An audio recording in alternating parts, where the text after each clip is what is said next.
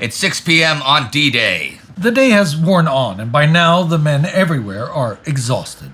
Yet still they fight, and the action in the field this hour is notes from the airborne zones in the west and the east.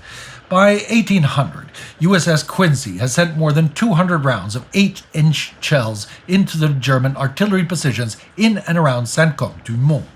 Even the old church steeple has collapsed under the weight of the fire.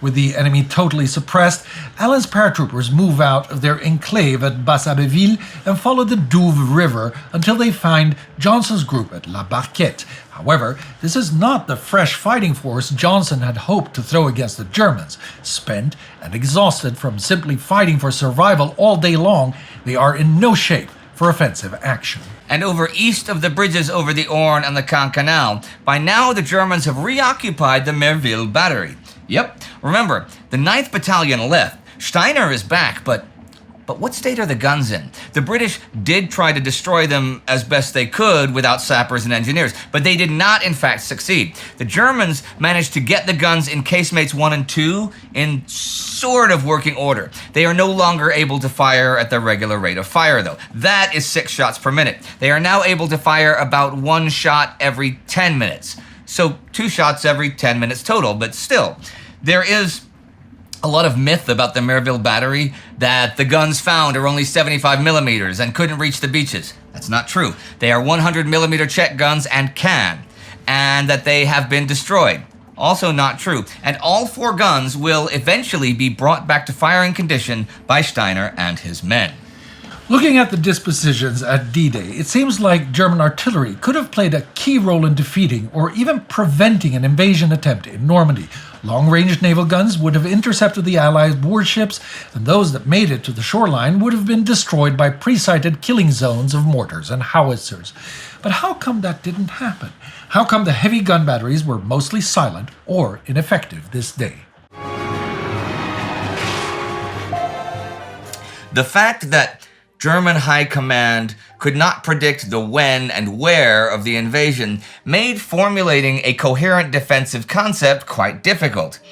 There were plausible possibilities all over the coastline of northern and western Europe, from Norway to Spain, and even if they could have narrowed it down to northern France, just that area would still greatly overextend their defensive forces.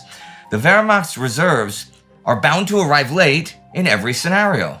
A dilemma. In charge of the defenses, Rommel predicted that there was only one logical solution to that problem. The war will be won or lost there on the beach. We have only one possibility: to bring the enemy to a stop. We must get him as long as he is in the water and is fighting to get to land. Reinforcement troops will never be able to get to the battle. It is foolish to even count on this. The German war games in spring 1944 predicted a possible alternative scenario. On D-Day, the Allied Armada would disembark their troops amidst a hail of shell fire from the coastal artillery. Shrapnel and high-explosive shells would tear up the beaches as howitzers and anti-invasion guns engaged the landing enemy. Those who made it ashore would then be greeted by screeching Nebelwerfer rockets, all while German grenadiers would lob mortar rounds into clustered attackers. Many of the Wehrmacht's commanders were indeed pleased by these optimistic assessments. It was an affirmation that the Atlantic Wall concept would work if it was given enough artillery support. After all, despite Allied superiority in, well, almost everything, strategic scenarios like this usually favor the defender. But the seeds for failure were sown long ago. One major reason why the German artillery concept has failed is the fact that there wasn't much of a concept to begin with, no coherent strategy or tactical doctrine. The Kriegsmarine does not field a unified autonomous coastal defense force, nor is there an overall commander in charge. In Normandy, the coastal defense technically falls under the responsibility of Admiral Kreinke of Naval Command West, as we've seen. However, his personal vision of fighting off amphibious invasions is still very Great War-ish. Like the Germans did before at the coast of Flanders, he wants defense centered around ports and not focused on fighting over large open beaches. It is, of course, sensible enough to predict that the Allies have to capture a major port to support the landing sooner or later. But this is 1944 and not 1916, and no longer the main prerogative. Still, the Kriegsmarine main setup has been to concentrate its efforts on engaging enemy ships offshore from static coastal batteries. Their giant bunkers are set up directly at the shoreline in visual range of the enemy and supported by sophisticated fire control stations. Traditionally mimicking combat on the high seas, these are equipped with large caliber naval guns, usually between 105 to 152 millimeters. That's similar to those of destroyers and can hurl shells of equal destructive power above and across the waves. The coastal battery at Longues-sur-Mer, which I talked about this morning, is state-of-the-art. Its sophisticated fire control bunker is built right into the forward edges of the cliffs. It has a tracking center that is electrically powered and directly feeds data from the rangefinders to the 4 casemates over landlines. Inside the casemates are 150mm C-36 Skoda cannons, strong enough to go toe-to-toe with enemy warships. Protected by 2-meter thick roofs and an array of 20mm flat guns, it should not be easily taken out by enemy bombardment either. A Soviet 122mm is there to fire illumination rounds during night engagements, but is used today to fire on Omaha and Gold beaches. But you can go larger. The battery Blainville-la-Corvée houses a gigantic 380mm gun taken off the French cruiser Jean Bart. Plans called for a trio of those, but only the one was ready in time for today. Sadly for the Germans, it's no use at all today, as the fighting happens beyond the range of that gun's firing solution. Same thing with the battery at Clos de Rance, where 3 170mm K-18 guns are just out of range of the invasion beaches. But the poster children of the Atlantic Wall are the 406mm guns of Battery Lindemann at Sangatte and the 380mm of Battery Tot at Cap Grinet. But these are light years away from the actual invasion. Only a couple of such weapons, like the Krisbeck battery at Saint-Marcouf, are actually in any position to engage the invasion. Its 4 powerful and casemated Skoda 210mm K-39-40 guns duke it out with Allied destroyers off Utah Beach all morning long. Of course, these coastal gun installations are prime targets for Allied bombers. The batteries, their adjoining radar stations, and railways have been hit hard all throughout spring 1944, and especially during the run-up to today. Many of the smaller sites at Saint-Marcouf, Descoville, Morsalines, or Gatteville were struck several times by British and American bombing squadrons just before the invasion. At midnight, Bomber Command singles out the batteries on the Cotentin Peninsula close to the drop zones of the paratroopers. Then, throughout the night, the bombing fleet pounds the big batteries at Pointe-du-Hoc, Longues-sur-Mer, Montfleury, and La Pernelle. More than 1,000 RAF bombers drop 5,000 tons, an average of 500 tons of bombs per battery. The effectiveness of these bombardments is tough to assess, often depending on which historian you ask. Generally, those casemates which the Germans have actually finished in time most often withstand the attacks without taking much damage, but many half-finished or open-air batteries are just plain wrecked. The 4 122mm guns at Martin de Vareville are so damaged they do not get to fire a single shell today. Others, though, like the Merville battery, survive the airstrikes without so much as a scratch. We've seen a lot about Merville, and the battery is the target of nearly 1,000 bombs, of which maybe 50 land inside the battery's perimeter, and only 2 actually hit the casemates without doing damage. This also shows how Allied intelligence can be prone to misjudgment as well, since the powerful modern artillery they expect to find there does not exist, just old Czech field guns, which could still reach Sword Beach, but anyhow. It isn't just attacks from the air that give the German artillery batteries such a hard time. Allied Naval Command assigns at least 1 battleship or cruiser for every German battery for naval bombardment. Most smaller gun batteries are, in fact, successfully suppressed, and especially those in open pits remain inactive when their crews stay inside their shelters. Even Longues-sur-Mer or the Azeville battery with its French 105mm guns come under continuous Allied naval attacks on D-Day. As I said, many of the battery sites are still open and especially vulnerable to air and sea attacks. Although Organisation Tot increased its efforts to build bunkers and casemates in order to house the artillery under concrete roofs, there was neither enough time nor resources to finish it all. Near Gatteville, there are 6 155mm gun emplacements under construction that could threaten Utah Beach. 4 of them are still under construction today. Much of the defenses do still resemble Great War-style artillery positions, with guns settled in open kettle emplacements. Most common are the smaller VF-600 emplacements that house pedestal-mounted 50mm guns, which have been cannibalized from obsolete tanks. Their only defense is camouflage. Okay, sometimes a metal shield or a row of sandbags. Right. There are also many problems with the bunkers themselves. Because of the lack of steel, the batteries have only limited abilities of traversing and are often only able to cover the beach side or the landward side. Ventilation in the bunkers often does not work at all. The guns themselves are mostly captured ones of all types and calibers, for which there is only a limited amount of ammunition available. And that's the naval artillery. This is something that only gets worse for the Army's artillery. One major opponent of the Wehrmacht command's optimism at the war games is General der Artillerie Erich Marx.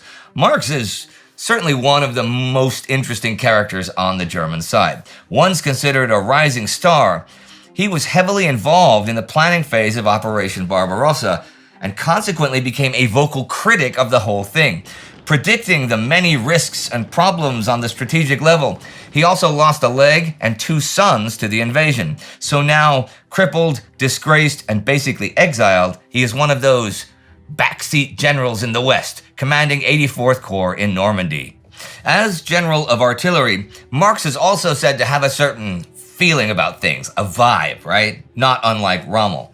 From his headquarters at Saint-Lô, he began his own studies of the coastlines in northern France, concluding that the invasion might happen right in his sector. Then, during the German war games, Marx repeatedly criticizes Rommel's indecisiveness, saying that everything points towards Normandy as the prime target, with the Allies most likely striking somewhere between the Calvados coast and the rivers Orne and Vire. So he wants the roads between Caen and Cherbourg to be fortified and the majority of the army's artillery brought into his sector.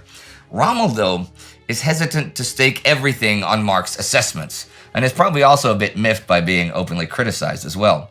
Marx repeatedly says he has emplacements without guns, ammunition depots without ammunition, minefields without mines, and a large number of men in uniform with hardly a soldier among them. Still, the role of the Army's artillery is tricky. Although its commanders have been quick to criticize the static naval batteries as battleships of the dunes, they don't really have a specific anti-amphibious landing doctrine either. Instead, they treat it like a typical breakthrough scenario on a typical battlefield. This means that an Allied beachhead is to be isolated and sealed off before being destroyed by concentrated counterattacks. At places like Salerno in September 1943 and Anzio in January this year, this tactic had initially achieved success, although ultimately they were beaten back at those places, partly by overwhelming Allied aerial and naval support. Those landings could have been opposed, and neither of those places had significant coastal defenses prepared. Would Rommel's defenses, all these mines, obstacles, and barbed wire at the beaches, give them the edge this time? Rommel is certainly counting on it, as he has ordered the Army artillery to cover each and every sector of the beaches by some sort of guns. The Army began reinforcing the French coast with their own artillery ever since the end of 1940, back when their own plans of a cross-channel invasion were still maybe in the cards.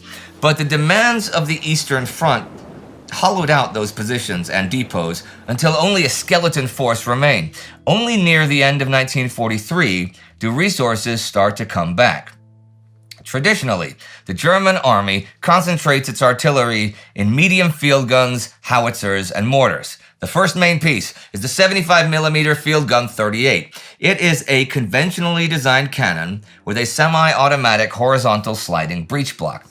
The monoblock tube has a slotted cylindrical muzzle brake attached to it, as well as a hydro-pneumatic recuperator. Its max range is around 12.5 kilometers, firing mostly HE shells and hollow charges. The second main pieces are the 105 and 150mm Field Howitzer 18s, another rather outdated artillery gun that is heavily modified throughout the war. Outfitted with a continuous pull firing mechanism and cartridge case obturation, the howitzers can max range 13 to 15 kilometers.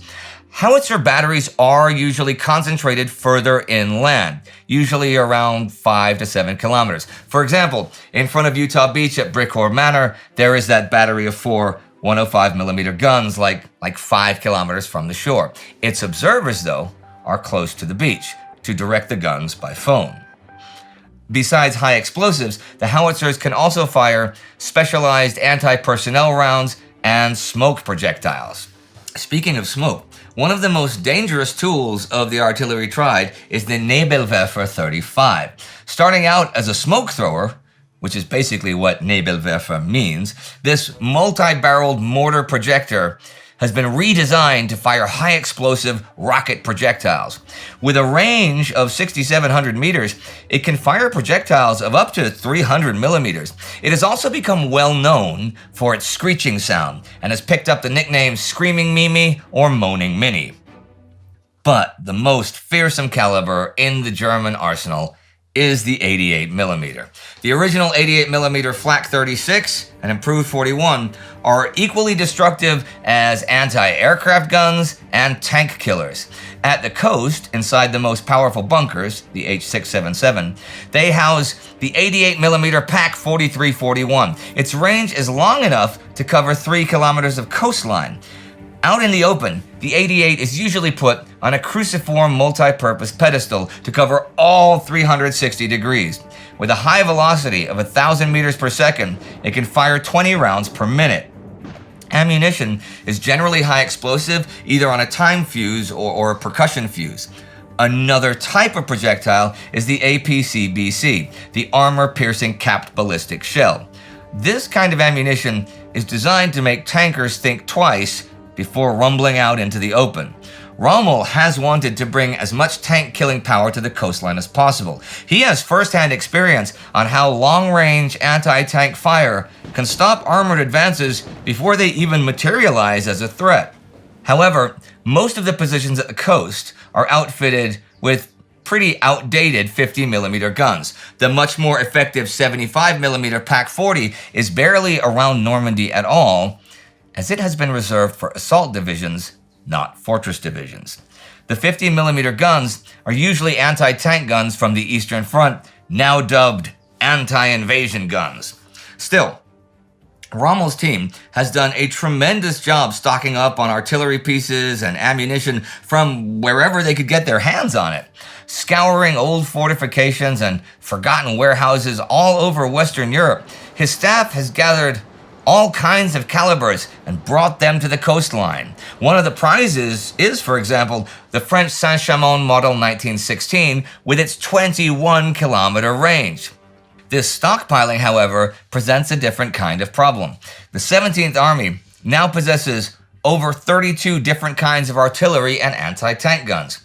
Belgian, Czech, Polish, Soviet field guns, Austrian mountain artillery, French tank cannons, and all of them must be supplied by some variety of 252 different types of shells and grenades. Sorting these out is a quartermaster's worst nightmare, made even worse by the fact there's only a limited amount of shells for most of these foreign calibers. 47 types are no longer even produced. So once they run out of ammo, that's it.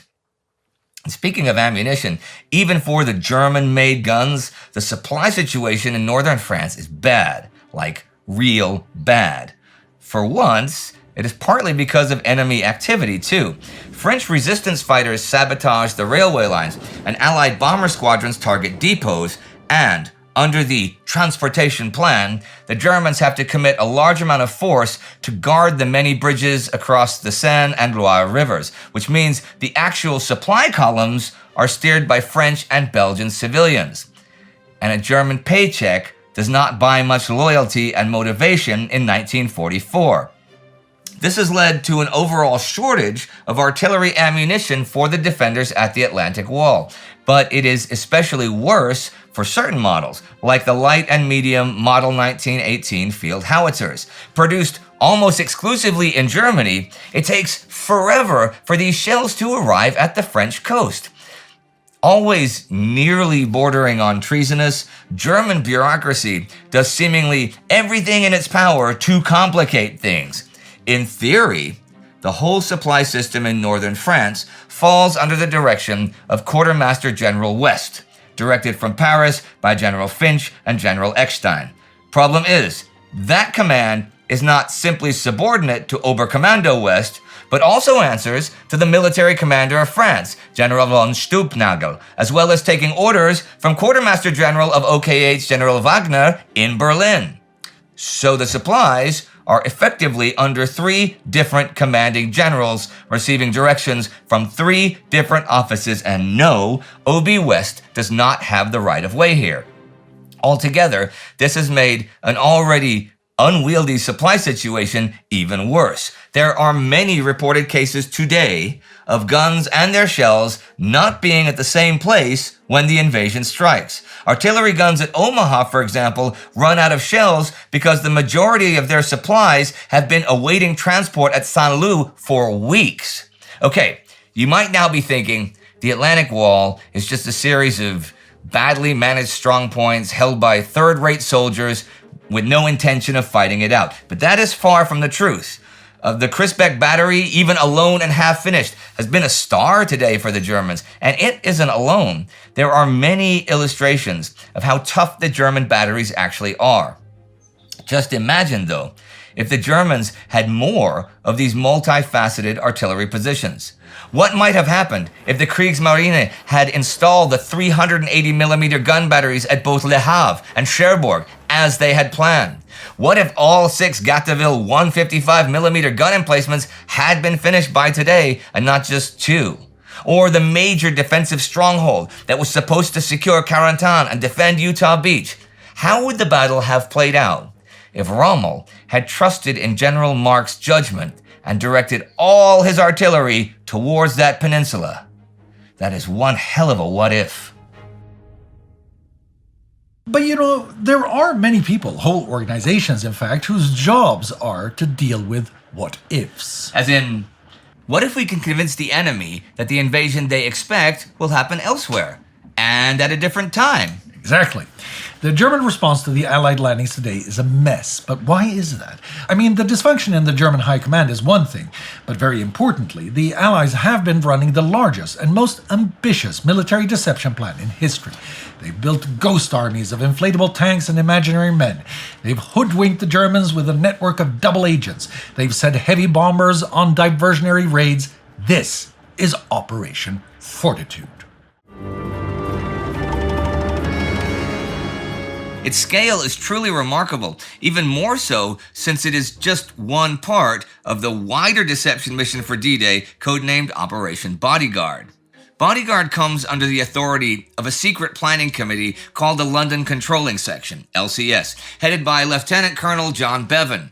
Bevan started drawing up the draft for Bodyguard strategy in December 1943 after returning to London from the Tehran Conference. The aim is to enable the success of the invasion of Europe by deceiving the German High Command as to the timing, weight, and direction of it. Bevan was inspired by a comment that British Prime Minister Winston Churchill made to Soviet leader Joseph Stalin that, in wartime, the truth must always be protected by a bodyguard of lies. Fortitude is a joint operation between the LCS and the Deception Department of SHAEF, a department called Ops B, which is commanded by Noel Wild. Wild draws up the first draft of Fortitude on January 30th, 1944, but then there is a bit of a power struggle. Colonel David Strangeways, who had run deception operations for Monty in the North African campaign, rewrites the entire plan at the end of February. In the months leading up to D-Day, Fortitude's basic goals are to confuse the Germans as to the timing of the invasion and to convince them that the Allies are focused on landing in Norway and at Pas-de-Calais, hopefully resulting in the Germans keeping their best fighting forces away from Normandy. Now that the landings have begun, the goal is to stall the influx of German reinforcements by keeping up the pretense that Normandy is a mere diversion, and that the real landings in Norway and Pas-de-Calais are soon to come. To this end, Fortitude is split in two. Fortitude North deals with Norway, and Fortitude South with Pas-de-Calais. Both exploit pre-existing German fears. The British invasion of Norway back in 1940 may have been a failure, but the Germans, and Hitler especially, have long thought the Allies would try again. Likewise, since Calais is the closest point to Britain, they have anticipated an invasion there. The first step for the Allies in both cases is the creation of fictitious armies. For Fortitude North, this is the British Fourth Army, which is an old, reactivated formation from the Great War. SHAEF and LCS choose General Sir Andrew Thorne as its commander. He's chosen because the Germans know him well. He was a military attaché in Berlin before the war. Sir Andrew sets up his headquarters in Edinburgh Castle. Fourth Army structure is as follows. The fictitious British 7th Corps is based at Dundee, the fictitious British 2nd Corps at Stirling, and the American 15th Corps in Northern Ireland. The 15th Corps is a real formation, but it will not be used in Operation Neptune itself. Instead, its 3 infantry divisions are training for follow-up roles after the landing. Fortitude North begins with radio games. On March 22nd, fake headquarters communications teams begin sending out messages across Scotland, communicating with fake fighting units and with the fake support and service forces. The plan is that the German wireless interception teams will pinpoint the location of the Fourth Army. There's an early indication that this is working. Just 3 days after these signals start, a Messerschmitt strafes Edinburgh Castle. In April, the Royal Navy begins sending out its own scripted radio traffic. A signaller named John Emery describes some of this. I remember taking part in the land-based deception in Scotland, driving up and down the coast in company with other vehicles, sending dummy messages purporting to be a fleet of destroyers exercising off the coast near Inverness. Spare shipping is assembled at various docks along the Firth of Forth, and the RAF combat air patrols allow a few high-flying Luftwaffe photo reconnaissance planes to catch a glimpse. There's also a diplomatic effort. The LCS instructs the British diplomat Victor Mallet to make a series of demands to neutral Sweden, which include allowing Allied aircraft to refuel at Swedish airfields after flying combat operations. The Swedes refuse these, of course, but German spies report that the Allies are making overtures to Sweden in preparation for an invasion of Norway. Fortitude South is even more ambitious than Fortitude North. It rests on the 1st United States Army Group, FUSAG, headquartered in Dover, directly across the channel from Pas-de-Calais. SHAEF chooses George Patton as FUSAG's commander because in North Africa and Sicily, he earned a reputation among the Germans as an effective and aggressive commander. Like the British Fourth Army, FUSAG is mostly made up of fictitious units, but it also contains some earmarked for follow-up waves after the first landings. To bring the army group to life, magazines publish the divisional emblems, and men wear the patches in bars and pubs across the country. FUSAG has a strength of close to 1 million men, but its actual manpower is little more than a few hundred signal troops. Some of these are in secret tunnels underneath Dover Castle. It was from these tunnels back in 1940 that British commanders directed Operation Dynamo, the evacuation from Dunkirk. Now the signalers fire off radio messages purporting to be an army making ready for an invasion of the continent. There are also mobile signalers who spend their time driving around southeast England. One of them, a corporal named Les Phillips, describes how this works. You would be given a map reference, take the truck to that spot, and at a certain time, broadcast according to a script you were given. It might be asking for reinforcements, ammunition supplies, all sorts of things. You'd pretend to be a whole corps. The timing was very important because it had to seem as if one tank was answering another. You had the audio sound of the tanks to hear them too. It was all very secret. Corporal Phillips and his vehicles form part of Quicksilver 2, one of the 6 Quicksilver plans through which the existence of FUSAG is communicated to the Germans. But FUSAG needs more than just fake radio traffic. I mean, the fake 4th Army up in Scotland and Northern Ireland, well, it's a bit of a stretch for German recon planes, but they can pretty easily reach Dover. What FUSAG needs is some tanks. Obviously, SHAEF cannot spare real tanks to just sit in the countryside around Dover. This is where Quicksilver 3 and the Ghost Army come into the picture. The American Ghost Army, or to give them their proper name, the 603rd Camouflage Engineers, works with Montgomery's Deception Crew, R Force, to build up a bunch of imitation vehicles.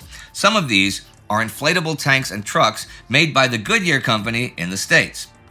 Weighing in at just 40 kilos, about 90 pounds. These look like the real thing when photographed from above, but they can be easily lifted and moved around by a few GIs. Prop makers from London's film studios also chip in and build hundreds of wooden vehicles, wooden artillery pieces, and airplanes.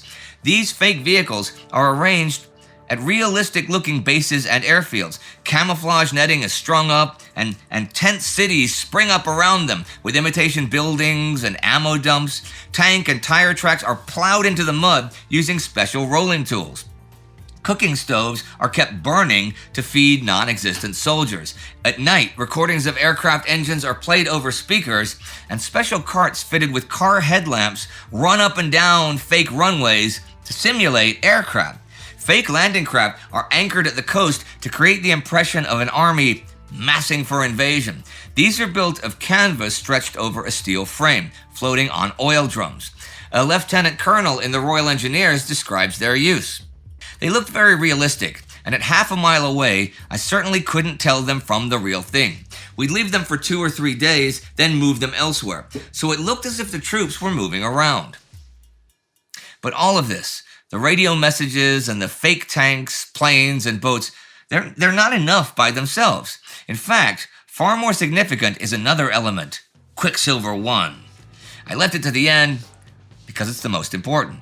Quicksilver 1 mobilizes the network of double agents controlled by the top-secret British 20 Committee, the Double Cross Committee.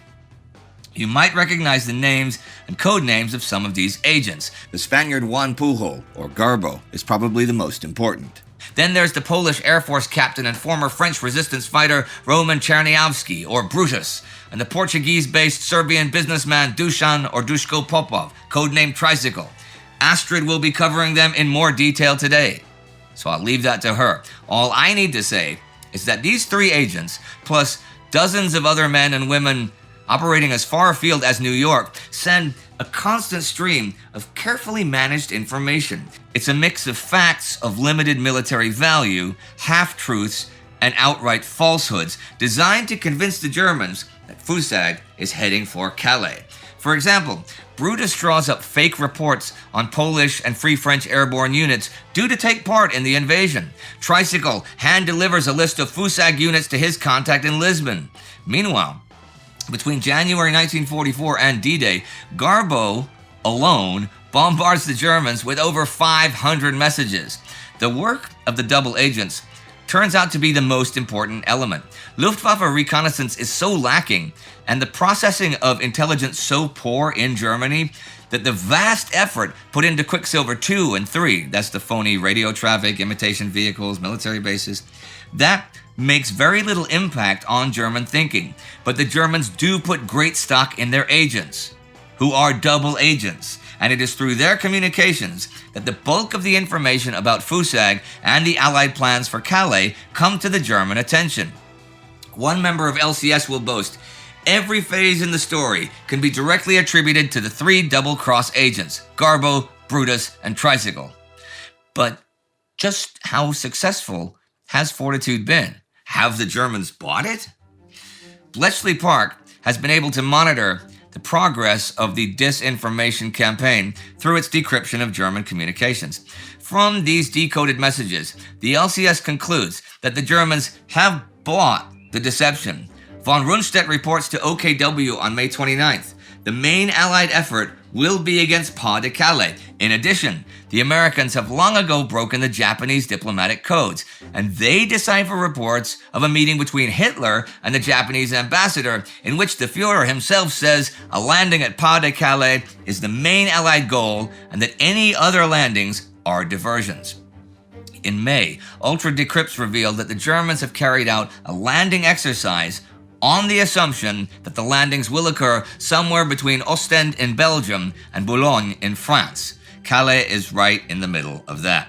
This is borne out in the positioning of German forces today. The German 15th Army, probably their strongest force on the northern coast of France, is deployed in Pas-de-Calais. That does not mean that Fortitude fools everyone completely. In late May, Rommel wrote, "From the Allied point of view, the number one objective is to get firmly ashore. This is improbable on the Pas-de-Calais coast, which is strongly defended, but is possible on the Normandy coast, which is barely fortified." He noted that the RAF allowed the Germans to get very close to the buildup of Fusag around Dover, but were driven away fiercely when they approached the buildup of troops for the 21st Army Group. Nor has Hitler completely discounted the idea of a landing in Normandy. Back in February, he wrote the most likely places for an Allied landing were either the Channel Coast or Normandy. And in April, he did order some extra troops to be sent to beef up defenses in Normandy.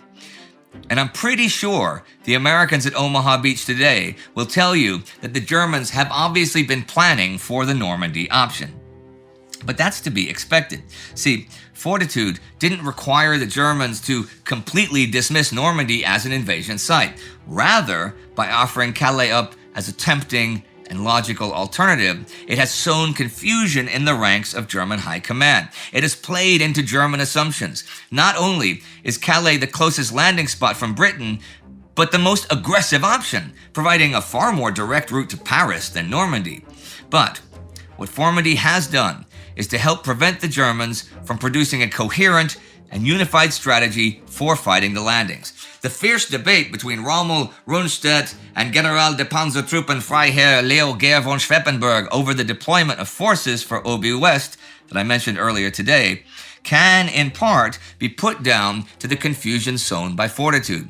Rundtsedt argued that without having nailed down the Allied invasion target, the Panzers should be kept inland in a central reserve, whereas Rommel wanted them as close to the beaches as possible. In the end, as you may recall, Hitler intervened and imposed a compromise solution, with Rommel's Army Group B in northern France having 3 panzer divisions and General Johannes Blaskowitz's Army Group G having 3 in the south of the country.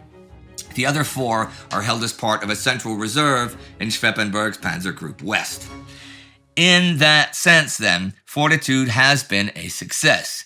Now the plan switches to the next stage, maintaining the fiction that the Normandy landing is a deception and that the real landings will come elsewhere.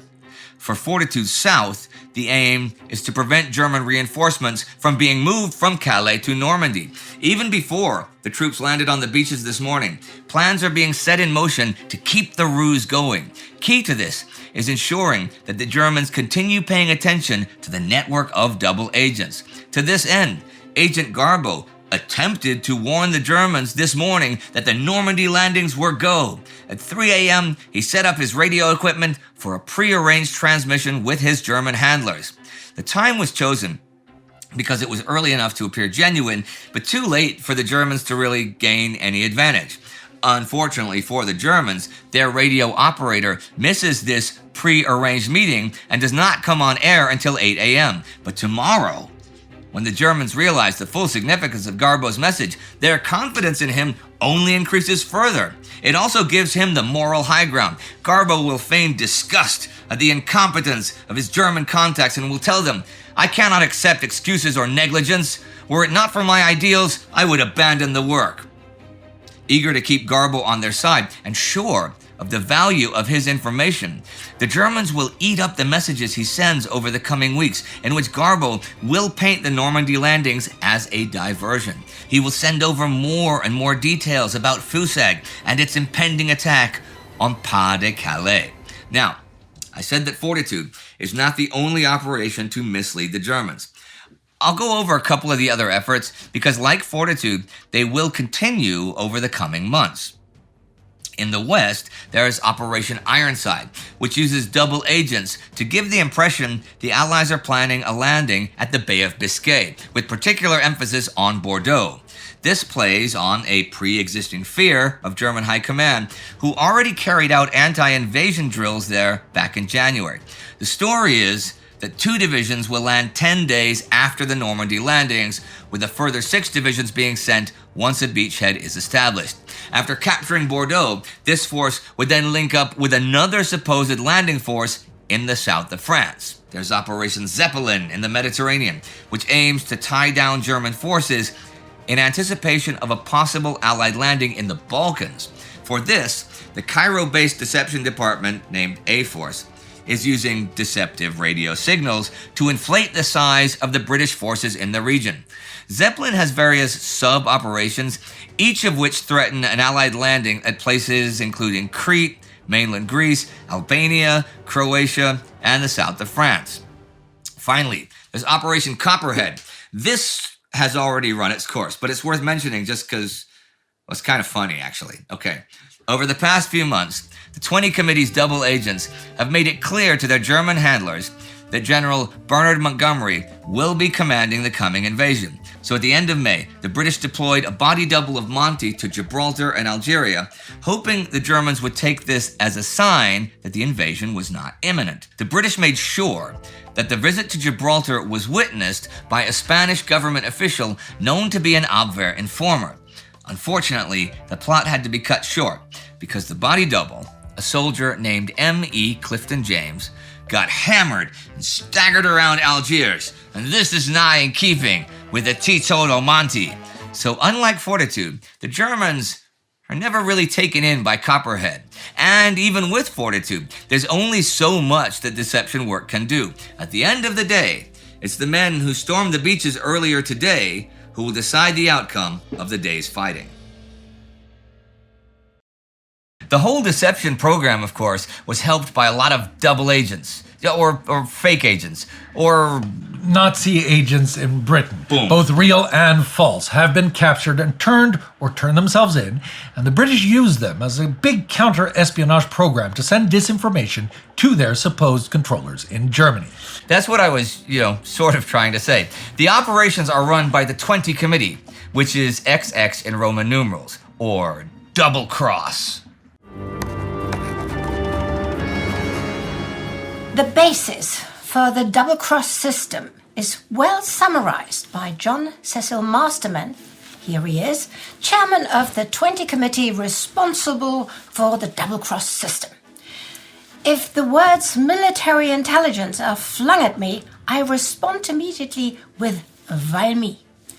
Though only a cannonade and not a battle, Valmy was a turning point in the history of Europe. The Duke of Brunswick, invading revolutionary France, turned back. He did not know what was on the other side of the hill.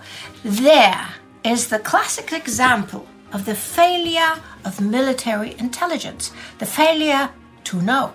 The function of an intelligence service is to know what are the intentions of an enemy, to know his plans and resources, the disposition of his troops and their morale. The double-cross system spans hundreds of agents, most of them not real in any way, and dozens of actual agents, very colorful agents.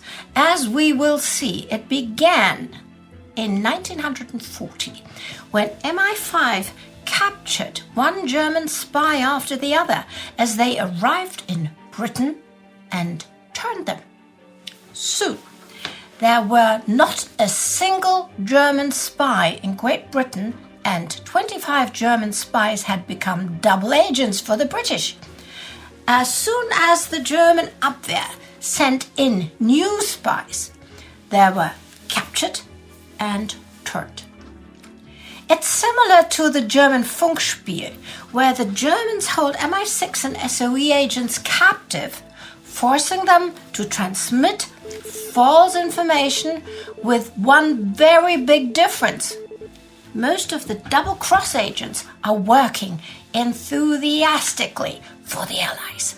In nominal freedom, soon the system attracts volunteers who either defect or have intended to work against the Nazis before they even contact MI5, and the system expands far outside of Britain into the very heart of Nazi German Reich. Then, as Masterman concludes, by means of the double-cross system, we actively run and control the German espionage system in this country. The British now have a new military weapon, unlimited in its range. One of the oddest ever assembled. Subtle, multifaceted, and ambitious and highly dangerous to operate. It has one main target: Adolf Hitler's brain. A weapon not based on engineering or science to destroy cities, take down planes or sink U-boats. Instead of killing, it is set out to crawl into the Nazis' heads like a hydra, irritate and confuse them, manipulate decisions, gamble with egos and greed for power, create conflict playing with friendship and trust, suspicion and betrayal. Finally, masterminded illusions to set out a path to their ruins like rats behind the Pied Piper of Hamelin. MI5 Lieutenant Colonel Thomas Harold Robertson, or TAR for short, here he is, runs the operation of the double-cross system. With enormous trust, imagination, care, precision, and coordination, the Germans are fed carefully composed false information about the effects of Hitler's bombings, British battle plans, and Allied strategies. In the other direction, they are used defensively to obtain information about German military intelligence or to catch more German spies when they try to make contact in Britain. And so, slowly lull the enemy into believing he's running a huge espionage network in Britain, when in fact they have nothing. TAR's team could not be more diverse in personality, character, and background. Most of them are adventurous, ruthless, daring, clever, charming, cautious, some criminal, greedy or desperate, none of them with the exact same motivation, but all of them willing to risk their lives in a secret, historic undertaking. All of them face a nerve-wracking challenge, serving and pleasing at once two very powerful and dangerous masters caught in a deadly war with each other. To their Nazi handlers, they have to prove their trustworthiness and seem believable. To their British handlers, they must leave no doubt that they are committed to fight on the Allied side, to destroy the Nazis, and have no intention to blow their double identity to the Germans. In a funny twist, the Brits don't have to pay most of their double agents because the Nazis do. Ironically, happy to have such a splendid spy network in Britain, they pass their agents massive amounts of money. It's good bookkeeping for the British, but also a temptation for the agents not to bite the hand that feeds you. But most of them stay faithful, while the huge amounts of money are not always used for healthy purposes. A lot of the double agents have alcohol and drug problems. Not really surprising considering the pressure they are under. Every bit of information to the Germans has to be approved and discussed with MI5. When it's true, it's transmitted too late, making it verifiable but useless. When altered, so well orchestrated that it looks true, or so misleading that it is again useless. And all the time, the slightest doubt in their German handler's mind will collapse the whole operation and possibly end the agent's life. So, most of the double agents come up with a great solution. blame somebody else. They invent fake agents, and lots of them, people that have never existed. Give them names, addresses, pets, and biographies. So, whenever information is dubious or proven wrong, they can always blame their subagent, was me, not to risk their own engagement. The double-cross system has one main goal: to end the war. This war that has by now cost the lives of millions of people has to be stopped. And now, in 44, comes their greatest moment, or as Masterman will later write. From the beginning of 44, all our activities were swallowed up in the one absorbing interest of the grand strategic deception for the Normandy invasion. The climax, which we had hoped for from the beginning, was approaching, and all other aspects of work sank into insignificance.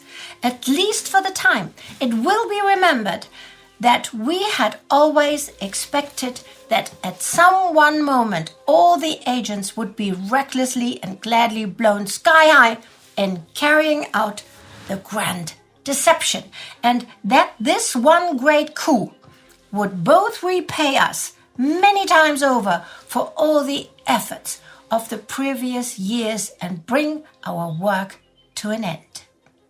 It all begins at the Tehran conference when Churchill sucks on his cigar, leans over to Stalin and mumbles, "You know, in wartime, the truth is so precious that she should always be attended by a bodyguard of lies." And Joseph Stalin dryly replies that this is what we in Russia call military cunning, referring to the Chinese general and philosopher Sun Tzu, who said that all warfare is based on deception. That gives birth to Operation Fortitude. When briefed about the plan in 43, Tar meets with Churchill, pacing the room, dressed in his usual tartan trousers, puffing on his pipe. He proposes that the double-cross system shall be the beating heart of Fortitude, and Winston loves it. Tangle within tangle, plot and counterplot, ruse and treachery, cross and double-cross, true agents, false agents, double agents, gold and steel, the bomb, the dagger, and the firing party were interwoven in many a texture so intricate as to be incredible and yet true. But Hitler is very much alert to the possibility of being misled again. He had been wrong-footed over the invasion of North Africa and Sicily, when operations like minced meat persuaded the Germans that the most likely target was not the real target. So this time, the bodyguard of lies cloaking the invasion has to be even more intricate, bolder, and daring. While the physical manifestation of that deception is the spectacular, mesmerizing creation of false armies, dummy tanks, airplanes, and ships, it is double-cross that will be its Trojan horse, a gift of intelligence so attractive that the Germans can't resist it, which carries in its belly a destructive onslaught of misinformation. So, as the autumn of 1943 goes into the winter of 44, Double Cross releases a literal barrage of absolutely insanely confusing, contradictory, impossible to reconcile half-truth and lies. Each piece of information is engineered to support the substance of one of the segments of Fortitude, sending the Germans to prepare for an invasion in Scandinavia, at Pas-de-Calais, the Atlantic coast, the Mediterranean coast, or the Balkans, just not west of the Seine estuary, in Calvados and on the Cotentin Peninsula.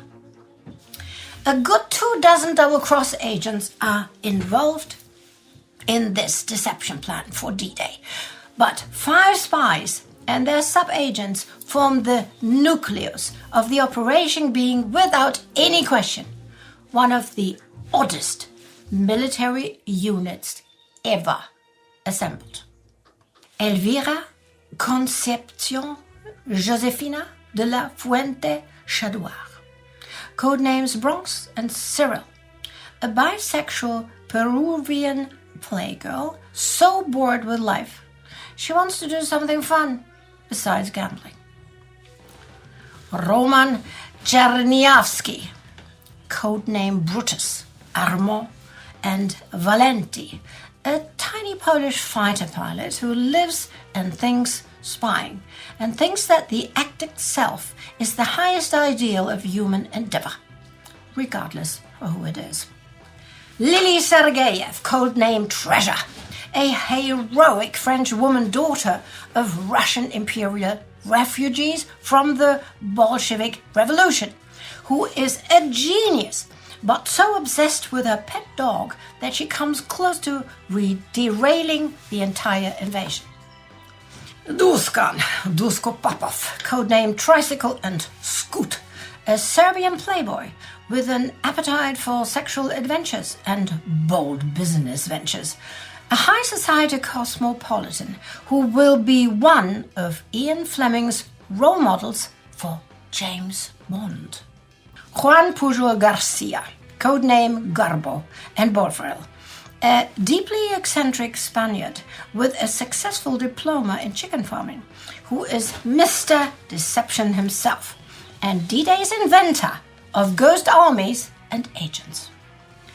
They are far from obvious heroes, yet the soldiers owe these spies a huge and unconscious debt as they storm the beaches of Normandy today. These secret agents fight with their life, talents, and words. I will be back to tell you each of the 5 agent stories leading up to today. And I see you in a little bit, darlings. Spy stuff is always strangely cool to me. Well, you're not alone. Would you like to meet one of those double-cross agents? Of course. Okay, before I get to the most flamboyant agent on my list, a woman who makes James Bond's lifestyle seem dull, let me say a few more words about Bodyguard and Fortitude. As you know, the plan is to get the Germans doubting and questioning the location and time of the invasion. In retrospect, it will be said that the plot to get them to reinforce in Scandinavia, the south of France, and the Balkans was not especially successful, while the feint towards a Pas-de-Calais invasion was. The intention was always to push the Germans to believe that the main event was to be at Pas-de-Calais, but that it could come in other places as well, or that it might even be a multi-pronged attack, which it also is, but I'll leave that for Indy to explain in the coming weeks. In any case, this would force the Germans to hold back some units. Even if that wouldn't be entire divisions, it would still make a difference, and that is what they have achieved today. A crucial part of the plan was to split up the Panzer divisions in France and keep as many of them as possible away from the coast of Normandy. One young, very colorful lady put the final touch to that part of the plan with a single telegram. She is Peruvian, part of the upper classes, and a total party girl. I'll give you Elvira Concepcion Josefina de la Fuente Chadouard. Stylish and arrogant, Elvira grows up in Paris, daughter of a filthy rich guano tradesman and Peruvian diplomat. She's well educated and speaks multiple languages. She also cares little for what other people think of her. She's openly bisexual, loves expensive stuff, fashion, gambling, and partying. In short, Elvira enjoys a pretty posh lifestyle. But she also has twice the brains of most anyone around her and is consistently bored with a life that does not offer her much opportunity to use them. At age of 23, she marries a Belgian stock trader, Jean Chaudoir. 4 years and many affairs later, she finds out she has nothing in common with him and bails to the south of France with her super-rich girlfriend. The happy couple continues in Elvira's favorite activity, losing at gambling, until the Germans invade France. The relationship is eventually over and Elvira travels to England, where she tries to find a job. She fails to hold down a translating gig at the BBC, so voila, she ends up spending most of her time drinking at the Ritz, hanging out in London nightclubs, gambling, and complaining about losing. Soon, she's racked up pretty hefty gambling debts. So one day, she complains about her financials to a Royal Air Force officer who mentions her to his boss, a Royal Air Force officer, Colonel Sir Claude Dempsey. Known as Uncle Claude and codename Zet, he also happens to be the assistant chief of MI6 and puts Elvira under surveillance for a couple of weeks. Uncle Claude knows the value of a smart woman whom other people assume to be stupid, and knowing about her enormous debt, he explains his idea how he could help her. You have the advantage to travel freely between countries with your diplomatic passport, right? And together, with your interesting circle of wealthy, important friends, you would make a perfect secret agent, you know? If the Germans have the same idea, when they meet you, you can provide us with intelligence on behalf of MI6 and get lots of money for it. I will send you to south of France to be picked up by the Abwehr. I know how I can arrange that. In return for £100 a month, Elvira wanders around the south of France for a few months doing pretty much what she would be doing otherwise, playing cards and drinking. Then she meets Henri Chevel, a French collaborator who introduces her to his German friend Helmut Bibi Bleil, a freelance spy. After a week of charming Bibi over dinner and complaining about her financial hardships, Elvira gets Bibi to finally ask her, "How about moving back to England, my dear, and earn £88 a month, and you let us know what's going on in Britain? I feel I can just trust you. I always act on intuition. If I am wrong, it will ruin my whole career." It was, and it did. Elvira immediately informs MI6 and is transferred to MI5 and Tar Robinson's double-cross team.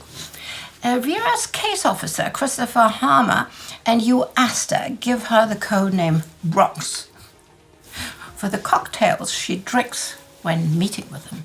Her new girlfriend, Monica Sheriff, is an English upper-class racehorse owner, never knows a thing about what Elvira is actually doing when they're not together.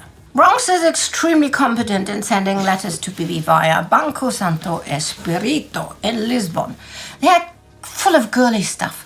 I need this, that, and the other. You know, silk stockings and makeup and underwear and blah, blah, blah. Between the lines, in invisible ink, she gives just enough information to be interesting, thwarting gas attacks, political rumors, and press information, mixed up with kind of stupid stuff like shortage of pots and pans and kitchen utensils. Okay, since the mail is notoriously slow and time is of an essence, the Germans soon come up with faster ways if she finds out where the invasion is coming by telegram. Okay, send £80, which I need for my dentist, would mean the attack would be on the Atlantic in a week's time. £30 would mean Denmark, 10, the Balkans. You get the idea, right?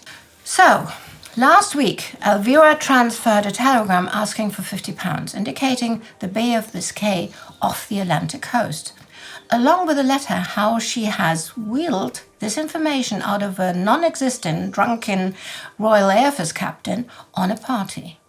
Now, like I said in the beginning, no one on the German side is really convinced that an invasion will come anywhere else than on the French northern coast. Even Hitler believes this is the most probable place. However, they do want to keep the options open for the possibility. Hitler is especially afraid of being fooled again as he was about Torch and Husky. So, they need options, and despite repeated warnings by Rommel and others, Hitler insists to keep his precious Panzer divisions ready for any such eventuality. Ty Robertson will credit Elvira's telegram as the nail in the coffin to keep the 11th Panzer Division and the 2nd SS Panzer Division in the south of France, east and north of Toulouse, respectively. From here, Hitler feels they can reach both the Atlantic and the Mediterranean coast in time to fight off an invasion. What they most certainly cannot reach from there is the coast of Calvados and Manche today. After the war, Elvira will retire from both spying and her high-rolling life. She will move to the south of France, open a gift shop called L'Heure Bleue, and live in peace until her death at 85 in 1996.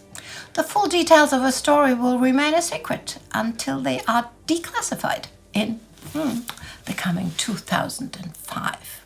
That's a while to go.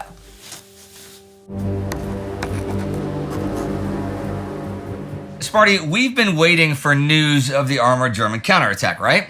Oh yes, very much. Well, that is what we're gonna see when we return with Hour 20 of D-Day. It's 7 p.m. on D-Day. And the Germans are counterattacking! Well, okay, they have been for a while, actually. The German armor, that which is available, has had a heck of an odyssey all day long before it could get into position and attack. But I digress. Here's today's twisted tale of the 21st Panzers. Where are the tanks? Where are the Engländer? Wondered Private Hermes. He and 3 other German soldiers barely slowed their motorcycles as they weaved through the turns and light traffic on the road to where they had been told the Allies had finally launched the D-Day invasion of Adolf Hitler's Festung Europa. Not far behind them stretched a long stream of half-tracks carrying 192nd Panzer Grenadier Regiment's 1st Battalion, a company of sappers from 220th Panzer Engineer Battalion, and a battery of self-propelled anti-tank guns. All belonged to the 21st Panzer Division, which had reformed around a cadre of 2,000 veterans of the battles of North Africa. The 21st Panzers were actually destroyed in Tunisia in May 1943 and were reformed in July in Rennes under the 7th Army. In personnel, it's a bit of a mix. Veterans who'd escaped Tunisia, Eastern Front veterans, the 931st Mobile Brigade, miscellaneous panzer companies. Panzergeneral Leo von Schweppenberg will say this of the division. The division was reorganized with undesirable personnel from a large number of divisions. Even very thorough and experienced training could never overcome this basic fault. What it actually consists of are the 192nd Panzer Grenadier Regiment, the 125th Panzer Grenadier Regiment, and the 100th Panzer Regiment. But each of these only has 2 battalions and not 3 like normal. They do also have 3 battalions of the 155th Panzer Artillery Regiment, the 220th Panzer Engineer Battalion, and the 305th Anti-Aircraft Artillery Battalion. I should point out that much of their equipment is obsolete, and of the 10 Panzer or Panzer Grenadier divisions in the West, this is the only one rated unfit for service on the Eastern Front. It spent some time this spring in Hungary, and then when they came back to France in late April, it was split up in several assembly areas on both sides of the Orne and with the artillery at the coast. Feutinger, as we've seen, is the division commander, and Hans von Luck and Josef Rauch command the grenadier regiments. But back to Private Hermes and his comrades of the 192nd Grenadiers. They really are wondering where the Mark IV Panzers are. Those are pretty slow, and they should have passed Kampfgruppe Oppel by now, but they haven't. And soon enough, Hermes' little group actually reaches the coast between Juno and Sword Beaches, west of Lyon-sur-Mer. And there they see the awesome spectacle of the gigantic Allied fleet, and all of the many dozens of landing craft going back and forth to the beaches and dumping men and machines. "Beautiful, just like a parade," said Private Hermes to Private Schad. And at that, the grenadiers laid back in the tall grass to watch the show, smoke some Turkish cigarettes, and wait for someone to tell them what to do. But thanks to the Allies jamming the German radio frequencies, the men would receive no orders at all until their division commander made his way to the coast nearly 2 hours later with a small detachment of tanks to personally organize an assault. Now, we've talked several times about the convoluted German command structure and the confusing and cumbersome process for getting armor released. But the only armor really available early on today that could have hit the invasion forces while they were still coming in from the water is roughly the Panzers of 21st Division. They were in their staging area just south of Caen this morning. They were ready to move out already at 2 a.m. They spent a few hours early on just waiting around for orders before the ones came to drive the British off the Orne River and Caen Canal bridges and out of Bénouville. We saw just how few the Allies had there by dawn, and while they managed to hold the local German forces, it's kind of a stretch to imagine that they could fight off an entire panzer division. Well, the 21st got their marching orders eventually, and soon were gathering east of the Orne River and readying to head up to take out the paratroopers. It was Hans von Luck's 125th Panzer Grenadier Regiment that had started to clash with elements of the 6th Airborne Division during the morning of D-Day. They were stationed on the eastern side of the Orne River and knew the terrain well. Luck's units were committed piecemeal as they arrived, enabling the airborne troops to fight them off, though with dwindling numbers and ammunition. Now, we saw that the British commandos with a company of tanks arrived at the bridges at 1 p.m. By this time, the bulk of 21st Panzer have been in contact with 711th and 716th Infantry attacking near the bridges and have been concentrating behind Luck's men, sort of wasting time securing the eastern bank of the Orne. But they do by then have a good-sized force in place and are massing for the 15-minute drive up the east side of the river. But then they get orders to not hit the bridges and to attack the British beachheads on the other side of the river canal system instead. Thing is, the change in targets was made at 10:30 a.m., but the 21st Panzer Division does not get the order until noon. So they spend the next hour making a new plan. But this causes a bunch of chaos as the Panzers are ordered to go back towards Caen and then around towards Sword Beach instead of just ramming through the enemy at the bridges, which could be the quickest and most direct route to the beach and would take out 2 birds with 1 stone. Hans von Luck is far from happy with this. The regrouping of the division took hours. Most of the units from the east side of Caen and the Orne had to squeeze through the eye of a needle at Caen and over the only bridges available in this sector while under virtual constant bombardment from the Allied Navy and fighter bombers.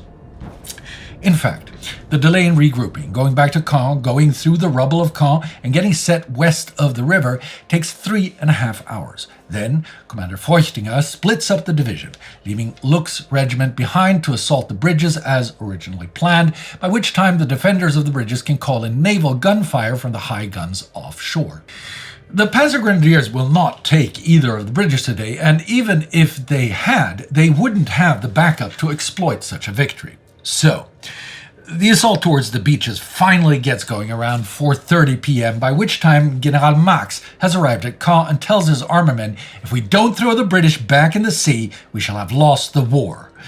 They head out, and then they turn into the British armor of the Staffordshire Yeomanry north of Caen. They lose some machines right there and some more to attacks from the air, but disengage and head up towards Perrier Ridge, right? If they keep heading that same direction, they'll reach the coast between Juno and Sword, but here they run into a bunch of Sherman M4 Firefly tanks. Now, Yeomanry Commander Jim Eadie planned well before today to have just these machines at just this ridge before this time.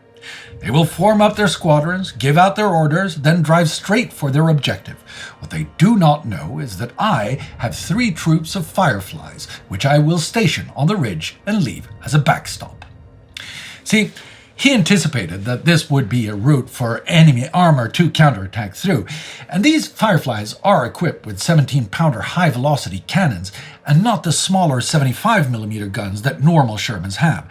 These Shermans are medium tanks based on the American Sherman M4, but have this new long-barreled powerhouse of a cannon, which can penetrate Tiger tanks, Panther tanks, and absolutely the Mark IV Panzers, which they meet today. The Firefly tank is an ordinary Sherman, but in order to accommodate the immense breech of the 17-pounder and store its massive shells, the co-driver has been eliminated and his little den has been used as storage space.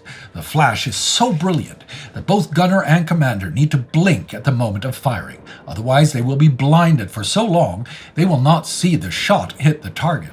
The muzzle flash spurts out so much flame that after a shot or two, the hedge or undergrowth in front of the tank is likely to start burning. 6 Panzers are knocked out straight off the bat, and a German flanking movement around to the left cost them 3 more. This is within a matter of minutes. The British have taken 0 tanks knocked out. The fight continues, but it is to the Germans' disadvantage. After the long drive and bright daylight against Allied air power and then the Shermans, they only have 40 or so tanks left as the evening draws on. And it is debatable whether any German tanks actually do manage to reach the coast. Now, Private Hermes Panzer Grenadier Battalion at the coast between Juno and Sword does get their orders finally to support the Germans holding out at Lyon-sur-Mer, which they do around 7 p.m. And Feuchtinger wants to send his 40 tanks around the ridge here to support them, and then they'll be in position for tomorrow too. But at 9 p.m., when it's getting dark, Operation Mallard goes off, and hundreds of gliders, transports, and fighters thunder past overhead, and the men of the 21st Panzer Division fear that they're in imminent danger of being cut off, and Feuchtinger issues orders for the division to withdraw from the gap. It might be tempting to see this botched offensive as a failed attempt by the Germans to exploit the gap between the Canadian 3rd Infantry and the British 3rd Infantry Divisions at Juno and Sword. But in reality, it might very well be a failed opportunity by the Allies to destroy much of Rommel's armor when they withdraw. Now, think about it. From the afternoon, naval guns, fighters, anti-tank guns, and Sherman Fireflies have taken out 54 of 120 or so vehicles of the 21st Panzer Division. So that leaves 70 or so machines that, if they don't pull back, could maybe be in the gap in the morning, ready to assault Sword, right? And by then, the 12th SS Panzer Hitlerjugend Regiment will have arrived and be a mobile battle group facing Juno, right? So that would be trouble for the Allies and could roll up Sword and Juno beaches, right? I don't think so. See, 21st Panzer Division doesn't have much open in way of tactical options. They can try to go around the ridge to the left, but trying that this evening costs another 9 machines. So other than that, they'd have to hit north of the ridge and through Hermanville, since the British have a strong anti-tank screen on the Caen Road and near Lyon-sur-Mer. The British also have the 190 or so tanks of the 27th Armor Brigade landed and ready for a fight, and since their main defensive effort would be keeping the Germans away from the beaches, the Germans would very much be compressed in like a 5-kilometer area between Juno and Sword on open ground in easy range of, what is their offshore? 120 destroyer 4-inch guns, 100 cruiser and battleship guns of 6 inches up to massive 16 inches? This is a recipe for total annihilation. That the German forces massed near Lyon-sur-Mer face total destruction if they stay put has escaped attention. Instead, one finds comments that the 192nd Panzer Grenadiers were lucky to reach the coast. Virtually no attention is paid to the fact that concentrations of naval firepower vastly smaller than that of bombardment groups D and E had shredded German counterattacks in Mediterranean theater operations. This has been the heaviest counterattack of the day, but it has also been a costly failure for the Germans and another lesson in how rotten their command structure has become. But they also had a lot of issues with the terrain. That has a big effect everywhere today. In Cotentin, on and near the beaches, at the bridges, to the east of them, the local topography plays a big part. Let's have Paul Woodedge tell us all about it. You know, local geography and topography have played a huge role in all sorts of military campaigns over the years. We've seen mountains, we've seen deserts, we've seen mighty rivers, we've seen dense jungle vegetation, none of which we see right here. So, Paul, does the local topography play any part here? Absolutely, because there's a gap that is not seen on most of the maps of D-Day. Most of the maps are Juno 6th, so Juno Beach and Sword Beach as if they almost butt up right beside each other. Yep. There's a gap of 2 miles. Sword Beach is there, Juno Beach is there, and amongst what is essentially an urban environment of villages and towns and roads, there's this swathe of fields that goes back south, and back south to somewhere that was important, because back there is 21st Panzer. That is, in my viewpoint, one of the most underestimated events. You just saw that event in the episode, how that all happened and played out. And it has enormous effects. Why are we missing this event in most narratives of D-Day? I don't know is a simple answer, but to me it is so important because it steers the Allies to have to think about continuing the aggression to being defensive. Because what happened here is these elements of 21st Panzer that had been delayed all day for various reasons of command and control and decision-making and what to do, and Hitler and the usual things there. And Hitler, I like and Hitler. And they do finally make this break through what they've established is there's 2 beachheads that they can see ahead of them. We label them as Sword and Juno. They don't know that, but they see, hang on, there's a gap between these 2 things. Both beachheads have progressed inland. Sword, the British are stuck at Hillman. The Canadians are stuck getting towards Douve de l'Ivron, the radar station. But there's a gap, and they're thinking, if we can get up in that gap now and turn left or right or both and hit those rear elements of those advances, we can make a big difference there. And they do that, and they arrive there kind of early evening, and the German tank commander's, a bit nervous about what's going on because they see gliders coming over for the air landing brigade. But what happens particularly is the British armour that side and the Canadian Army that side stops this advance. 22nd Dragoons are honoured here on this monument for halting with some aplomb, I might say, this advance of the Germans, but it causes 22nd Dragoons to take their eye off the goal of Caen. And the 13th, 18th Hussars and the Canadian anti-tank units all then start focusing on this immediate reaction to what's happening with a German counterattack coming towards them that, yes, we can now say it wasn't much of a counterattack. They didn't have other elements coming up behind it to exploit it. They didn't know that, though. And this is what leads us to everybody deciding, we now need to think about maintaining what we've kept and abandoning the idea of getting to Caen. And this does, to my eye, look like pretty good tank country, Yeah, I mean, that's the thing. We often think of Normandy in terms of the bocage. We think about it in terms of the restricted nature of the towns and villages with their roads butting up with little stone bridges and things. But actually, there are these areas of open wheat fields as you get towards Caen.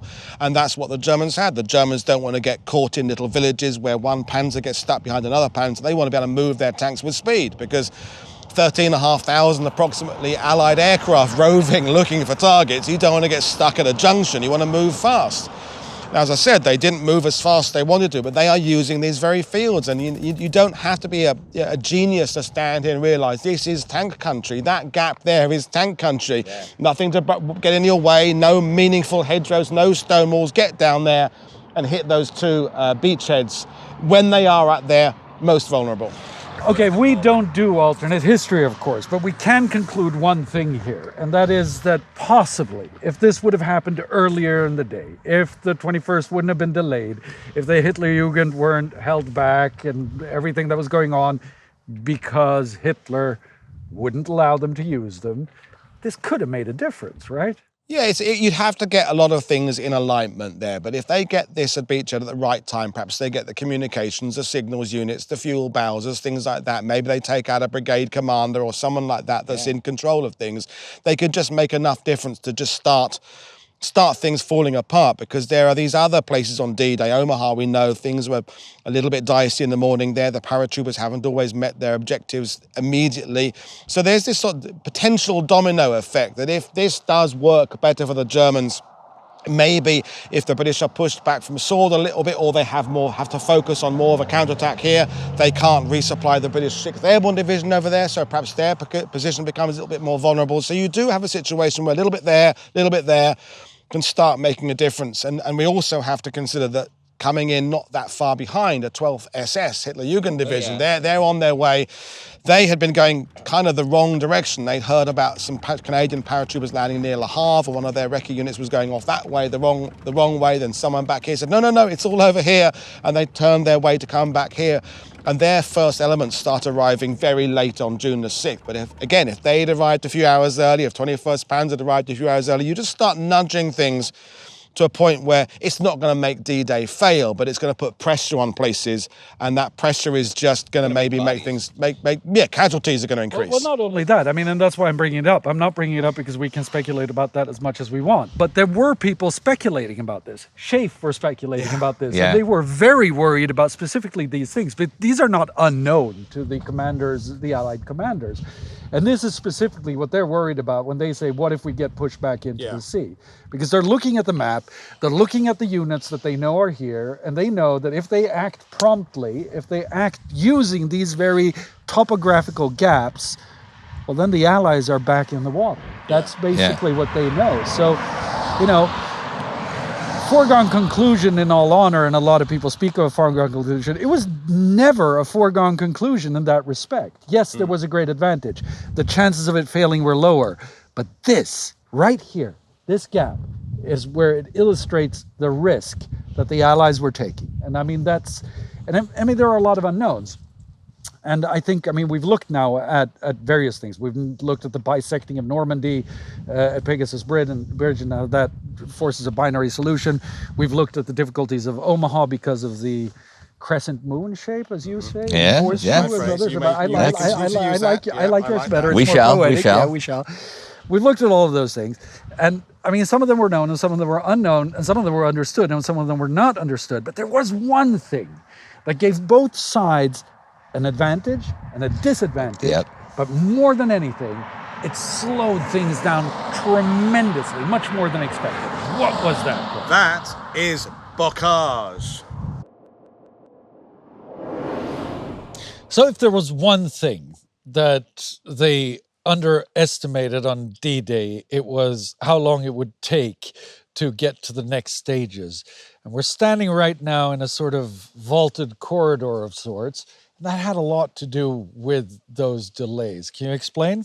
Well, yeah, this is the bocage. This is your classic combination of sunken lanes, earthen banks, small fields in kind of an undulating environment that it has to be said the Allies were aware about it at a higher level. It's just that the fact that information hadn't filtered its way down to everybody who needed it because of the security of keeping the location of the landing secret. So if you're a GI in the 30th Division who's going to be coming ashore in mid-June, you've not attended a briefing in April saying, we're going to go to this place with this, and this. So the Allies were aware about it, but yeah, it's often been described as a defender's paradise, but I can see that. I can see the fact that the Germans, who know where the gateways are, they know where the bends are, the roads, the choke points, they can fall from one to another.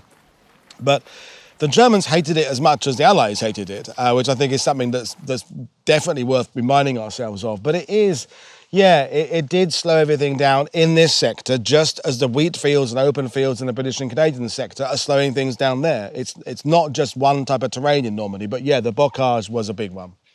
During the night on the 6th, the morning of the 6th, basically, we have the 82nd and the 101st fighting their way through this. This must have been hell. Well, this is it, and I'm kind of contradicting what we said earlier about the paratroopers in the fact they're not landing very far away from their drop zones, and they aren't landing very far away from their drop zones, but you're taking a stick of men who it was quite possible for one man to land in one field, the next man a stick to land in another field, and so on and so forth, down to the 19 men. So you're landing with in pitch blackness. And what's beyond here? Who knows? And what's beyond? That's the thing. What is beyond that hedgerow? Is there a 88mm gun dug in, or a Tiger tank, or is there nothing but cows for the next 5 miles? And you've at some point got to kind of either break cover, or look around a corner, or walk for a gateway, or use your passwords of flash, thunder, and welcome, which is universally used across D-Day, those changing each day as June the 6th moved on to D+1, D+2.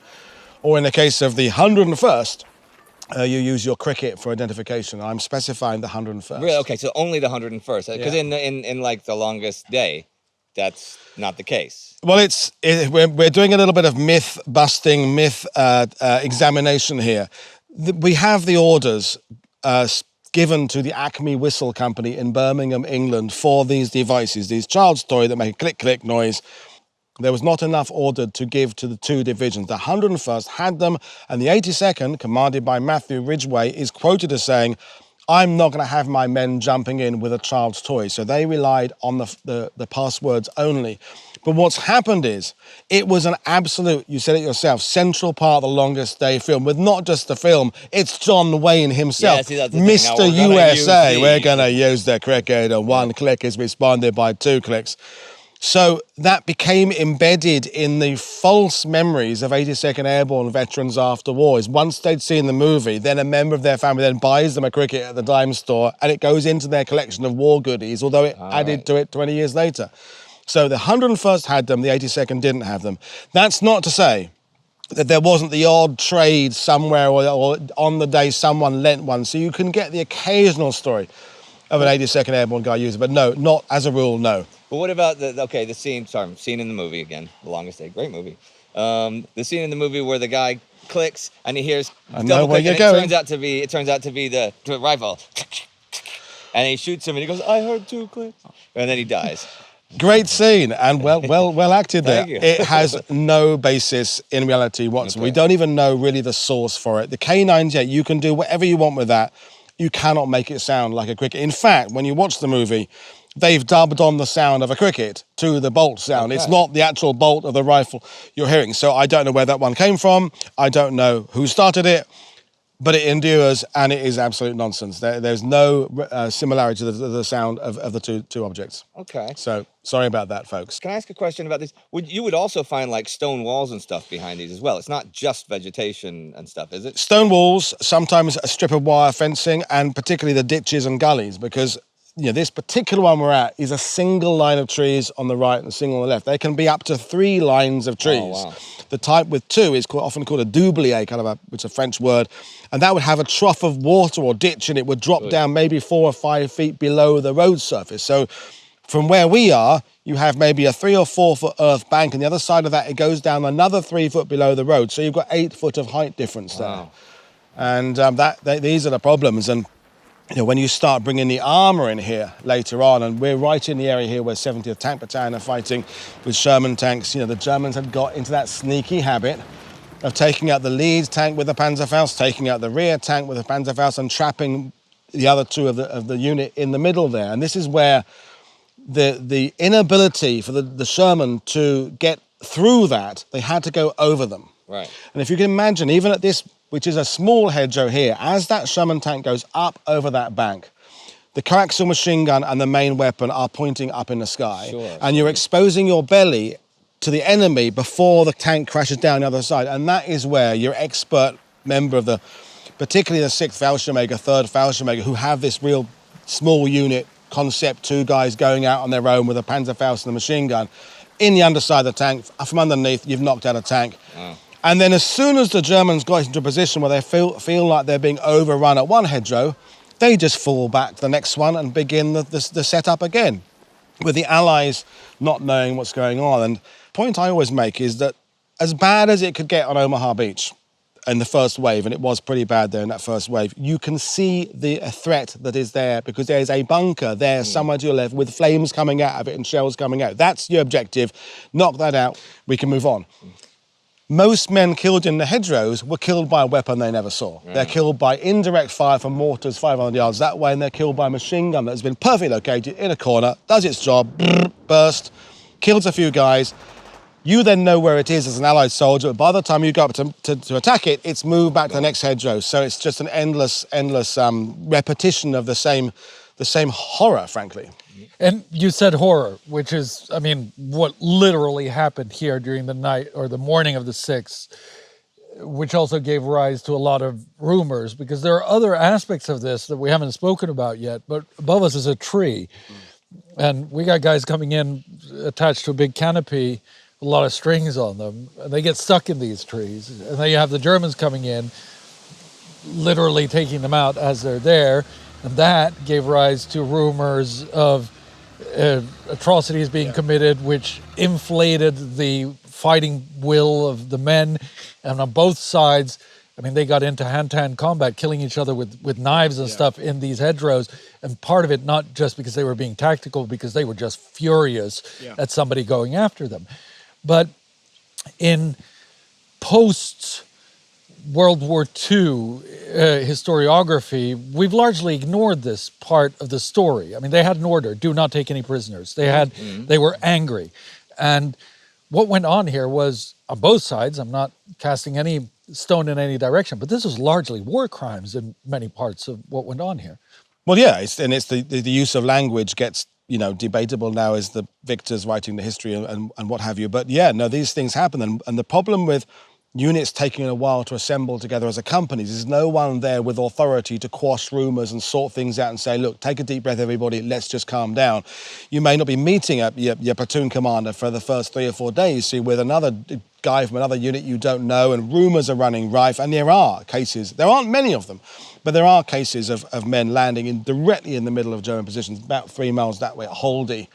A stick of 506 land in the middle of the rear of a German gun battery, and one of the poor guys his feet are 6 foot off the ground. They take his phosphorus grenade off him, ignite it, put it back between his legs, and watch him burn to death as the phosphorus burns up through him, whilst they're stabbing at him with bayonets for good measure. And then, can you imagine? There you're another paratrooper who then walks past this 2 hours later. Yeah, you see the guy. And you see that guy there. Now, as I said, it's not being repeated across the battlefield in great numbers, but lots of people went past those individual guys, and those that didn't heard someone else say how they'd been it, and then 2 becomes 4 becomes 6, and then you get the stories of the reprisals taken out against German prisoners. And those first few hours were very, very difficult for these paratroopers, and yet we must keep on to the idea that within all this, they are getting their objectives, they are seizing the positions they have to do, and the Germans are, on the whole, more confused by this situation than the Allies are over those first vital hours of the hours before D-Day, which brings us this idea of this being connected to the landings on Utah Beach. This is chapter 1, the landings on the beach is chapter 2, and then pushing on together is chapter 3. In conclusion of everything that we've seen so far, which side do you think benefited most from the geography and topography of the day? Of the first day, probably the Germans. And then even for the next few weeks, the Germans, because you have to wait for the Allies to adopt the techniques they did to deal with this stuff. And the Germans, not that we're labeling them as never changing their tactics, they did really stick to the same methods they'd used on the first 2 days of falling back. And by then, we've got the Rhino hedgerow cutter for Cobra. We've got the devices of setting up our mortars in the corners of fields and automatically hitting those corners before we know there are enemy there, because the likelihood is that is where the enemy, because that's what we've experienced for the last 6 weeks. So the Allied learning curve starts off quite shallow, but it kind of skyrockets up certainly by the beginning of July. And the Germans just keep on doing the same thing. And this then connects, of course, with Adolf Hitler's "Don't retreat an inch" order. And over the course of the German divisions, to me, the one that really gives us a clue as to what the Germans could have done better using terrain is Panzer Lehr, and Fritz Bayerlin, who probably get as a single armoured unit account for more Allied casualties on their front because of their brilliant use of terrain and falling back. And they are fighting in an area of a combination of hedgerows and open fields and choke points and hills. And yet they kind of get ignored by historians because everyone talks about the 12th SS 3 books last year alone on the 12 SS. Panzer Lehr. I'll get to them eventually. You'll get to them eventually. But yes, so it does switch. The Germans have the upper hand early, and then the Allies start getting to grips with this stuff. But, you know, I'm standing here. I've stood in hedgerows just like this one with veterans who were here, who have automatically edged their ways into the side and kind of got out of the way there because of this fear of what they experienced there. And I want to remind people, not just a week. This is some of these units, like the 1st Division, Omaha, 4th Division. This is 2 months of this daily grind where you're measuring your progression in yards. Even at the end of the closing of the Falaise Gap in August, we're less than 60 miles from the sea. So we're talking about an average of about half a mile a day. 29th Division, Omaha Beach, recorded how many obstacles there were between the beach and their objective of Saint-Lô, part of 5th Corps. It was 33 obstacles every mile of progression, meaning 33 trenches, stone walls, farmhouses, hedgerows, every mile. So when people look at a map and go, well, from there to there doesn't seem very long, why are they taking 6 weeks? Go there and see this stuff, because the next hedgerow that way is 50 yards that way, and so on and so forth. This is a delay. The Allies are grinding the Germans down. The attritional war is going in the Allies' favour. The Germans cannot replace their vehicles that are knocked out. They haven't got enough people to replace their losses. The Allies, it has to be said, if they do lose 2 Shermans in this hedgerow, they can replace it with 4 more coming off the boat that afternoon. So the attritional aspect is going our way. But for the guys who were here, it was a grind that I'm not comparing. Comparisons to Stalingrad, comparisons to Merrill's Marauders, they don't work. But this is a place where these guys just had day after day of relentless misery. History has a habit of repeating itself. All the way back in 1415, the advisors to King Charles VI of France wondered where King Henry V would disembark his English army. He had basically 2 options: choose Normandy and march through the countryside, or choose Calais, where his enemies mostly expected him to land. Here in 1944, however, just by looking at the map, the Allied Expeditionary Force seemed to have total freedom of choice, with landing options ranging from Norway to Spain, and they certainly want the Germans to believe this, but in reality, their choices are really limited. I was wondering where you were going with that. First off, the invasion zone has to be adequately protected and supported by the air forces. So everything beyond, say, 500 kilometers from the most southern airfields in Britain is out. Then the invasion site needs to be suitable for the naval operations of Operation Neptune, meaning it can't just be a landing zone for some infantry landing craft, but one large enough to ensure the invaders' supply chain with a constant stream of tanks, vehicles, and heavy equipment, and no bottlenecks. Third, because of that, it also needs the infrastructure to move all of these things. So they need a major road network nearby, and preferably a major port too. So what the Allies have been basically left with are those same 2 old options. Either the area at the Pas de Calais, between the estuary of the Somme and Dunkirk, or Normandy's coastline between Caen and the Cotentin Peninsula. While many of the Allied army and air chiefs on the combined planners actually favored an assault against the Pas de Calais because of its geographic location as an entry towards the Ruhr, the Navy vetoed that. Louis Mountbatten, chief of combined operations, had to remind everyone that attacking a well-fortified harbor head-on with a bunch of elite German divisions and Luftwaffe bases close by is a very bad idea. The Navy favored Normandy and the Calvados coast. And the military geography isn't that bad either. The port at Caen, although rather small, could be taken quickly if they played their cards right. Capturing Caen also has the benefit of the main railroad towards Paris, basically isolating the rest of the Cotentin Peninsula. The airfield of Carpiquet is also close by, so it doesn't look at all bad on paper, but there are other wildcards to a landing in Normandy, those not to be answered by generals looking over a map, but by geographic experts, geologists, and meteorologists. The first necessary step is beach reconnaissance. By 1944, the Allies have assembled an enormous amount of intelligence from all kinds of sources and agencies. Military aerial reconnaissance has provided huge panoramic photos that are hung up in conference rooms. The French resistance has smuggled maps, charts, data sheets out of the German offices. French citizens answered an initiative by the BBC and gathered millions of vacation photos and postcards portraying the beaches of Normandy. So photo intelligence is pretty much as good as it can get in the era before satellites, whatever they are. From Utah to Omaha, from Gold to Juno to Sword, each beach has been thoroughly mapped out. For example, Utah Beach, at the southeastern corner of the Cotentin's coastal sector, is determined to be 9,655 yards long. That's 8,829 meters. Its low-lying terrain is without distinctive features and mostly composed of compact gray sand between the high and low water marks. The danger for the attackers lay with a masonry seawall, which stretches almost the entire length of the beach. Behind the wall, there are also sand dunes, approximately 3 to 8 meters high, which extend further inland for nearly 140 meters before descending into the lowlands. This information is important for the planners, as they can directly prepare their assault groups to tackle such an environment during training runs. Everyone is well aware that the Germans are very good at manipulating and using topography for defensive purposes. Like, immediately behind the beach is a flat plain, more than 1.5 kilometers wide, which the Germans have flooded and basically turned into a giant lake. The only way for vehicles to break out of Utah Beach is to use 4 narrow, partially flooded causeways. And those exits are most certainly blocked.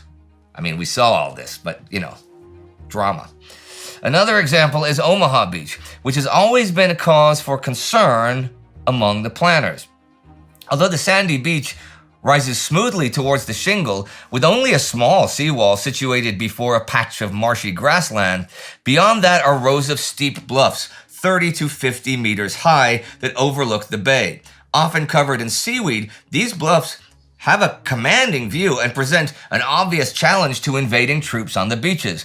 To take these heights, the Allied soldiers would need to overrun the steeply rising valleys in between them, which are also the only possible route for vehicles to drive off the beach. Naturally, these narrow openings are expected to be covered by German guns. And it isn't just the topography of the beaches. It's also the approach that might cause the problems. In the case of Juno Beach, there are those underwater reefs and razor-sharp rocks that can tear a landing craft apart. And Normandy in general is known for its dangerous tides and the intensity with which they surge back and forth. Even the best navigators can't predict all the things that lie beneath the surface. Same goes for all the small hiding spaces and ambush sites in between the cliffs, from which the enemy has a clear field of fire. But there is a way to find those things out, to get a first-hand account about such things as ground-bearing capacity or the actual state of enemy alertness at the coast. There is a way. It's just extremely dangerous. Enter COPS, C-O-P-P-S, the Combined Operations Pilotage Parties, a top-secret program established by SHAEF to give the Allied planners a first-hand account of the beach's geology and topography. COPS are basically teams of naval and army officers, specially selected to exercise covert recon missions on the enemy shoreline. They are to answer the questions all the gathered photographs cannot, namely, is the geological composition of the beach itself actually suitable for the invasion? Would the ground west of the Orne River be solid enough to support the heavy weight of tanks, armored vehicles, and fully loaded trucks? Because if they land their tanks on ground made out of soft clay, wet marshes, or quicksand, then it will be a very short invasion. To provide answers to these questions, COPS agents are to obtain geological samples that can then be analyzed. Most COPS missions are undertaken in the winter of 1943 and the early spring of 1944, since the long dark nights provide good cover. The recon agents are sent in on midget submarines, tiny X-craft, or LCPs towed into position by trawlers. In the case of the latter, they stealthily approach the shore until a depth of 10 meters, then swim to shore and let the waves silently carry them to the beach. The men wear watertight wetsuits reinforced at the elbows and knees because they are expected to do a lot of crawling. In their various pockets and pouches, they carry a lot of specialized equipment, like a waterproof compass, an auger for taking core samples from the ground, as well as a bandolier of bags for samples from the shingle, or a simple fishing line to measure the distance from the shore. Throughout the cold, dark night, the men work their way along the beach to find out as much as possible. Cops has even prepared a whole sheet of questions for them, like, what is the bearing capacity and the hardness of the surface? Do runnels exist that would cause vehicles to bog down? Is there shingle, which could become a natural anti-tank obstacle? And then there are questions about the enemy's activity. Are the Germans busy reinforcing the defenses or laying mines? How are their positions laid out at the coast? Is there a commanding slope or ridge? If yes, would those ridges be negotiable by vehicles? How vigilant is the enemy? Are there torches or searchlights at night? Of course, not everything can be answered. The agents of cops are not expected to sneak their way into the German defenses and take pictures. No, they mostly lie there in the dark, shallow waters, listening and watching what's going on. And this helps a lot because it is a first-hand experience. Of course, it goes without saying that these missions are extremely dangerous. The smallest mishap might land them in the hands of the Gestapo, who would shoot them as commandos or saboteurs without even a trial. Even worse, being captured means that their specialized equipment would surely betray the nature of their visit. This could jeopardize the whole operation if the Germans put zwei und zwei together, right? Ironically, only one party does get captured during the night of May 17th and 18th. And it just happens to be the one party operating at the Pas de Calais, which only further cements the German belief that it is there the Allies will attack. Overall, COPS is a success, and the intelligence is worth the risk. All those samples of sand, gravel, dirt, and the data on the force of currents and tides can now be analyzed and put into the planning phase. The Allies now know to avoid areas with patches of soft clay or wet marshes. If they cannot, then they must find countermeasures, like outfitting the tanks with rolls of steel matting, the bobbins and the roly-polies we saw this morning. Or in places where the cops find a lot of mines, the Allies send in bombers to churn up the place, or bring in flail tanks to mash their way right through. Of course, there are still several places where the Allied vehicles find themselves in trouble, as we've seen, but overall, it has done what it was supposed to do, and COPS actually remains in action until today, making a preliminary landing of their own in small landing crafts. They activate small guiding beacons on the beaches to provide navigational assistance for the main force. But geology is only one natural factor that would impact the landings. Another is the weather. Okay, every commander worth his salt is preoccupied with the weather, the one thing totally beyond human control. The Allied authority on the matter and chief meteorological advisor to the Supreme Commander is Professor J.M. Stagg. He and his team have obtained, recorded, and analyzed all the necessary meteorological information for Normandy and the English Channel that is available. They base their forecasts on weather maps going back at least 50 years in order to try to make out some sort of pattern for their predictions. But this sounds easier than it is. Stagg points out that even when the weather charts for 1 or 2 days look identical to the sequence of the previous year, the charts that immediately follow are almost always not. So dissimilar and varying is the data that prognostics are nearly impossible, yet Schaeff puts a lot of trust in their judgment. Because they have to. After all, Hitler himself hopes that a storm will cut them off at the time of their invasion. So the importance of meteorology should not be understated. Even Eisenhower himself has a great personal interest in the science of weather forecasts and is always eager to hear an honest opinion from his meteorological advisor. By the end of May, as the possible invasion dates draw near, Stagg and his fellow scientists have to come up with a prediction. The complexity of moving the giant armada requires a minimum forecast of 72 hours ahead of D-Day, as well as 2 days following the landings. So Stagg makes his first, but crucial forecast. At this time of the year, continuous spells of more than a few days of really stormy weather are infrequent. If the disturbed weather starts on Friday, it is unlikely to last through both Monday, June 5th, and Tuesday. But if it is delayed to Saturday and Sunday, the weather on Monday and Tuesday could well be stormy. And truly, as June begins, the prospects of favorable weather for D-Day dim. On Friday, June 2nd, Stagg tells Eisenhower the unwelcome news that the whole weather situation from the British Isles over to Newfoundland is looking anything but fair. The next day, the Supreme Commander should make a decision, proceed or postpone the invasion, possibly to the end of the month.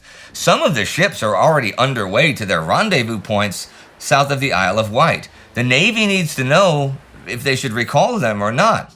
At 9:30 p.m. on the 3rd, Eisenhower calls his commanders into the conference room. Once more, they ask Stagg his opinion on the matter, but the meteorologist can only reiterate his previous concerns. Bomber and Airborne Command have a lot of follow-up questions about cloud density and visibility, but in the end, Eisenhower asks the deciding question: do all the forecasting centers agree on the forecast? Stagg says yes. Eisenhower decides to postpone the operation for one more day. The final decision will take place on the 4th. But even such a short postponement is full of dangers in and of itself. Not every ship captain can easily be informed of the revised H hour, and some convoys have already sailed. For example, Group U-2A, a convoy of 138 headed for Utah Beach, do not receive the postponement signal, and they're only recalled at the last minute.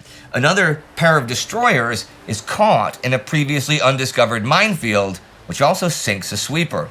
There are casualties before the invasion even begins. Another team that is entirely unhappy about the postponement are the agents of COPS. By now, they have approached the coast in their midget submarines, X-20 and X-23, in order to place and activate the guidance beacons to mark the assault areas. Now they're stuck in their cramped iron shoeboxes for at least another 24 hours, staying submerged and only rising to periscope depth every 5 hours to draw fresh air into the boat. They can do nothing but wait and hope that they aren't discovered. As the sun rises on Sunday, June 4th, everyone can see that Stagg and his colleagues are correct, and a large depression clouds the skies. It seems like the invasion date must be postponed for good now. As Stagg says, no one could have imagined weather charts less propitious for the greatest military operations in history as those we had before us. But suddenly, when the evening draws to a close and the Supreme Commander ponders his final decision on the matter, some rapid and unexpected development occurs over the North Atlantic. Once more, unpredictable meteorological change takes place. And now it suddenly looks like the weather will actually improve. Stagg revises his prediction. Behind that fair interlude, clouds will probably increase again later on Tuesday. From early Wednesday until at least Friday, the weather will continue unsettled. This means that the weather on Tuesday, June 6th, will actually meet the requirements laid down by sea and air commanders. This sudden change puts the Supreme Commander on the spot. He has to decide if it's better to postpone the operation by weeks, in case that this is a temporary and partial break in bad weather, or to grab the opportunity by the throat and get going. He listens to everyone's opinions on the matter, and then at the end, Eisenhower turns to Bernard Montgomery, who says in a very calm manner, "I would say go." And that is it. The invasion will take place on June 6th. Now, with the die finally cast, all the tension in the room evaporates. Well, for everyone but Stagg. In fact, it is yet another sleepless night for him and his forecasters. Throughout the night, they hold their telephone conference, comparing data, discussing divergent views. At 4:45 a.m., the conference ends with the final forecast. Stagg reports good news. All morning long, until late afternoon, there will be fair weather, good visibility, and winds not exceeding 4 or maybe 5 on the Beaufort scale, all along the invasion beaches. And once more, they are right. As the first transport planes carrying the paratroopers cross the channel on D-Day, the clouds begin to break. The wind is dropping, and weather conditions all along the coast have improved. Ironically, the German meteorologists, given the more limited Atlantic information available to them, come to the opposite decision, proclaiming that the weather would continue to be unsuitable for the invasion. Rommel puts his trust in these predictions and has left the front, as we saw. Once again, science helps pave the way for victory. Although it might not be the place for medals, accolades, or heroic stories, the many analysts and scientists here have been an invaluable asset to the invasion force. So many factors like that to consider to launch an operation of this magnitude and even have a prayer of a chance. Yep, things like local communications. For commanders of the 82nd and 101st, the lack of communications throughout D-Day has been especially strenuous on the nerves. And not just a lack of contact with the seaborne invasion, but with a large chunk of their own units as well. The force was under-equipped with portable radios, which has led to a lot of uncertainty and guesswork. For Maxwell Taylor of the 101st, it was not until he personally saw the spearheads of the 4th Division moving down the roads that he could safely conclude that at least some things must have gone according to plan. Nonetheless, he is quite concerned about the absence of reports from the south. The fate of Johnson's 501st PIR, as well as that of at least one battalion of the 506, is still unknown to him. Rumors of a terrible drop in the southernmost landing zones and a much stronger response by the enemy are reasons for worry. For now, Taylor assumes the worst-case scenario, that the units in the south have been destroyed and that the objectives in the area have not been accomplished. Which, indeed, is at least partly true. Saint-Côme-du-Mont and its roadway towards Cotentin are still in German hands as the day heads towards its close. Here, the airborne has not achieved victory. And if the Germans are aware of that, as their heavy resistance in the area indicates, then this is a major gap in the American lines through which the enemy could direct armored forces right into the Allied flanks. Something must be done soon to prevent that. But while the 101st has at least made contact with the 4th Division, the 82nd, for the most part, has no idea how the whole operation is going. The daring plan to land Task Force RAF at Utah and have them roll straight into the 82nd's enclave at Saint-Mère-Église, well, that was stopped dead in its tracks. The strong German presence on the ridges at Le Forge needs to be dealt with hopefully sooner rather than later. This leaves the 82nd in a rather vulnerable state. Hopes are pinned high on being supplied by gliders in the evening hours now that the seaborne invasion is supposed to be moving inland, but until then, Matt Ridgway tries to keep his playing pieces together. They are still surrounded after all. We couldn't get in touch with anybody, neither the troops that were supposed to be coming in over the beaches by now, or with anybody back in England, nor with anybody afloat. In short, we were in the typical situation for which you must be prepared when an airborne division goes into battle. The men of 48 Royal Marine Commando are still stuck at Langrune. They've been there all day. The Germans inside WN-26 have just sat inside and let shells bounce off what seems to be impregnable concrete. The Marines have taken 50% casualties today and have not achieved much at all. Their advance team did go to the rendezvous point with 41 Commando coming from Sword, but the men of 41 are nowhere to be found.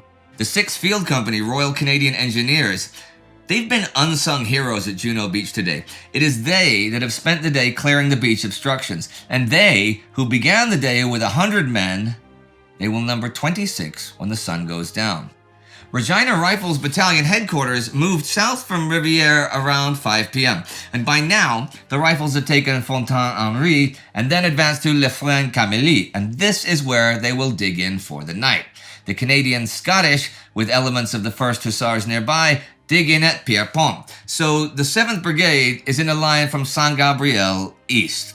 As for the 8th, the Queen's own rifles will dig in at Angeny and Annecy. The North Shores are still at Tailleville, and the Chaudes at Tons. Sure, Keller's left flank is sort of constrained by digging in at Tailleville and just bypassing the radar station at Douvres, and he's frustrated that things like the bottleneck at Bernier really held his guys up from actually taking their objectives. But his men are in good position as night falls, well dug in and prepared for any counterattack that might come on the morrow. By the end of this day, WNs 1 through 10 have all fallen. 4th Division has gotten off Utah Beach in force, and this is where they are. 1 battalion of the 22nd Infantry holds Le Cout in the north. The rest holds Saint-Germain-de-Vareville. Reeder's 12th Infantry has Beuzeville-au-Plan. Van Fleet's 8th Infantry Poupeville, and Barton has the divisional headquarters at Andouille-la-Hubert. Those 5 little villages are the 4th Division perimeter at the end of D-Day, which is a pretty darn impressive penetration. And this is what is now prepared to oppose them. The 6th Fallschirmjäger Regiment is to their south, and the 1057th Grenadier Regiment from the 91st Luftlandedivision Division to the west. But those guys have the 82nd and 101st Airborne scattered all throughout them. The Luftlande's Divisional Reserve, the 795th Georgian Battalion, is at Turqueville, also among the airborne. The 1058th Grenadiers from 91st Luftlande and some units of 243rd Division are in the north to try to block any move towards Cherbourg. So we see that things are wrapping up for the day, at Utah and Juno at least. Well, things semi-slow down as we inch towards sunset, less than 2 hours from now, though there will be scattered action all night. This hour, though, Marshall is the first reporter to return to the studio and give his eyewitness account of the battle. On the German side, 2 significant things happen. 1, it is concluded that Rommel will not arrive in time to make any difference today. 2, Ornes-Dives issue their evening report and pretty much cede the day to the Allies. A couple of hours ago, Jodl called and ordered Rundtsedt to counterattack immediately and throw the Allies back into the sea before nightfall. Rundtsedt politely declined the offer. I would have loved to have a recording of that call, you know? Yeah. Indeed. In any case, the Ornes-Dives evening situation reports outlines the events of the day, adds that fighting will resume in earnest tomorrow, from what they expect to be an even stronger enemy by then, and that units are being deployed to meet that threat. It concludes dryly that deployment is being carried out as planned, final success report still pending. I think it is safe to say that although today is slowly concluding, the Allies can look forward to some serious German opposition in the days to come. And what can we look forward to in the next hour? The next hour is going to have a couple of deep dives into 2 raids, one this morning and one a couple of years ago. Deep, huh? Yes, deep, or should I say, Dieppe, when we return in hour 21 of D-Day. It's 8 p.m. on D-Day, and in this hour, just west of Gold Beach, Arromanches is cleared of the enemy by the Hampshires, and this they manage without taking a single casualty. This is extremely important. It is at Arromanches that the Allies will locate their Mulberry harbors, huge sinkable concrete caissons that are already on their way across the channel. It is the Mulberry harbors that have allowed Eisenhower to choose this stretch of coast for the invasion. Normally, a deep water harbor would have been one of the first things to capture so that reinforcement of new equipment can follow for the rest of Operation Overlord. The Mulberry Harbor provides a semi-deep water harbor and allows the Allies more time to capture Cherbourg or Le Havre, for instance. As we move into evening, the situation at Omaha is finally a bit relieved, but far from stable.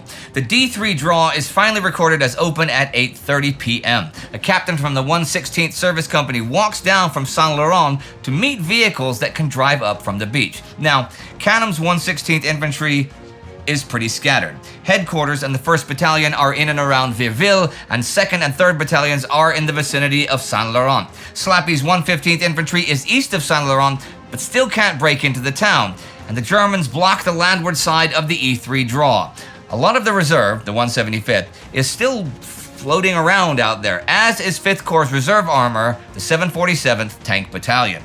The situation is even more precarious for the 82nd Airborne on Cotentin, as the Germans continue to see the airborne as their primary target. By the evening of D-Day, the paratroopers still hold the bridges over the Merderet River 2 miles west of Saint-Mère-Église. The Germans are there, right on the other side, pestering the defenders with mortars and small arms. But overall, it's a bunch of smaller stalemates like at La Fière Bridge, where neither side dares to attempt a crossing, knowing they will pay heavily for it. James Gavin, who has become the de facto commander of all American troops at the Mer de Ray front, has a dilemma. Holding on to his gains and waiting until reinforcements begin arriving seems like the smartest thing to do, but he is also well aware that there are a lot of American paratroopers trapped in smaller pockets on either side of the river fighting for their lives. But there is simply no reasonable way Gavin can launch a rescue mission anytime soon without endangering his whole front. As the sun moves slowly towards the horizon, the trapped paratroopers on either side of the Mer de Ray have no choice but to stay put and try to fight off the noose tightening around them. There are 3 major holdouts. The first is about 1.5 kilometers northwest of La Fière Bridge, under Charles Timms of the 507th. Around 200 men have entrenched themselves inside an apple orchard on the fringes of the swamp. Timms has no radio and no means of contacting the others or finding out what's happening on the other side of the river. All he knows is that the German mortar fire is increasing and the casualties are mounting. 3 kilometers south of him, at a place called Hill 30, another even larger group of lost paratroopers prepare for the night. Hill 30 is marked on their maps as a major strategic location, but it turns out to be just an unremarkable hill in the middle of nowhere. At least for the time being. Led astray, these men under Thomas Shanley are isolated, encircled, and with their backs to the swamps. Shanley does have a radio, but this only lets him know there is no help arriving anytime soon. As the Germans begin closing in on 3 sides, Shanley and company can only dig in and hope that their supplies and ammunition do not run out before help arrives. The third group, more than 6 kilometers west of Saint-Mère-Église, is in an even worse position. Boxed in among the bocage near the village of Amfreville, these lost paratroopers, led by George Millett of the 507th, are trapped in a row of fields surrounded by the enemy. Without hope of rescue, they prepare to sell their lives as dearly as possible as the Germans begin closing the noose here as well. At Hillman, it is the Germans that are under pressure, but they are putting up one hell of a fight against the odds. The attacks on Hillman have been rearranged so that 2 8-gun batteries of 25-pounders, a flail tank, and a squadron of tanks each from the Hussars and the Yeomanry could really get to work. This really should have been a target more for a whole battalion at least, and not just a couple of companies without heavy backup. Covered by tank fire, artillery, mortars, and smoke, Royal Engineers crawled into the minefield and eventually realized they were dealing with obsolete British Mark III landmines, stock captured at Dunkirk. Following the flail, 3 Shermans led through the gap, and the Suffolk started to mop up the position. Intense machine gun fire still held them back until Private Jim Titch Hunter of 8th Platoon decided to charge the main bunker, jumping into the trench network, all the while firing his Bren gun from the hip. His mates started to thrust grenades and smoke bombs down the ventilation shafts of each position. The defenders started to surrender.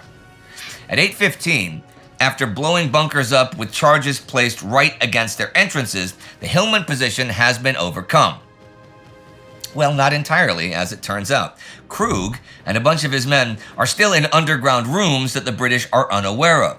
Krug has been watching the action through a periscope, in contact with Richter in Caen the whole time. He asks Richter over the phone, "Herr General, the enemy are on top of my bunker. They are demanding my surrender. I have no means of resisting and no contact with my own men. What am I to do?" Richter says, "I can no longer give you any orders. You must act on your own judgment. Auf Wiedersehen." Thing is, Krug is not asking out of defeat. He is a veteran of both the Great War and the Eastern Front in this war. And oftentimes, in such a situation, what you do is just sit tight and wait for the cavalry to turn up. Well, maybe not the actual cavalry, but you know what I mean. Krug is asking Richter when there will be a counterattack. Richter just basically punts and says, "Nothing to do with me," peering into the future. Tomorrow morning at 6:45, Krug will surprise the Suffolks by suddenly appearing in pristine condition with 2 junior officers and 70 men, and his manservant, and surrendering to Lieutenant Colonel Richard Goodwin, 1st Suffolk's commander.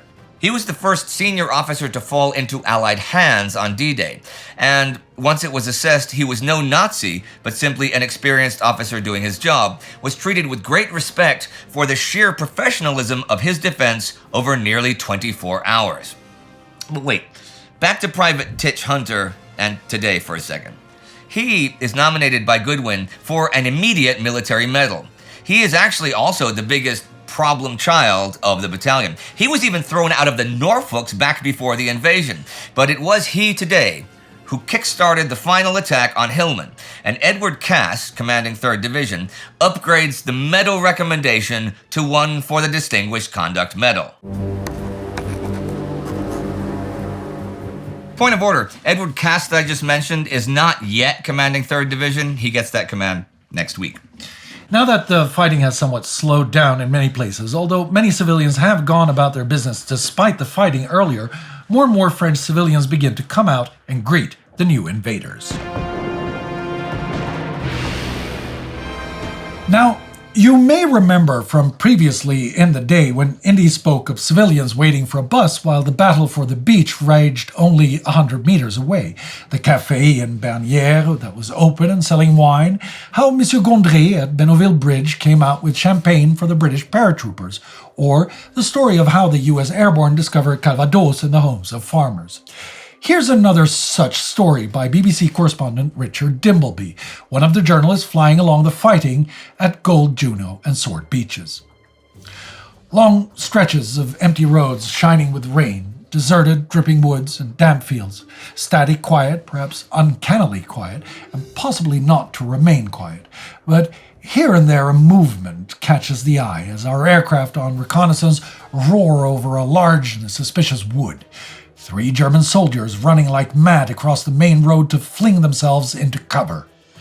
And nearer the battle area, much nearer the battle area than they, a solitary peasant harrowing his field, up and down behind the horses, looking nowhere but before him and at the soil. We can take away 2 things from that story. First, the astonishing life-goes-on attitude of that farmer becomes more understandable when you think of the context. That field must be harrowed, otherwise the produce will be spoiled. Who knows when this will be over, might as well do it now. Perhaps there's also a coping mechanism connected to it. Better keep busy while risk getting killed than to just hunker down, scared, and still risk getting killed. Second, we've said it before, I'll say it again. Our perception of what this battle looks like is skewed by our inability to see the big picture. In the course of the day, there will altogether be about 200,000 men fighting from both sides today. The 2 départements they are fighting in, Manche and Calvados, are 10,000 square kilometers. Even if you took all the men and spread them over the entire area, that would be 20 men per square kilometer. But they are not even that spread out. Most are fighting at choke points, bridgeheads, and along the beaches. Sure, the airborne are all over, but still the actual fighting is concentrated to roads, bridges, and tactically important settlements. In 2023, Manche and Calvados will have over 1 million inhabitants, and they are major tourist attractions. Still, on any given day, even in the high tourist summer season, when you go inland to the fields, drive the country roads through the villages, you will see very few human beings, because 10,000 square kilometers is a really big area. It's different in the towns, of course, and it is here that most of the civilian deaths occur. The vast majority by Allied bombing. Now at 8 p.m., the Allies begin a series of recurring bombings of Saint-Lô at the edge of today's battlefield. Yesterday, June 5th, the USAAF successfully precision-bombed the railway station there.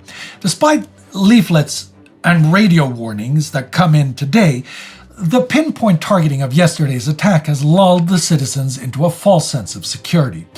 Today is very different, though, as the heavy bombers come in and pretty much raze Saint-Lô with the ground. Windows and doors flew across rooms, one citizen recalled. The grandfather clock fell flat. Tables and chairs danced a ballet. Terrorized families fled to their cellars, and a number were buried alive. Old soldiers from the First World War refused to shelter underground. They had seen too many comrades suffocate under the earth of bombarded trenches. The air became choking with dust from smashed masonry. During this night of the Great Nightmare, they saw the double spires of the small cathedral silhouetted against the flames. Some burst into tears at the sight of their ruined town. 4 members of the resistance from Cherbourg were killed in the prison. The headquarters of the Gendarmerie, the Caserne Bellevue, was completely destroyed. Well over half the houses in the town were razed to the ground. Doctors and aid workers could do little, so wounds were disinfected with Calvados. Accelerated by the vibration from the bombing, one heavily pregnant woman went straight into labor, and a baby girl was born right in the apocalypse. As soon as the air raids started, many had instinctively run out into the countryside where they sought shelter in barns and farmyards. When they finally summoned the courage to return to Saint-Lô, they were horrified by the smell of corpses still buried beneath the ruins. Some 300 civilians had died. Normandy, they had discovered, was to be the sacrificial lamb for the liberation of France. Now, Mr. Beaver uses the word liberation, and it truly is for some Frenchmen. But after the war, the story will become that it's liberation for everyone. That is not quite how it looks on June 6, 1944. Sure, the German occupiers are viewed to most Frenchmen as a foreign body, and like the resistance is a small portion of the population, so is the active collaborators. Both of these groups are, like in most of occupied Europe, in the lower single-digit percentages. The vast majority of people are simply getting on with their lives, trying to survive. Politically, France is very complicated. There are large groups that sympathize with Pétain and the Vichy government, people who, to some degree, feel that Germany is a closer ally than any of the Western allies. There is a historical animosity to the English. Like in all of Europe, there is a significant number of anti-Semites who agree with the same mythology of hatred that Nazism is founded on. There are large groups fundamentally opposed to Bolshevism and, by extension, fearful of the United Nations alliance. Conversely, there are groups sympathetic to Bolshevism who, until the summer of 1941, were either supportive or at least accepting of the Nazi-Soviet alliance, but are now opposed to Nazism and, by extension, supportive of the United Nations alliance. Finally, there are those who support de Gaulle and those who hate de Gaulle. In short, the invasion is not unilaterally seen as a liberation. To many, it is the replacement of one invader by a new invader. To others, it is the threat of a communist uprising that might follow the invasion. To some, it is the promise of the same uprising. To a few, it is the defeat of the principles of fascism and anti-Semitism they themselves espouse. But one thing is true for almost every Frenchman, like it is for all of the world. The invasion gives them hope that soon this terrible war may be over. And perhaps it is the expression of that joy that posterity will mistake for a joy of seeing specifically the United Nations alliance troops march into their town. It is not liberation from a specific power, but liberation from fear and uncertainty. In Bernières-sur-Mer, at around this time, the people are celebrating exactly that. 15-year-old Marguerite will forever be haunted by seeing all the dead soldiers on the beach, and she will especially remember the horror of a dead, disfigured, young German not much older than herself. 70 years later, she will say, "It's impossible to look at the sea without thinking of that. That German soldier had parents." But in the end, it is the joy of having survived, hoping that it is over, and the feeling that the Allies bring security that seizes her and everyone else. I came out in the street. It was amazing. We could see huge tanks and soldiers everywhere. It was absolutely wonderful.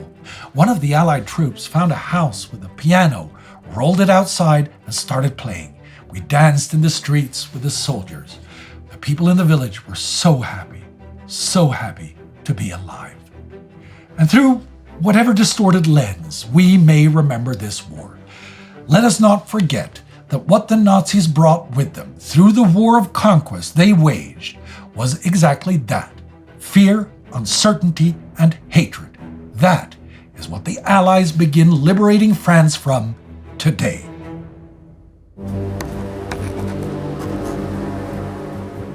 We've talked of the preparations for today, and we've talked of misconceptions about this day. And there is one place that comes together. The Dieppe raid in 1942. It's often mentioned as like a dry run for today. Many also consider it a folly of military hubris that cost unnecessary lives. It is, in fact, neither a dry run for D-Day, nor was it a folly. It was a tragic failure, and it did cost many lives, especially Canadian soldiers. But like Fortitude is for today, the Dieppe raid was for the Atlantic War, a huge, strategically significant deception.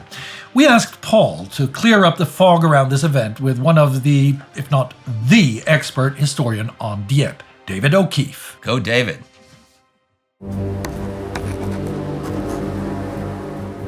David, it's good to talk again, as it always is. Operation Overlord, of course, required a huge amount of planning and preparation. How important was the Dieppe raid in that planning and preparation? Because we've been led to believe it was really significant. Well, actually, that's one of the big myths about the Normandy invasion, is that there was a direct connection between Dieppe and Normandy. As a matter of fact, that's not the case. The Dieppe raid was very much what we call a one-day butcher and bolt raid. The architecture is completely different. You're coming across the channel in 1942 to raid for a couple of hours. You're not there to establish a bridgehead, build up a bridgehead, and then break out and conquer Europe. That's what you're doing in 1944. Also, Dieppe itself is a tiny little port that would have been rather insignificant for building up an army. So immediately we have a different form or a different architecture for the raid. So in other words, this is very much a one-day butcher and bolt, and the other one is a full-blown invasion. They're completely separate beasts. So we've always looked at this, or Dieppe, as a precursor to learn lessons that were then applied in Normandy. But that's not necessarily the case, because lessons for amphibious operations had been known before the war, and of course were being perfected in the invasions of Sicily and Italy and in the Pacific. These were actual invasions where you build up and you break out. Not just a simple raid as Dieppe was, or at least was intended to be. But with that said, there's much more about Dieppe than meets the eye. Right. The Dieppe raid, obviously, we're looking at it. You made that point a second ago. It's part of this series of amphibious raids of various size, including eventually the Second Front in Overlord in June 44. There are other events happening at the same time that are very important in this whole process, one being the Battle of the Atlantic. So how does that tie in with Dieppe? Well, of course, this is one aspect of the Dieppe historiography that we've never thought about before. But when you step back and you think about it, there's no way you can plan an invasion of Europe unless you secure the vital Atlantic lifeline. This is the precursor for everything. If you don't win the Battle of the Atlantic, then you don't get a chance to move ships, materiel, manpower across the Atlantic to England, and then, of course, over onto the continent. There's no way you can project your power until you win the Battle of the Atlantic. So really, this is what Dieppe was all about, the Battle of the Atlantic. You're absolutely right. Without the sinews of war, without the numbers of landing craft, without the numbers of personnel, the ammunition, we can't mount a second front, and that depends on the supplies, and that depends on the Battle of the Atlantic. But in 1942, especially in the spring period, how was that battle going? Well, the Battle of the Atlantic and the war at sea in general is pretty much of a roller coaster ride in the first few years of the war. And for a while, the Germans have the upper hand and the British gain the upper hand. Then, of course, the Germans get it again. And largely that comes down to the ability to break codes and know exactly where your enemy is at a given time. The code name that they give to this, of course, is Ultra. It is above top secret. The fruits of code breakers or code breaking that was happening at Bletchley Park was given this particular code name, and it was so secret. But it was extremely important. It's kind of like cheating in a poker game when you can read your opponent's hand. Just think how well you're going to do. You may not be able to predict what cards are coming up, but at least you'll know how to react when you see them in their hands. And that's what the Allies are doing. They're using code breaking as the ultimate force enhancer to help them win the war at sea and the Battle of the Atlantic in particular. Right. And this, of course, a favorite line with these productions is nothing happens in a vacuum. And that ability to predict, make some preparations in terms of what's going to be happening in the Atlantic, what might the Germans be doing, so therefore how can we best manipulate that advantage by moving our convoys a particular way or using a particular route or something like that. That's that edge, that fine margin that may make the difference between a convoy getting through and a convoy not getting through. And that ultra impact is something that we need to consider. Well, what we didn't know until there were significant declassifications about 10 years ago was that the British had been conducting what were called pinch operations. As a matter of fact, that meant stealing the type of material that code breakers at Bletchley Park would need to break into the new kind of enciphered communications that the Germans were using. And of course, this was based on the famous Enigma machine, two types of Enigma machines. One was a 3-rotor, whose odds of breaking without captured material were 150 million to 1. But when they introduced a new upgun version called the 4-rotor in 1942, those odds went up to an astronomical 92 septillion to 1 shot. So that's like winning a national lottery every single day for 150 straight years at least. So good luck. So as a result, you need captured material, but you have to capture material in a way that the Germans are not going to suspect that you're actually after what you're after. So in 1941, they developed a way of doing this by raiding onshore. So they started up in the Lofoten Islands in Norway. They actually hit there twice. Then they took that to the western part of France. Some of these raids had success. Some of them didn't when it came to pinching material. But the point was they had now created what was called a pinch doctrine, where they could pinch by opportunity, pinch by chance, and pinch by design. So whenever they had a problem, they would actually create a raid, dress it up to look like something that it wasn't, and then go after that material. And that's exactly what Dieppe was. So essentially, David, what you're saying is that having had really good access, the 4-rotor suddenly means the Allies have less access and they need to get back the game in their favor again, hence why the pinch raids must be ramped up, because we've got to get back to an even keel and find out what the Germans are doing and be able to interpret their information to improve our chances. Without a doubt. I mean, there is a definite correlation between the success at Bletchley Park and the reduction in sinkings of Allied vessels and the effectiveness of the U-boats. There's no doubt about that. And that's part of the roller coaster ride. Anytime the British get in, they get the upper hand in the Battle of the Atlantic. Anytime they lose the ability to read codes, they drop down. And this is the game that's being played in the first 3.5 years of the Second World War out in the Battle of the Atlantic. So you said yourself, Dieppe, it's not the biggest port on the French coast. It must therefore have something that makes it significant. What has it got? What treasure does Dieppe have that suddenly becomes important to the Allies? Well, first of all, Dieppe is doable. It's in a location where they can reach with all combined arms. They can have air, they can have navy, and they can have ground forces. But more importantly, what it does is, even though it's small, it's not necessarily insignificant when it comes to communications. As a matter of fact, all the ports, regardless of size, are all linked up in the same general communications net, which means they all need a stack of codes and cipher material. Meaning that if you raid one of these ports, you have the possibility of getting your hands on what Bletchley needs. And of course, the added value with Dieppe was this was the supply facility for the English Channel in this area, particularly of communications equipment. So if they're in the process of bringing out a brand new Enigma machine with all its associated material, which was really what they were after more than the machine itself, then this is the ultimate or potential ultimate pot of gold. So Dieppe has within it code books, Enigma machines, and all sorts of potential game-changing naval intelligence. So the Allies could just plan a raid by paratroopers or commandos, go in there, get that stuff, come back to England with it, and there they are, they've got the advantage. But why wouldn't that work, David? What the British were worried about was if they made the raid too small and too focused on the particular equipment and the material that they needed, the Germans would twig into this in a heartbeat. And then, of course, they would take steps to then change the various cipher material and the cipher systems that they were trying to break. So the idea was to use a larger cloak of a raid, which you could you could claim it was anything. You could claim it was for PR. You could claim it was to learn lessons. You could claim it was to support the Russians. And they had done this earlier. They did this up in Norway. They did this on the west coast of France. Now they were doing it in the Channel. So the idea was to basically baffle your enemy as to what you were after by making it so big that they would never suspect that at the core of it, this is what you were after. So I see how it's working now, because you have this idea of getting this intelligence you need, but also the things you said there about gaining experience, coordinating air, navy, and army forces, giving something to Stalin to prove that the Allies are capable of mounting something into France.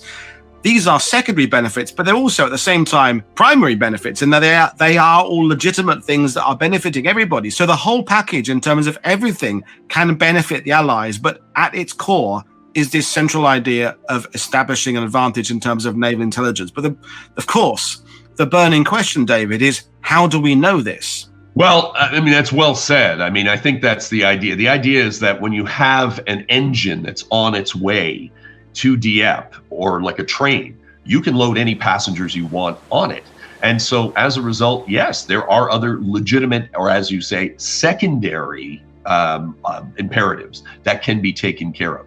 But the reason we know this now is because there's been a significant release of material which shows that there was a commando unit specifically raised to pinch the kind of material that they were looking for, and that it fits in kind of like a Russian nesting doll, where you can see now with the operational orders that were given to those Royal Marine Commandos, and of course some of the ancillary documents of how they coordinated with the Canadians on that day, plus adding to that the material all about the fact that there was actually a playbook for this, a doctrine.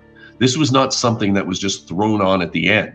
This was something the British had been developing since March of 1941. So as a result, they've had 18 months of experience developing pinch operations. But of course, unfortunately, sometimes when you're building a monster, you may end up with Frankenstein's monster instead. And that's kind of what we have at Dieppe. And I'm going to take us now to 80 years plus on, is that the Dieppe raid was a catastrophic loss of life for Canadian personnel, British personnel as well. It deeply scarred and haunted the Canadian military and the Canadian psyche, and continues to do so.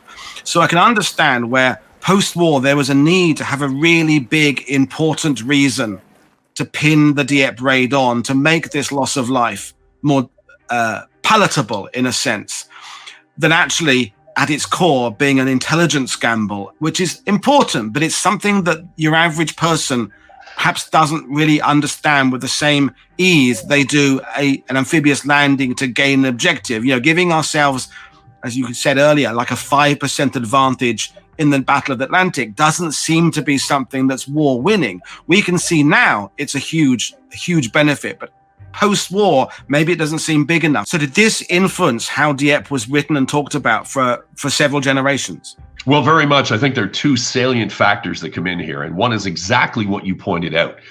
In 6 hours, 1,000 men died. Another 3,000 ended up as prisoners or missing. I mean, it is a disaster, regardless of what the intent was. And of course, the people who were responsible for the planning, Lord Louis Mountbatten, his Combined Operations Headquarters, they wanted to distance themselves as much as possible and seek some sort of, buffer, if you will, for those losses. So they were the ones who developed the whole concept of lessons learned, and this was necessary to support the Russians, anything that they could. But more importantly was the fact that what we can talk about now, the idea of code breaking, was all classified until the early 1980s. And then at that point, it was only the tip of the iceberg. Now, finally, all these years later, 80 years later, we're now finally getting our hands on all the files from the code breakers. So we can sit back and actually assess, oh my God, this was incredibly important for the Allied war effort. Whereas in 1942, in the days following the raid, you couldn't use that at all. You couldn't even mention anything to do with intelligence because it was ultra secret at the time. So those two salient factors are the reasons why we have developed our understanding of Dieppe to where it is, or where it was, until today. That makes perfect sense, David, that the post-war narrative needed to be as it was. But there are some people that have looked at your work, both in documentaries and with your book, and I shall hold up a copy of your book, folks. There we have it, One Day in August, is that it has this level of conspiracy. Oh, it's just a theory. Here's a crackpot with a new idea going against things. But it's not like you're suggesting the earth is flat or something crazy like this. You are someone who has spent an inordinate, crazy amount of time in the archives looking at documents. I think you said to me 30,000 pages of archives. So where is this information? Where did you find it? And was there a single eureka moment, or was it a series of small victories that led you to the conclusion you now have? Well, first of all, you're right. I mean, this is the most comprehensive study on Dieppe that's ever been undertaken. It took me 15 years for the initial book to come out, and then I put another 10 years in for a second edition, which is the one you're holding up. And as a result, it wasn't just 30,000 pages. It's now roughly about 170,000 pages of material. And of course, that's amazing what historians can do in this day and age with digitization, the amount of material that we can go through. Well, that's what it took to actually look at Dieppe. And all I did was go in and strip Dieppe right down, forget about all the hindsight arguments, and just go back to the actual primary source documents and then build it back up to see where it led. And sure enough, that's exactly where it led. So this is not some sort of crackpot theory. This is not anything like those. This is the most comprehensive study that's ever been done on this operation. And these are the results. Whether you like them or not, these are the results at the end of the day. So we've discussed the idea of hiding the pinch raid within a much larger amphibious raid, but take us through what the actual plan was for this small commando team who were specifically trained to do this work. Where were they coming from? What were they trying to do? How are they going to get there? And how are they going to get out? And more importantly, what went wrong and how did it actually unfold? Well, the plan was for a group of Royal Marine Commandos. They were called X Platoon. They were part of Royal Marine A Commando, which would later go on to split into the 40 Royal Marine Commando and 30th Assault Unit, which was the intelligence gathering unit created by Ian Fleming. Well, as a result, they were supposed to ride into Dieppe Harbor on the back of HMS Locust, which was a gunboat that they were going to use to blast their way into the harbor, in cooperation with the Canadian Armor, the Canadian Infantry, and the Canadian Engineers, who were all working together in concert to create the conditions in the harbor for these commandos to get to their objective. Their objective was they had two objectives. One was the Hotel Moderne, which they believed was naval headquarters, German naval headquarters, and as such would have the kind of material, or at least in theory, would have the kind of material that they were looking for. The other thing was all the ships that were in the harbor all contained or were suspected of containing the new material. Plus there was a supply depot next to the ships. So the idea was to come in on the back of the Locust, all guns blazing if necessary, and land, hit those targets, capture the information or the equipment or the material that they needed. And then, and this is a very interesting part, there was actually a pipeline to get that information out. So you had an infiltration plan and an exfiltration plan. And right in the middle of the battle, they were going to send in what they call an R-boat, basically a speedboat. And they were going to load all the material on there. And then it was going to be taken back out to one of the command destroyers offshore.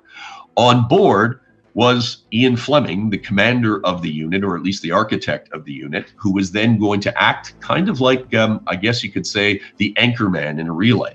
And he was going to break off in the middle of battle and go to the closest British port to bring the material back.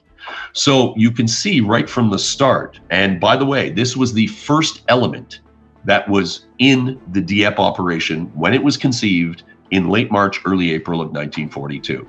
Everything that came later in the operation was built up around these Royal Marines on the back of HMS Locust. So you know the pinch is in right from conception, and it goes right through, right to the end. Now, on the day, all hell was breaking loose. The plan, which wasn't the best plan, to say the least, started to collapse almost immediately. The Royal Marines, who were offshore, tried on 3 different times to get into the harbor, but the Germans still commanded the headlands on each side. So they were able to bring down heavy artillery onto the ship as it was trying to get in. They were worried about being sunk out in the channel. So a decision was made to take the Royal Marines off of Locust, put them into landing craft, just like the Canadian infantry had gone in, and they were going to follow the Canadian infantry in as sort of a third or a fourth wave of the attack. Well, sadly, just like what happened to the Canadians in the first couple of waves, the same thing happened to the Royal Marines. They paid a heavy price. And the commando unit never reached the shore. They got close, their landing craft was hit, and they ended up jumping into the English Channel and then having to make a decision. Do they swim to shore and be captured? Which was not something they wanted to do, given the fact of what they were there to do. So they all decided they were going to swim back out into the English Channel and risk death to be able to keep the secret. Most of them were indeed picked up, but there were a few of them that died, and they ended up getting back. And as far as we know, none of this ever leaked out until it was finally declassified back in 2012. I can't help noticing, David, you threw in the name there, Ian Fleming. This is the Ian Fleming from James Bond fame.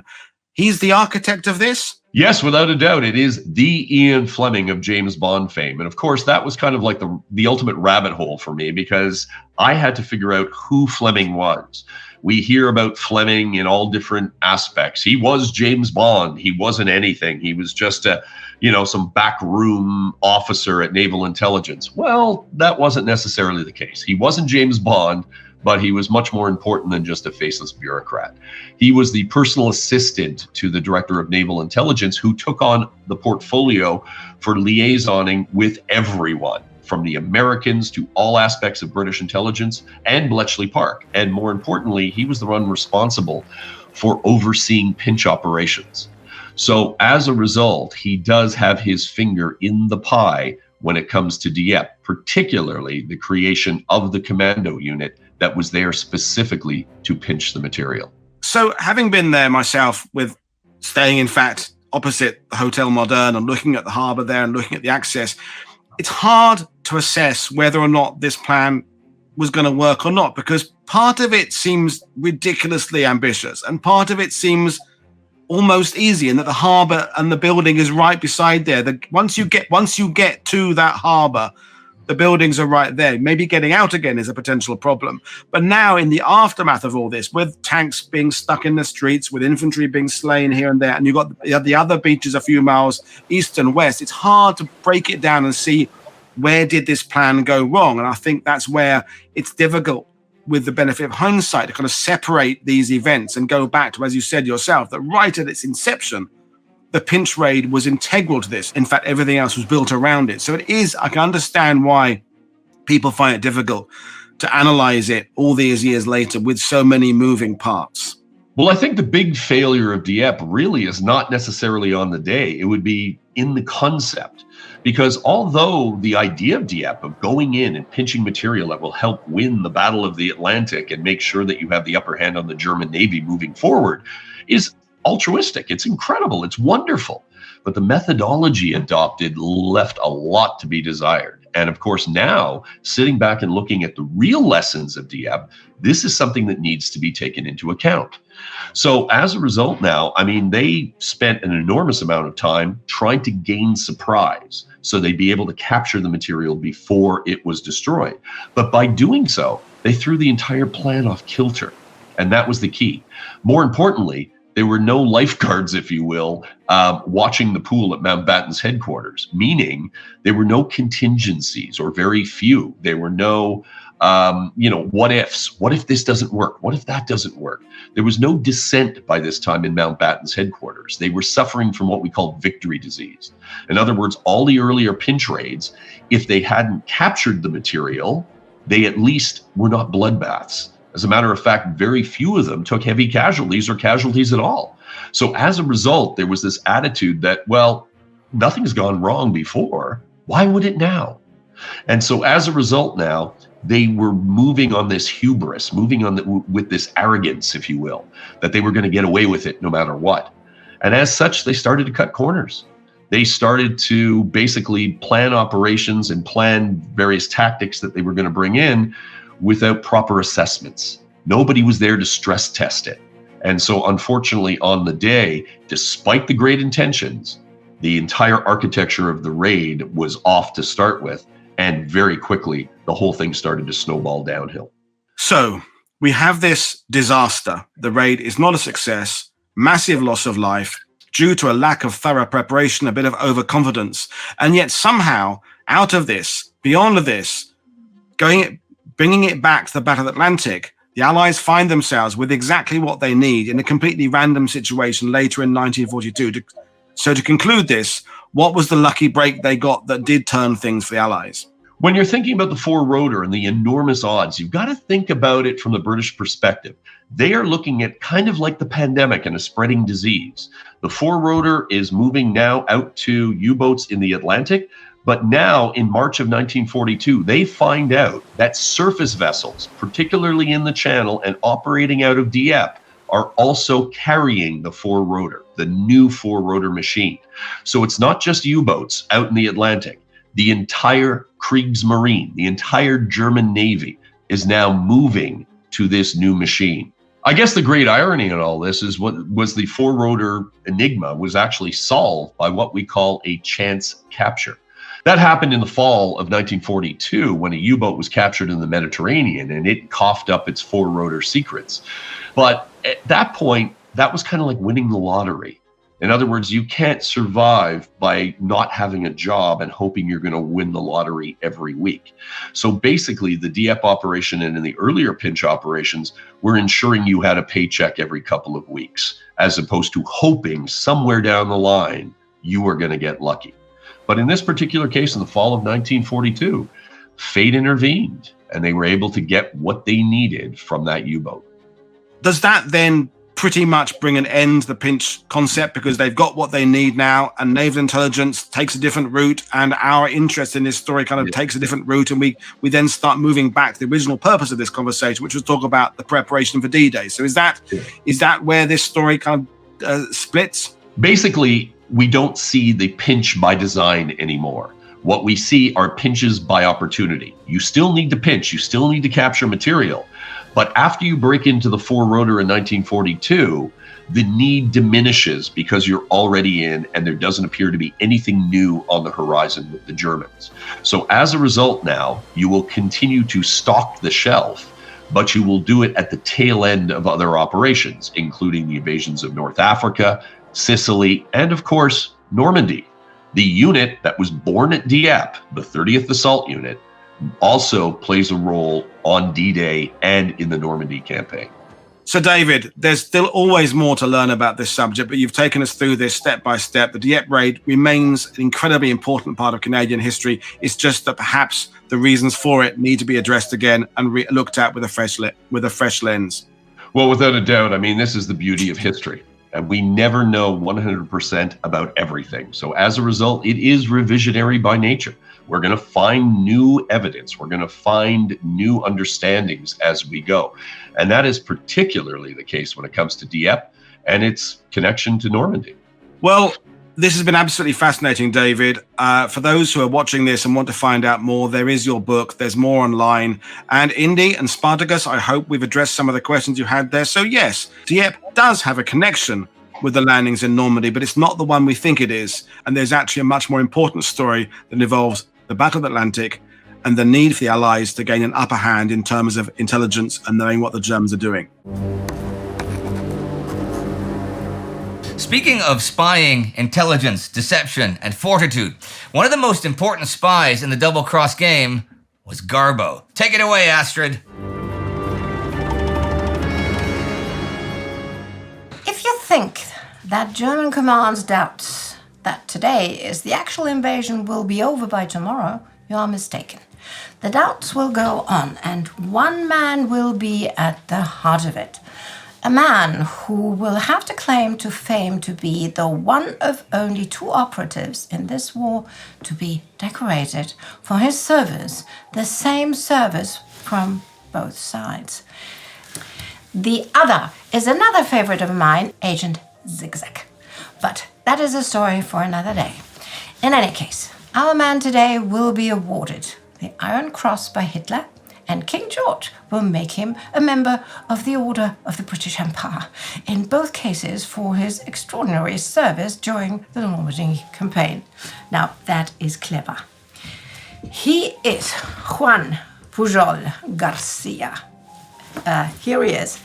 He is from Spain, but lives in quiet suburban London with his wife and son. His neighbors think nothing of the polite little Spaniard who catches the tube into town every day to work at the BBC. Little do they know that Senor Pujol is hard at work to secure the success of D-Day and the freedom of Europe. Pujol hates fascism after his experience during the Spanish Civil War.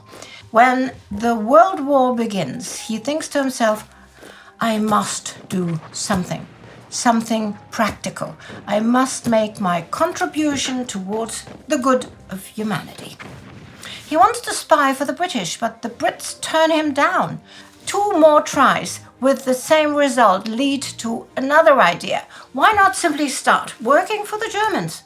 Gain their trust, learn their secrets, and then hand it all over to the British. So Pujol contacts the Germans. He will later write, I began to use my gift of gab and rented away as befitted a stouch Nazi and Francoist. The Abwehr chief in Madrid, Karl Erich Kuenthal, is convinced. In July 1941, Pujol is sent to Lisbon to make his merry way to Britain to train and recruit a network of spies. In Lisbon, he tries the British again and again has no success. But if the Germans want him to spy, he'll spy for them. Maybe he can cause some chaos. He stays in Portugal pretending he is in Britain. Think of that. He uses guidebooks, dictionaries, newspapers, magazine articles to simply make stuff up. Reports that are also full of errors, really obvious ones. Pujol can't get to grip with the imperial measurements of inches, feet, and miles or British currency, with its 12 pence in a shilling and 20 shillings in a pound. In one report, he tells his handlers that there are men in Glasgow who will do anything for a litre of wine, while Scots drink in pints, and it is seldom wine, right? Fortunately, Cotentin is as ignorant of British measurements and money as he is of Scottish drinking habits. Over the next 9 months, he heaps praise on the new star-spied code name Agent Arabelle. So, the British codebreakers at Bletchley Park are reading the back and forth between Pujol and the Abwehr as well. MI5's people are baffled by all the weirdness in the reports. This spy is either a moron or a fantasist, but the Germans are eating it all up. Then, in February 1942, Araceli, Pujol's wife, has had enough of the British denials. She explains the situation to an American naval attaché in Portugal, who tells MI6. After a typical British inter-service battle, Tar Robertson and MI5 emerge victorious, and Agent Arabelle is finally a double agent. They christen him Garbo, after Greta Garbo, because he's the best actor in the world. Over the next 2 years, Garbo and his handler Tommy Harris invent an intricate web of fictional sub-agents scattered across Britain at all levels of society. Okay, to name just a few. There is, for example, a Venezuelan in Glasgow, a violent anti-Soviet South African, and a Welsh nationalist who supposedly leads some sort of Aryan Brotherhood. Over the course of the war, they sent over 300 letters written in secret ink at over 1,200 wireless transmissions. Garbo crowns his credibility with the Germans when he sends an accurate warning of Operation Torch in November 42. MI5 ensures that it arrives too late to be used, but the Abwehr loves him for it. Clever, right? By the end of 43, messages from Garbo have top priority for forwarding to Berlin. Then, in February 44, Garbo's fictional den of spies goes to work on Operation Fortitude. His men in Scotland support Fortitude North by reporting that elements of the fictional British Fourth Army are getting ready to invade Norway. They report troop sightings in Dundee and major naval exercises on the Clyde. In the south, his Welsh nationalists report that the fake 1st United States Army Group is assembling near Dover to invade Calais. All of which is supported by the physical deception and other double-cross agents. Finally, in the early hours of June 6, so today, comes Garbo's most important contribution. You see, he will be crucial in the days and weeks after today, after D-Day. It will be Garbo's job to keep up the ruse that today is a decoy, and real threat is still aimed at the Pas-de-Calais. The Allies hope that this will keep the Germans from reinforcing Normandy. At 3 o'clock this morning, Garbo warned his German handlers that the invasion fleet was sailing. Again, too late for the Germans to do anything. And the German radio operator is not at his post anyway. True to his cunning and ability to improvise, Garbo turns this to his advantage. The radio operator comes on air at 8 a.m. and receives the message. By then, of course, it's obvious that Garbo was telling the truth. And now he twists the knife. He scolds his handlers. This makes me question your seriousness and your sense of responsibility. I cannot accept excuses or negligence. Were it not for my ideals and my faith, I would abandon this work. Coulental's reply is to grovel for forgiveness, praise the Spaniard and his network, and beg him to continue spying. Garbo has the Nazis eating out of his palm of his hand. So much so that after the war he will fear that any surviving Nazis, when they discover he has duped them so completely, will try to kill him. So he convinces MI5 to help him fake his own death and disappear. It will take almost 4 decades until his story becomes public. Then, finally, Garbo will follow the men he helped today to the coast of Normandy.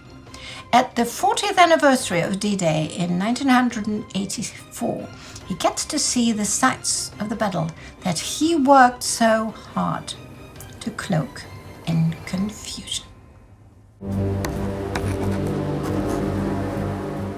Now that we've looked at an operation that served up, or at least was believed to have served up, many valuable lessons, there's one fairly small but very significant action that we have not had time to cover that served up a great many lessons for a great many years to come. The assault on Brecourt Manor by Easy Company, 2nd Battalion of the 506 PIR, 101st Airborne Division under Captain Dick Winters. Its execution will be taught as a schoolbook case of an outflanking maneuver in decades to come. So, before we return for the 22nd hour of D-Day, let's take a closer look at that. One of the few senior German commanders present in Normandy to witness the seaborne invasion firsthand is Colonel Friedrich Freiherr von der Heide of the 6th Parachute Regiment. He had one battalion stationed in and around Saint-Mère-Église, another in Cotentin, and the third at Saint-Marie-du-Mont. From the latter, von der Heide watched the invasion unfolding on Utah Beach. Then he drove his motorcycle a couple of kilometers to the north until he came across an old chateau called Brecourt Manor. The 6th Battery of the 90th German Regimental Artillery had placed a battery of 4 105mm howitzers here, but the position had been abandoned. Von der Heide, determined to bring the big guns back into action, went to find himself some artillerymen and ordered his men to occupy the Brecourt. I don't need to go into the scattered American airborne drops again, I think, but for my purposes now, by 6 a.m., Lieutenant Dick Winters with 12 men and 2 officers have met up with Lieutenant Colonel Robert Strayer of the 2nd Battalion 506th at Le Grand Chemin Ridge. With dawn breaking and the invasion underway, they can hear the warships off the coast hurling their large shells against the beach defenses. Some even surge over their heads and towards targets further inland. Strayer spent the night trying to link up with as many elements of his outfit as possible. By now, he has around 200 men. Winter's small band is welcome reinforcements, but Strayer still finds himself in a rather tricky position. On the one hand, he wants to defend Le Grand Chemin against German counterattacks. On the other, he cannot ignore the enemy gun position. On the third hand, there is also his own D-Day objective, taking Saint-Marie-du-Mont. Moving towards the junction of roads D913 and D14, the small column is startled by the roar of large caliber guns. This is then accompanied by the distinct staccato sound of bursts of an MG-42, making the Americans duck for cover at the road embankment. There is definitely fire coming their way from the tree line about 350 meters to the right flank. Strayer orders Lieutenant Kelly and D Company to clear it out. Kelly, however, makes the mistake of leading his men in a charge without scouting the area first. So D Company gets pinned down and has to scramble before they can break off contact with the enemy. Seeing Kelly scrambling back, Strayer turns to Winters and Easy Company to do the job. The first thing Winters does is order his men to drop all equipment except for ammunition and grenades, all they can carry. Then Winters takes it upon himself to conduct a hasty reconnaissance of the terrain ahead. Crawling along a hedgerow, Winters moves into a position from where he can peer into the enemy position. He is not surprised that intelligence failed to spot them. The tree-lined ditch is about 400 meters long, with a hedgerow separating 2 fields, and the thick bushes and trees offer perfect camouflage from the air. The L-shaped trench runs along 500 meters of hedgerow until intersected by another hedgerow perpendicularly from the left. The big guns have been rolled into the ditch until their giant wheels rest against the earthen walls. 3 face Utah Beach about 5 kilometers away, the 4th towards the causeway a couple hundred meters off. In between are several machine guns. The Germans are clearly aware of the presence of American paratroopers in the area. 12,000 men are hard to miss. The battery commander must have been informed about the approach of the 2nd Battalion, for he has moved his machine guns to face several directions. Yet they have neglected to send out men to spot the Americans approaching them. The risk now is definitely high, but taking out a whole battery of heavy German howitzers is an opportunity Winters cannot pass up. Making his way back to his company, Winters then quickly lays out his plan. A frontal attack is foolish, as the machine guns would make short work of their approach. But if they can hit the enemy in the flanks and infiltrate his trench lines, then they can take out 1 gun at a time without facing the brunt enemy force. This would also prevent them from being pinned down like Kelly's forces were. Speed is everything. We've got to hit them hard and fast and get into that trench before they can react. Then we'll concentrate on the first gun, take it, then attack the rest one by one. Winters' plan is a double envelopment. To achieve this, he divides his detachment into 2 assault groups, the first led by him, the other by Lieutenant Buck Compton. While one of their 2 machine guns moves into a position to cover their approach, Compton leads his group along the hedgerow towards the German flank. When they get close, he orders Sergeants Lipton and Rane to a concealed position from where they too can provide covering fire, while he and Sergeants Garnier and Malarkey get as close as possible to the first gun position. Meanwhile, Winters takes the direct approach and leads his group, Corporal Toy, PFC Wynn, and Private Lorraine, over the open field, pressed down to the dirt. They are spotted and fired upon, but make it to another hedgerow. Here, Winters positions the second machine gun. While waiting for Cotentin to attack, he then works his way along the hedgerows, then suddenly spots a German helmet sticking out from the trench in front of him. The sound of his M1 signals Cotentin's group to hurry, and they throw grenades into the enemy position. Winters' group gives them covering fire as best they can before following them into the assault. The grenades knock out the machine gun crew, but heavy fire comes from the tree line on the other side. As Cotentin and his men jump into the trench, they surprise the Germans, loading their artillery piece. Cotentin surges forward, Tommy gun in hand, but when he pulls the trigger, nothing happens. The firing pin of the gun is broken. Luckily for him, Garnier is right behind him, pushes past and open fire. Cotentin drops his gun and throws a grenade. That was my first kill. I have no idea who he was, what he did outside the war, or if he had a wife or family. You just don't think. A man is trying to kill you, and you either kill him first, or be killed waiting to assess the situation. The Germans not killed by Cotentin's grenade are too stunned to react effectively, so only PFC Win is wounded. Yet the fight for the gun positions has just begun. Winters and Cotentin lead their men in an aggressive push down the trenches. Firing their Tommy guns and M1 rifles, they spray the Germans, and the gunners quickly abandon their positions in terror. The whole first gun position engagement has taken less than a minute. Winters scans the connecting trenches that lead to the second gun position. Any time now, the Germans must surely react to their assault and try to stop them. Expecting a counterattack, I flopped down and gazed down the connecting trench to the second gun position, and sure enough, there were two Germans setting up a machine gun. I got the first shot and hit the gunner in the hip. My second shot caught the other soldier in the shoulder. By that time, the rest of the men were in position, so I directed Toy and Cotentin to provide supporting fire in the direction of the second gun.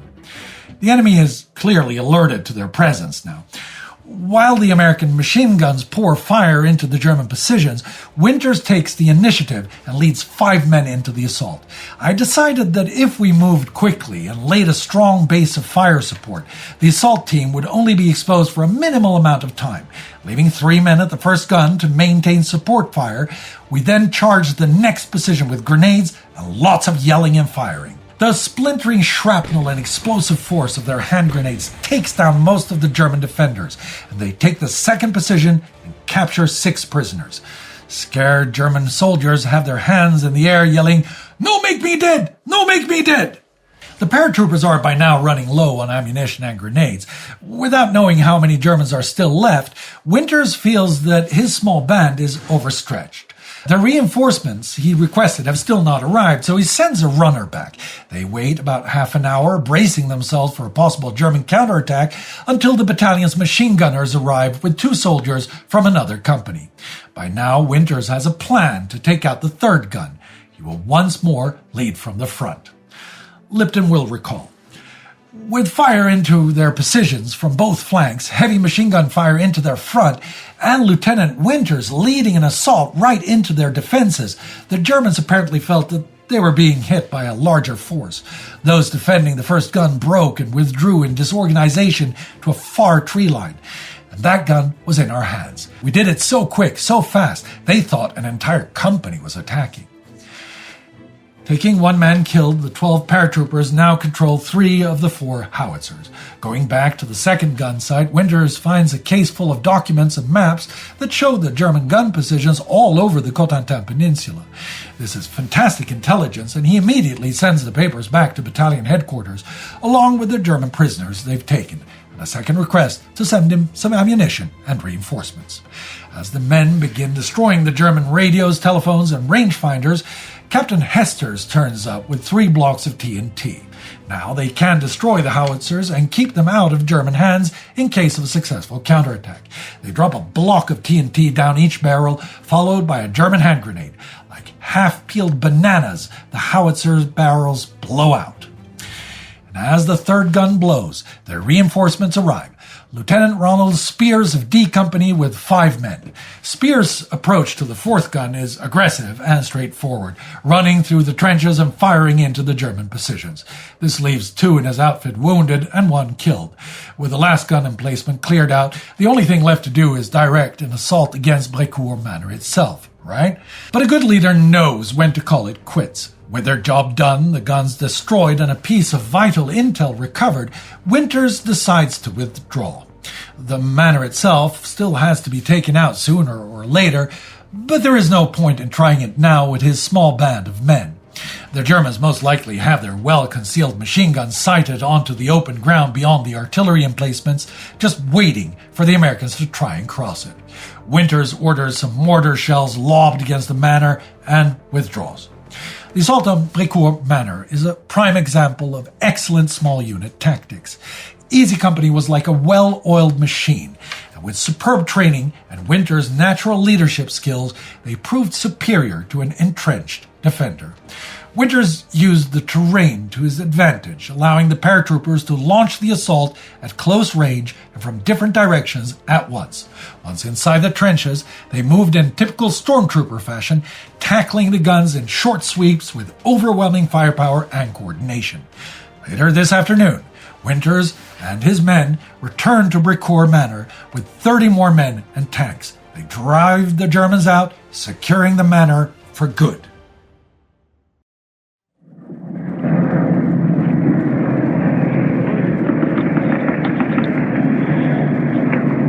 This is Alan Melville, Dispatch 13, 2100 hours, 6th of June, from the beach west of Ouistreham.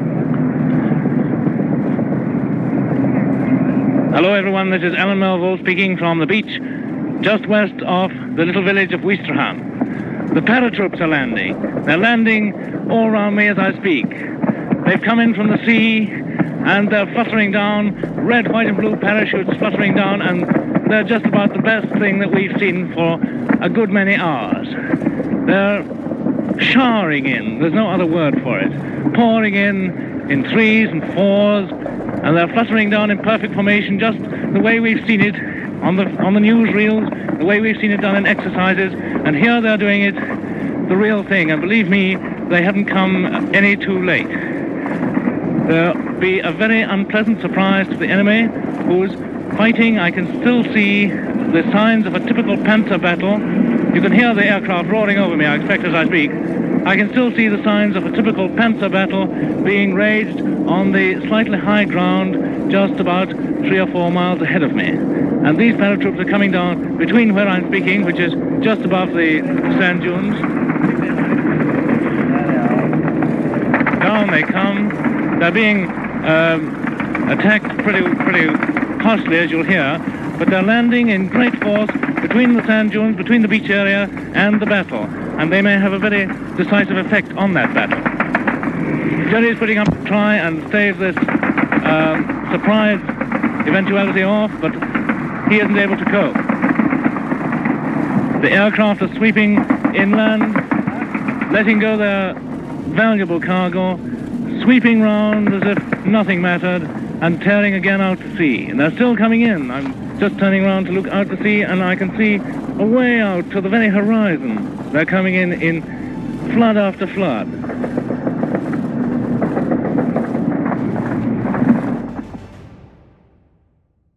It's 9 p.m. on D-Day, and they very much are coming in at Cotentin and coming in over and beyond the British beaches. Huge reinforcements as the dusk arrives and as the night falls. Mission Keokuk. 32 Horsa gliders of the 434th U.S. Troop Carrier Group land north of Eastville. They have 160 men from Medical Corps and headquarters. They also have 40 jeeps, 6 motorbikes, 6 57mm guns, and 19 tons of stuff for the 101st Airborne. The Battle of Neuville, north of Saint-Mère-Église, was several hours ago, but the Germans still have not advanced against the town itself. The brave stand of Turnbull's platoon showed the enemy that the Americans were no pushovers and that even a small force of entrenched paratroopers can be incredibly tough to overcome. And now, with the 82nd Airborne having spent the whole afternoon preparing their defenses in and around the town, the Germans are very hesitant to stage a frontal assault without good support. Nevertheless, their large buildup at Neuville cannot be ignored. Vandervoort orders one of the spotters from the U.S. Navy, who made his jump into Normandy with the Airborne, to see if he can pick up anyone on his radio. And this he manages to do. The gunners of Battleship Nevada promptly answer, sending several 14-inch shells towards Neuville to further dissuade the Germans from trying anything funny. This is not just a display of the wide difference in resources and firepower between the two sides. This also decides that Saint-Mary-Église will remain in American hands for the rest of D-Day. As the sun goes down, the commanders of the airborne forces are ready to call it a day. The surviving paratroopers are exhausted, and most of them have been in constant action through both night and day. Yet everyone is well aware that D-Day is only a step up a long ladder leading to Hitler's downfall. They've kicked in the door, they've started the battle for Normandy, but the Germans are not beaten, not by a long shot, and there will be little chance to get much sleep this night. We were all dead tired. We got to Easeville, verified that we had the place well defended, and then Brigadier General Tony McAuliffe, the 101st Artillery Commander, and I decided to get some sleep. We got upstairs in this farmhouse where there were 2 lumpy beds. Tony undressed, and I said, "Tony, you better keep your pants on, because this thing isn't in the bag by any means." But against my advice, he undressed. We had just gotten to sleep when the Krauts came in and bombed the hell out of the place, and the question was, who could get down the stairs first? I had my pants on, and I had a definite advantage, so I got downstairs before Tony could, but it almost wrecked my feet. Overall, despite bad drops, the American airborne divisions have achieved what they were sent to do. The causeways were kept open for the advance of the 4th Division, and the elimination of many artillery batteries took a lot of pressure away from Utah Beach. There is also the successful conquest, or liberation, of many towns and villages at strategically important crossroads and bridges that has paved the way for the days to come. The gamble of the airborne drop has paid off. Isolated, scattered, left with meager resources, the paratroopers have shown the determination, courage, and resilience necessary to still follow through with the original plan. Of the 14,000 airborne troopers, glidermen, and crewmen sent into the Cotentin Peninsula, 2,500 of them will be declared dead or captured, a casualty rate that could have easily been much higher. And now, with both sides beginning to dig in for the night, it is still the Allies that hold the initiative. The Germans have been allowed to stage only a few localized counterattacks, nothing even remotely strong or concentrated enough to become an actual threat to the invasion force. All that is left to do is keep the momentum going. Matt Ridgway closes the Airborne's day at 9:51 p.m. with a single message. To all regiments, proud of you. Inform all ranks.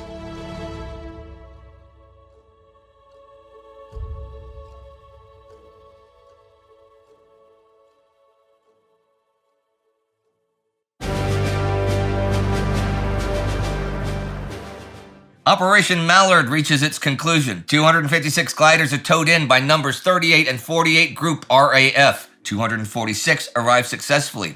The gliders do not have any of the problems that the ones last night had, since it's still daylight when they arrive. They do run into AA fire, and they land at 2 landing zones. One west of the canal, landing zone W, east of Saint-Auban-d'Arcanay, and one to the east of it, landing zone north of Ronville. The troops landed at LZW are the rest of the 2nd Battalion Oxford and Buckinghamshire Light Infantry, OBLI, and A Company, 12th Battalion Devonshire Regiment. At LZN, it's the 1st Battalion Royal Ulster Rifles, the 6th Airborne's Armoured Reconnaissance Regiment, and the 6th Air Landing Brigade Headquarters. They have Tetrarch light tanks with them. This is the first time a tank has been flown into battle. Arriving soon after at LZN is a battery of the 53rd Air Landing Light Regiment with 8 75mm pack howitzers. There is an important side effect of these arrivals. Since Feuchtinger thinks they might cut off 21st Panzer Division's communications, he orders all units that are near the beaches to pull back to north of Caen. And things are shutting down ever more on some more of the beaches. Giraud arrives at 5th Corps headquarters north of Saint-Laurent. He has 2 items on his agenda: communications, and possible enemy armor counterattacks. They have no contact with Utah or gold at this point. So if the Germans counterattack this night, 5th Corps is on its own. By this time, Major P.C. Steele's Y Company of KSLI has advanced to L'Épicé Wood, just over a kilometer north of Caen. They are there by the time the sun goes down, but all the small action en route and the fight for Hillman all day means the 192nd Panzer Grenadiers have beaten them to it. This position is hedges and high-standing crops and has very little visibility, especially once the sun goes down this hour. Major Steele, in fact, is killed just then, so the Shropshires pull back. They are not reaching Caen this night. They will settle for the night around Bieville and Beuville an hour or so from now. The 2nd Warwicks are on their left. They've gone all the way around to near the Caen Canal, leaving one company in Bénouville, then marching up the canal to Blainville, where they dig in. 2nd East Yorks reach Saint-Auban d'Arquenay by the end of the day. The 1st Suffolks are interrogating a group of 50 or so Germans at Hillman when hundreds of planes suddenly fly across from out at sea. This is Operation Mallard, to reinforce 6th Airborne. The 256 gliders, some of which carry tanks, are, almost needless to say, a huge morale boost for the men here. By this time, though, the Suffolks are not going to go any further towards Caen, and they consolidate and rest for the night, digging in at 10 p.m. just beyond Hillman. Some historians have criticized the Suffolks for their delay in subduing Hillman, WN-17, and the divisional and brigade commanders for being too formulaic. But under the circumstances, once the first attack had failed, it is difficult to see what else could have been done, for there was no means of bypassing the position.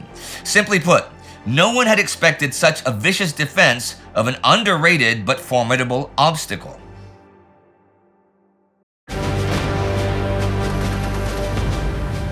Second Battalion Essex Regiment reaches Saint-Sulpice under 2 kilometers from Bayeux to the northeast. The South Wales borderers will reach Vaux-sur-Aure just north of Bayeux around midnight, and the 2nd Battalion Gloucester Regiment reaches Magny between the two, also around midnight. These are the battalions of the 56th Infantry Brigade. Later on, at 10:30, 47 Commando finally reaches the high ground south of Port-en-Besson and digs in near WS-72. They will not attack it this day. At around 11 p.m., 69th Brigade digs in for the night, a bit more than a kilometer short of Route 13, the main road from Bayeux to Caen. But Bayeux was General Graham's goal for 50th Division for the day. So, is not actually reaching or taking it a failure? Some do not think so. It was nothing of the sort. Graham was being prudent, and his formation was already dominating, if not actually occupying, all the terrain he had been allocated. By nightfall, the 50th Division had not quite reached all their ambitious objectives, due to the delays imposed by the opposition and the weather. Yet they had delivered in style, with every significant German position in their sector overwhelmed, and a major city on the verge of capture. At Gold Beach, the Atlantic Wall had not merely been penetrated, it had been irreparably torn asunder. You may have noticed that we haven't said much about Utah Beach at all over the past few hours. Well, the battle action at that beach is over, but let's take a look back as night falls at the 3-act drama of Utah Beach.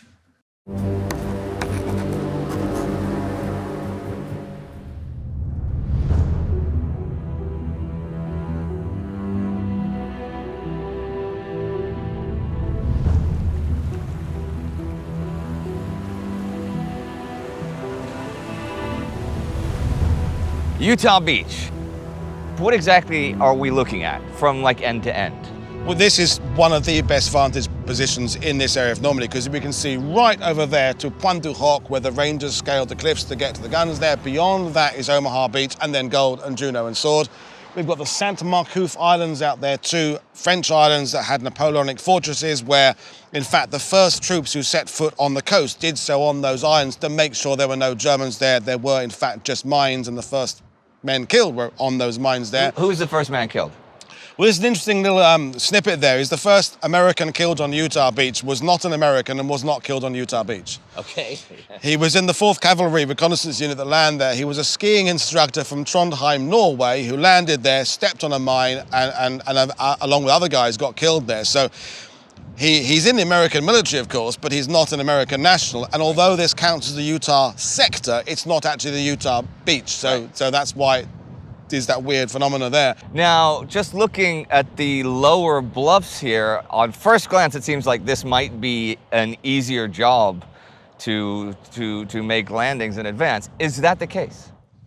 Well, yes, but it's the middle of a 3-act play here, essentially, in that Utah Beach needs to be taken in consideration with the role of the 82nd and the 101st over there that had started 6-7 hours before all this starts here, and they have already done that job of landing there, securing the choke points, the crossroads, the towns, and particularly the causeways through the floods from Utah Beach, because Utah Beach is separated from the rest of Normandy by this massive, great floodplain behind the beach that it's all part of the Germans' defense. So the paratroopers have begun the assault on Utah Beach already before these guys get here.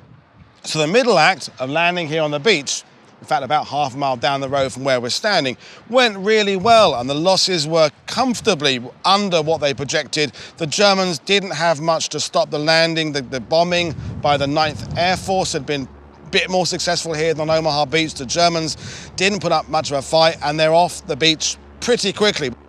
And then we're looking at probably the best preserved single Widerstands nest in Normandy, which is the resistance nest the Germans have every half a mile of. And here we have everything showing the early 1942 bunkers up to the later 1944 one. There's an 88 up there, 250mm there, machine guns up there, mortars, and behind we have the ammunition areas. And the difference between how we're seeing it today and how we would have seen it 79 years ago is that the trenches between these bunkers have long since gone away, the barbed wire around them has long since gone, and the automatic flamethrowers and minefields around them has long since gone. Yeah. Now, that makes a difference. It does, except they didn't work. University along behind Utah Beach, these are little, well, I say little, they're full of gasoline, about the yay big, and it works on a wire, and when it ignites and becomes sort of like electronic lighter thing, it sprays out flame for X number of minutes on a predetermined arc, but the system failed on D-Day where the landings took place, so it didn't come to be a problem for anybody. But yeah, this is the place to come to see the folly of the German Atlantic Wall in these impressive bunkers that look really cool, and yet as a broad concept behind the 5 beaches, they lasted only a few hours. All this money and effort and engineering and steel and concrete delays the Allies for a day. For a day. But the third act, and it's the third act that gets overlooked, is that the whole reason of landing on Utah Beach is to move up to Cherbourg and capture that deep water harbour. Because although there's the artificial harbour Mulberry technology, it would be really good if we could get our hands on a harbour. So after the landings, the 22nd Infantry of the 4th Division have to push their way up towards us, and they are now assaulting the positions that they had been coming at from the sea the day before, although the ones further to the north, but they're now going up the beach, so every half a mile is now a new defensive position that they have to take on. Okay. And the Germans who are here are now stuck in that they can't really go anywhere else, because they can't go that way because there's paratroopers over there holding over there, there's floods restricting their movement anyway, so they might as well hold on here. So the damage we're seeing on the bunkers behind us is from June the 7th and June the 8th. I've spoken a lot about the motivation, about how, there's a lack of motivation overall on the German side at this point. But that's not really the case here, is it?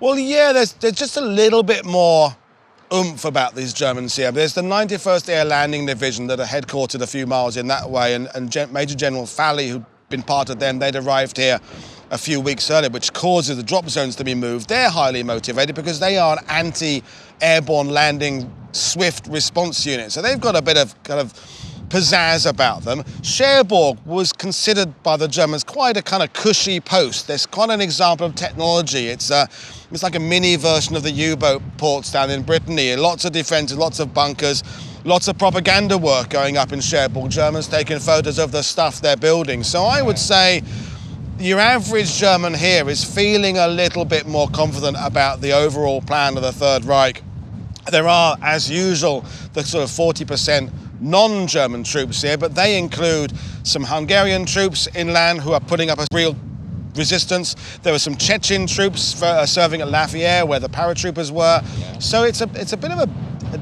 a better set of Germans here. Wow. And over at the horizon, what is it that we look at there? Absolutely. That's the Barfur Peninsula and Saint-Valer Ogue, and beyond that is Cherbourg. Okay. And so as they push up that way, the 4th Division and the other units, the 90th, the 79th, they're then encountering bocage, which we're going to go and explore with you guys later on. They're discovering how little ridges, the Kinneville Ridge, which runs perpendicular to the beach about 4 miles, maybe 3 miles north of here.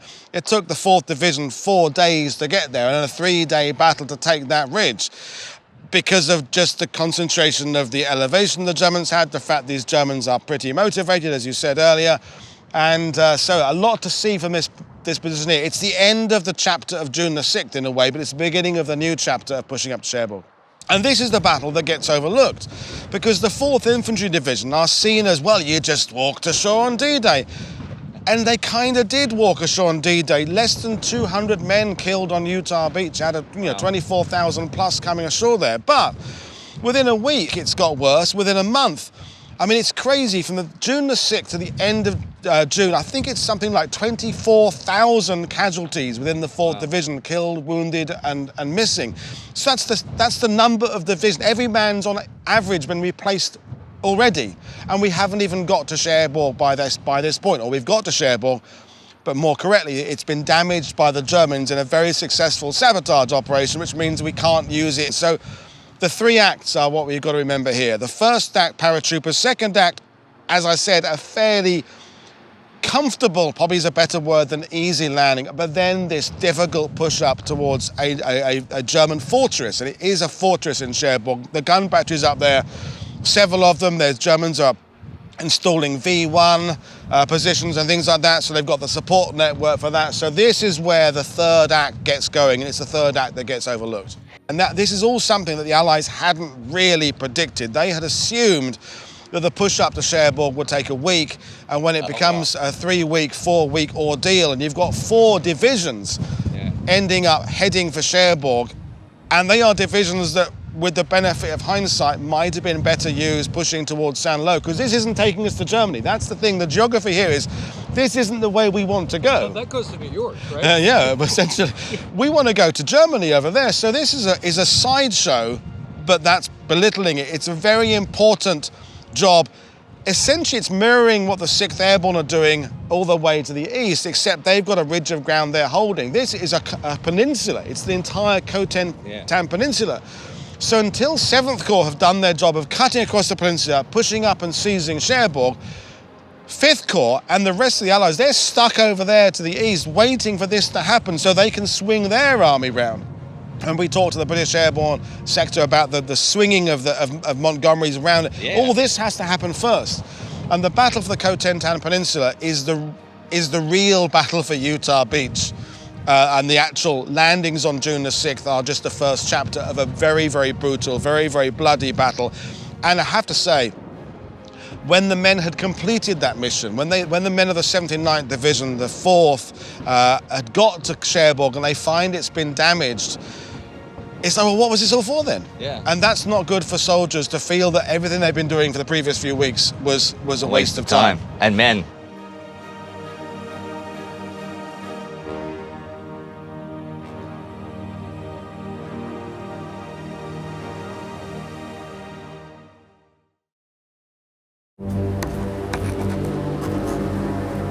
There takes a real dedication, I guess, to really deal with feelings like that, I think, with futility and all. But also, how about the dedication of operating knowing that you are likely to die? To paraphrase Thomas Hobbes, life for many of SOE's agents in occupied France is nasty, brutish, and short. Just ask Noor Inayat Khan. When she was arrested back in October 1943, the average life expectancy for a radio operator like her was just 6 weeks. Now she languishes in a German prison, shackled hand and foot. Even As the SOE have rebuilt their clandestine networks in towns and cities across France, the Germans have inflicted brutal losses and are capturing agents with alarming ease. The story is the same with the rural bands of resistance fighters known as the Maquis. As they grow ever larger, stronger, and more confident, the Germans begin a campaign of merciless reprisals. In the mountains and countryside of south and central France, the situation approaches all-out war. As I mentioned earlier in the coverage of SOE activities, their losses and the near collapse of the French resistance in the run-up to D-Day is highly knit to the Gestapo rolling up the Prosper circuit in 1943. By mid-1943, Prosper and its sub-circuits had 10,000 fighters ready to be mobilized. But it is this size that spells its downfall. So many SOE networked agents clustered together in and around Paris poses a risk simply by the numbers and geographical concentration. It doesn't help that some of the officers have become complacent. They share flats and meet at cafes to play cards. A perfect storm forms when the Germans arrest two Canadian SOE agents, Frank Pickersgill and John Kenneth McAllister, on June 21st. They are not part of Prosper, but have arrived to set up a new network, Archdeacon. But the information they press from the arrested men opens high-level entry points to Prosper. What they have learned before, and the security blunders by multiple Prosper agents, then enables them to quickly roll up the network, and already by the end of the month, they have Prosper leader Francis Sutil, his radio operator Gilbert Normand, and his courier André Borel in custody. The man that leads the charge and now becomes the scourge of the SOE, doing the most to hinder the service's plans to build resistance around Paris and in northern France in the run-up to D-Day, is Hans-Josef Kiefer, SS Sturmbannführer and head of the Sicherheitsdienst, the SD, in Paris since 1940. Kiefer has been gathering intelligence on Prosper for quite some time. His secret weapon is a man named Henri Dericourt. He's a French pilot who works for SOE, transporting agents and material in and out of France. Crucially, Dericourt has been supplying Kiefer with letters sent to and from SOE agents in the field. Armed with this information, which covers both personal and operational matters, Kiefer begins his interrogations. The Gestapo have already tortured their captives, physically and mentally. They have withheld food and water, prevented them from sleeping, and have broken one of Sutil's arms. But Kiefer takes a different approach. While he is more than willing to use violence to get what he wants, his modus operandi is to present himself as a gentleman, a friend even. He promises his prisoners that he can make everything better if only they cooperate with him. When it comes to the Prosper captives, he brandishes the knowledge given to him by Dericourt and tries to convince them that the SOE has been thoroughly infiltrated. After a few days, either Sutil or Normand or both make a deal with Kiefer to turn over Prosper's agents and weapons on the assurance that the personnel will be treated well. While the details remain unclear, evidence points to Normand being far more involved than Sutil. Whatever each man reveals or does not, we know that Normand now begins to travel around the region with the Germans, pointing out arms dumps and ordering agents to surrender. Over the next couple of months, the Germans recover hundreds of weapons and arrest 12 F-section agents and hundreds, if not thousands, of French resistance. But the real tragedy of the collapse of Prosper is not just these immediate losses. As MRD Foote, SOE's official historian, will later write. The Germans' attack on Prosper and F's other circuits in and around Paris brought them a treble dividend. They secured a substantial quantity of parachuted arms, they arrested several hundred troublemakers, and they had in their hands two wireless sets, Normand's and Canadian McAllister's, complete with codes. With these radios and codes, Hans Kiefer and his chief wireless expert, Dr. Josef Götz, begins playing the Funkspiel. This involves sending messages back to SOE pretending that the agents are still at liberty, that their missions are progressing successfully, and requesting additional officers and more supplies. In some cases, Goetz and his signals officers send the messages themselves, doing their best to imitate the agent's unique tapping style, or fists, on their Mark II transmitters. Other times, they direct the captive agents to transmit the messages themselves. Goetz first tries to imitate Normand, but this is a failure, as we notice the discrepancies in the new messages. But Goetz has more success with the Canadian. McAllister and SOE are convinced that his circuit, Archdeacon, has been successfully established. In fact, the ruse is so convincing that over a decade after the war, the head of F Section, Maurice Buckmaster, will remain convinced that Archdeacon had been doing good work for SOE in Lorraine and Alsace. Goetz repeats his exploits after Noor Inyan Khan's betrayal and arrest in October 1943. SOE are initially suspicious, but by the turn of the year, Goetz has convinced London that Noor is still at liberty. By the spring of 1944, the SD are simulating the existence of at least 3 SOE circuits. The scale of the Funkspiel is quite astounding. In February 1944, 7 agents are parachuted in to join Noor's phono circuit. All 7 of them are arrested immediately upon landing by the Gestapo. 6 agents are also sent to join the non-existent Archdeacon. All are captured. Some of them put up a fight, like Roger Sabourin and Adolphe Rabinovich, who land in a clearing at the edge of a wood on the night of March 2nd to 3rd. They're expecting a reception committee from Archdeacon. Instead, they hear German voices. They slip into the tree line and open fire. They kill 2 Germans, but are eventually overwhelmed by gunfire and are taken prisoner. As Astrid has often shown in her Spies and Ties series of our regular coverage of the war, German success here is as much down to SOE's poor security procedures as it is to German skill. SOE's code chief, Leo Marx, does quickly work out what's going on. For one thing, the messages his agents send home are often missing their security checks. These are deliberate signals, sometimes as misspelled word, which indicate whether an agent is at liberty or signaling under duress. Noor even sends over a specific 18-letter emergency code phrase that she had agreed with Marx before leaving. Marx takes his concerns to his boss, Buckmaster, but Buckmaster refuses to believe that SOE's circuits are compromised on such a disastrous scale. It is not until May 1943 that SOE accepts the awful truth. By that point, the Funkspiel has dragged about 20 of F Section's officers into captivity. Those 20 are just 1/3 of the almost 60 of F Section's men and women who are arrested across France from January 1st to June 6th. Of these, just 10 will survive the war. For the rest, death comes in the form of a bullet, a lethal injection, or simply through starvation and disease in the squalor of the German camp system. While the SD uses infiltration and radio games to deal with SOE in Paris and northern France, the Germans also deploy cold, hard military power against the swelling resistance groups in the south and southeast of the country. It is carried out in the operational tradition of the Nazi German anti-partisan military doctrine known as Bandenbekämpfung, or bandit warfare, usually associated with the Eastern Front and the Balkans. But as of 1944, those methods are increasingly common in France too, with thousands, even tens of thousands of guerrilla fighters facing off against the Wehrmacht and the SS.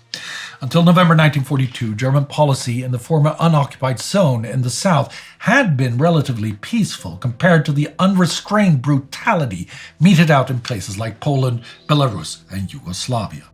The Vichy administration and police forces oversaw the day-to-day running of the zone, with the Germans satisfied with installing a Feldkommandantur, or field garrison headquarters, in each département.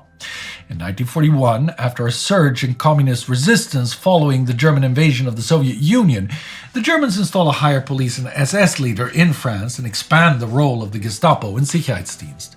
But there is no need to go much further than this, especially as the Vichy regime collaborates with the Germans in deporting Jews and communists to their mortal fates in the East.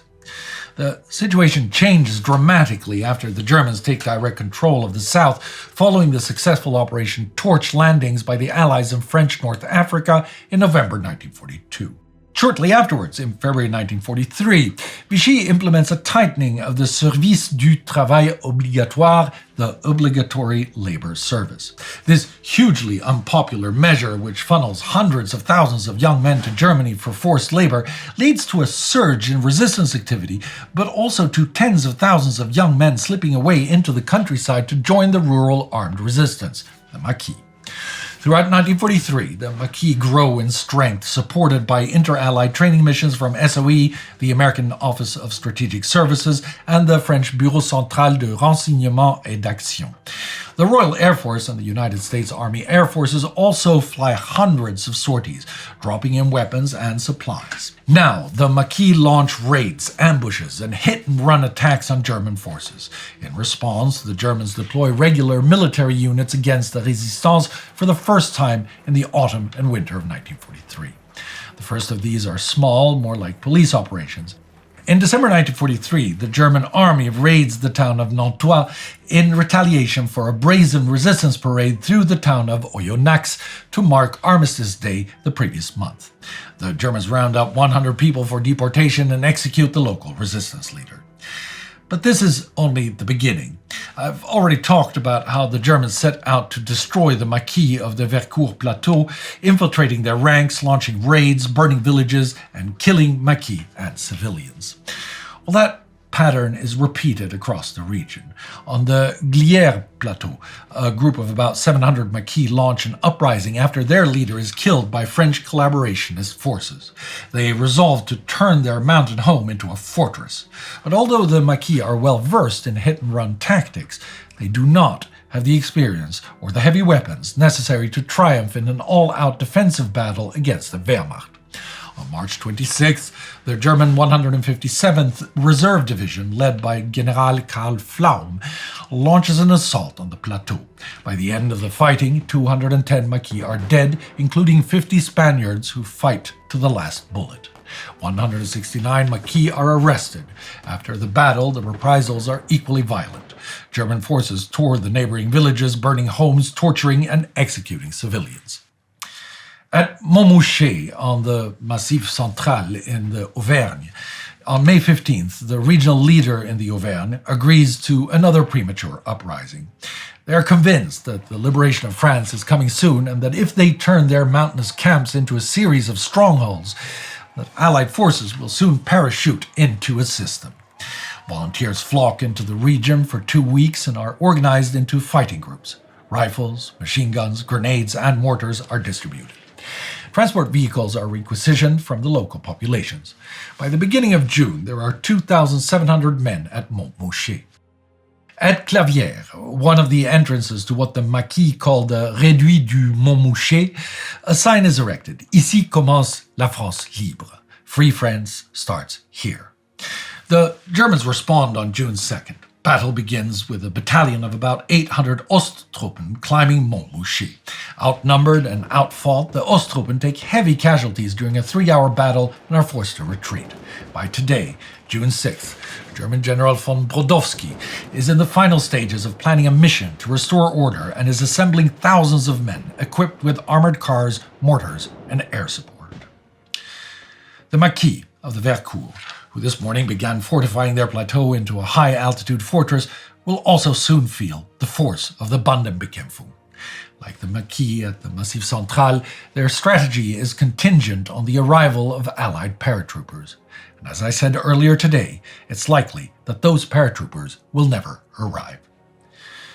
But it isn't only German forces who are arrayed against the resistance. Frenchmen are also fighting Frenchmen. The security and policing forces of France can be divided into 2 camps. The regular French police are often ambivalent or even quietly supportive of the resistance. When the resistance marched through Oyonnax in November 1943, the French police observe the procession but do not interfere. Not only do the police have some sympathies with the resistance, but their willingness to provide wholehearted assistance to the Germans has been dampened by threats in the clandestine press. But there are plenty of willing collaborators. When General Karl Pflaum launches his first assault on the Glières Plateau, Frenchmen guard the entrances and seal the escape routes. When the Germans execute people after the battle, Frenchmen identify the targets. These are not regular police officers. They are not scared of the resistance or in any way sympathetic. They are sympathetic to the French fascists and German Nazis and have been recruited by the Vichy regime specifically to implement their authoritarian dictatorship. Some belong to the Groupe Mobile de Réserve, formed back in 1941 and independent from the regular national police. Others are members of the fanatical milice, a volunteer paramilitary organization which draws its force from the most ardent and sadistic fascist supporters of the regime. SOE and the resistance hate and fear the milice even more than the SD and Gestapo. A German may be spotted as a foreigner or fooled into revealing their foreign identity with some quick thinking and smooth talking. But as Morris Buckmaster will later write, the milice are indistinguishable from local people. They were able to permeate our organization with a confidence impossible to the Gestapo, and they had the power, like dry rot, of spreading their corrupting influence among both the discontented and the timid. The milice are happy to torture and execute resistance members. SOE agent George Mylar describes them as the scum of the jails brutalized of the most brutal cream of the awful. And as so often, brutality begets brutality. The Resistance's clandestine press publishes the names of collaborators and urges retribution. The communist newspaper writes, "To each new murder that they commit, expect immediate and merciless reprisals. The French resistance sends a warning. For an eye, both eyes. For a tooth, the whole jaw." In Nice and other towns and cities in the south, there is a near constant back and forth of attacks, assassinations, executions, and brutalization. So when the Allies are now securing a foothold in Normandy and SOE and the resistance have carried out countless acts of sabotage and preparation, they gear up to tie down German forces and obstruct their movement to Normandy. With the training, weapons, and ammunition they've received and their skills in sabotage, ambushes, and other hit-and-run tactics, they are placed to make a significant contribution to the Allied effort. But how successful the SOE and the guerrilla armies will be remains unwritten. The Germans continue to inflict a heavy toll on SOE's officers, and the events in the south of the country show that the resistance is clearly unable to match the Wehrmacht in open warfare. Whatever happens in the coming weeks and months, there will be a lot more pain for SOE and the French resistance to endure.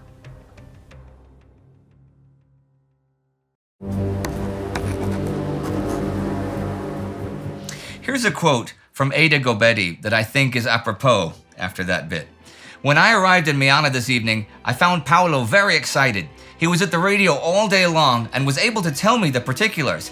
It is the very opening of that second front that we were awaiting for so long, and it appears that it was carried out with gigantic vessels and with an extraordinary technical efficiency. Yes, by now it is useless to try to deny its importance. It is a decisive event. It is certainly the beginning of the end, if not exactly the end. Yet it is strange how I do not feel profoundly and intimately touched. Perhaps it is because I am too occupied with innumerable little daily tasks that make it impossible for me to see the whole picture. Today, meeting with a new person prepared to work with us counts more for me than the movements of an immense army that is far away. Moreover, I cannot forget that inevitably every large-scale action of war is accompanied by destruction and massacre. We keep getting reminders that no one here is out of the woods yet. For the Allies, for the Axis, for the French at home, there is a great deal more suffering to be borne before anyone is out of the woods." What about the people who intentionally put themselves in the woods again and again? The double agents. Yeah, them. Here are the stories of two of them, central moving pieces of Operation Fortitude. We begin with Dusan Dusko Popov, and we will focus on a somewhat controversial aspect of this agent. The reasons the Germans seem so easy to fool, it's a tale of double-cross of the double-cross, and betrayal at the highest level. At the center of the Germans' failure today is, of course, Hitler and his paralyzing control of strategy and tactical deployment of the German forces. Indy and Sparti have also shown many other problems with the German command structure and Nazi politics that get in the way of the German response. And then there is deception, and that works very well, right? So well that you'd almost think that the Abwehr is working for MI5. Are they? Duško Popov and his best friend and handler at the Abwehr, Johnny Jepsen, might provide the answer. Now Popov is a fascinating character. He is dashing, charming, promiscuous, rich, cosmopolitan, complex, daring, and brutally ruthless. Current MI6 agent and future author Ian Fleming is a personal friend of his and will use him as one of his inspirations for James Bond 007. We've done a biography specially on him in our regular coverage, so I won't tell his whole story today. Instead, I will focus on Duško's and Johnny's relationship. The two meet in the mid-30s while studying at University of Freiburg, Germany. Duško has come here from his native Serbia, where his father has built a very successful international trading business. Johnny is 5 years younger and arrives after him and makes quite an entrance. Now listen to that. He rolls into town in his Mercedes 540k. The first thing he does is pay a visit to the town's police commissioner.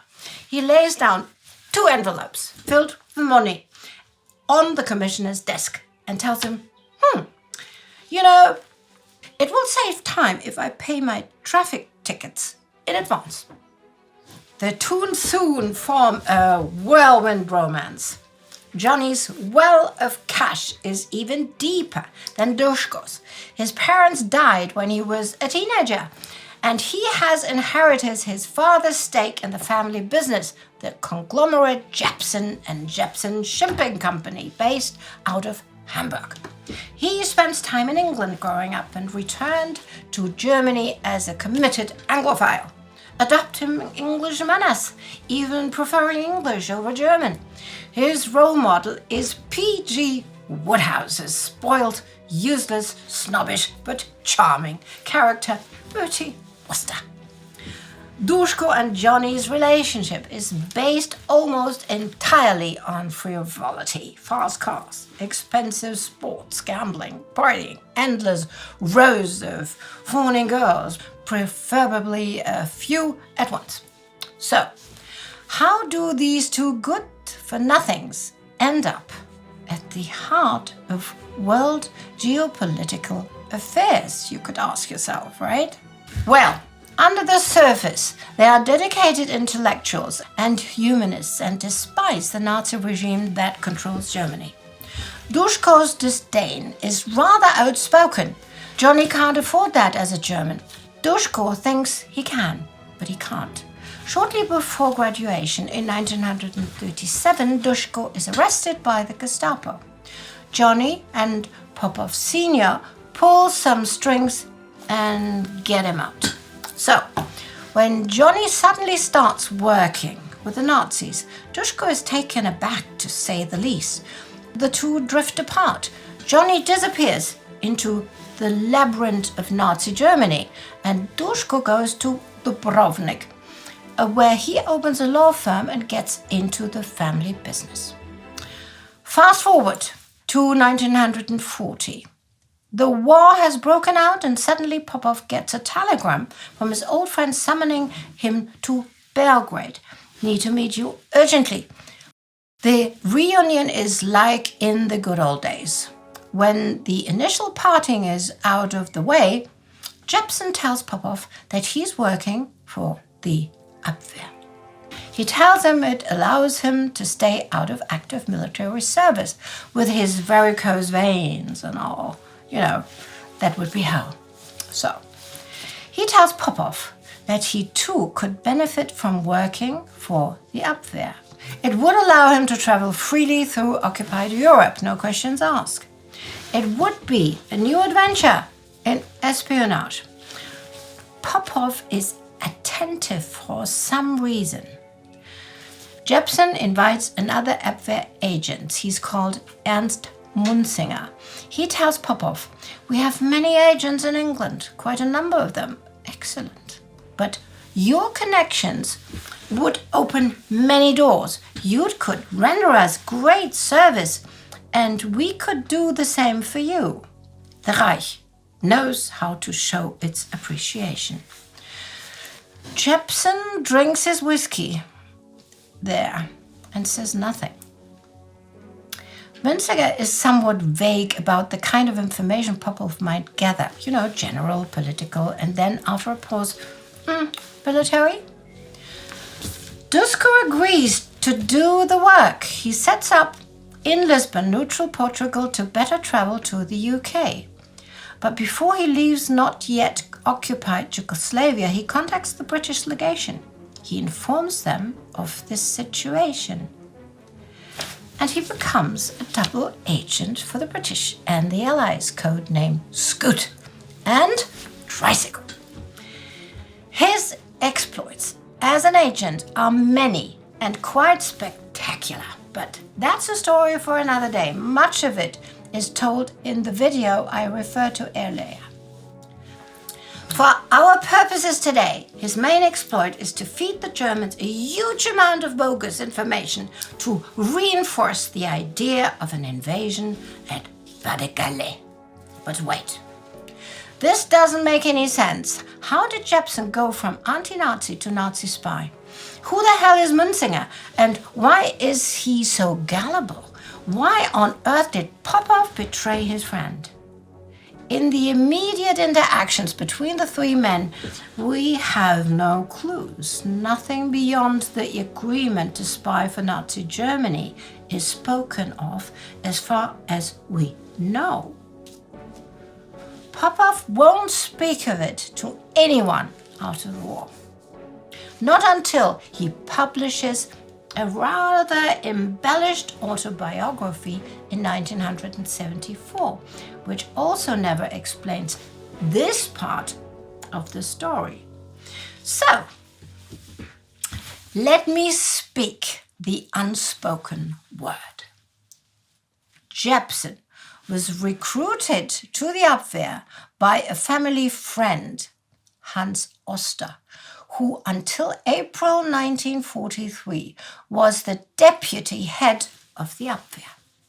Oster worked for Wilhelm Canaris, who until February 1944 was the head of the Abwehr, and Munzinger was another deputy to Canaris.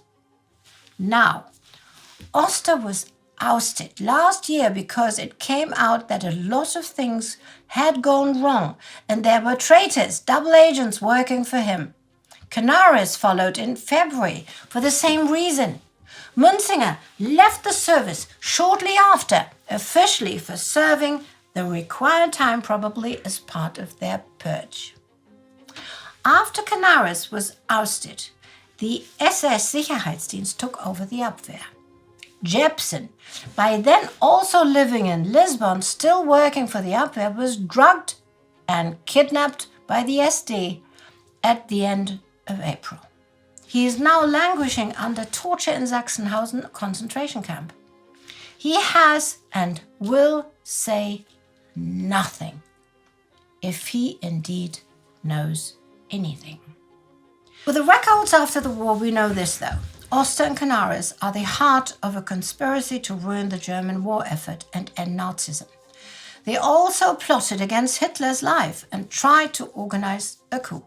Canaris has deliberately led German secret leaks to the Allies, even secretly met them in Rome.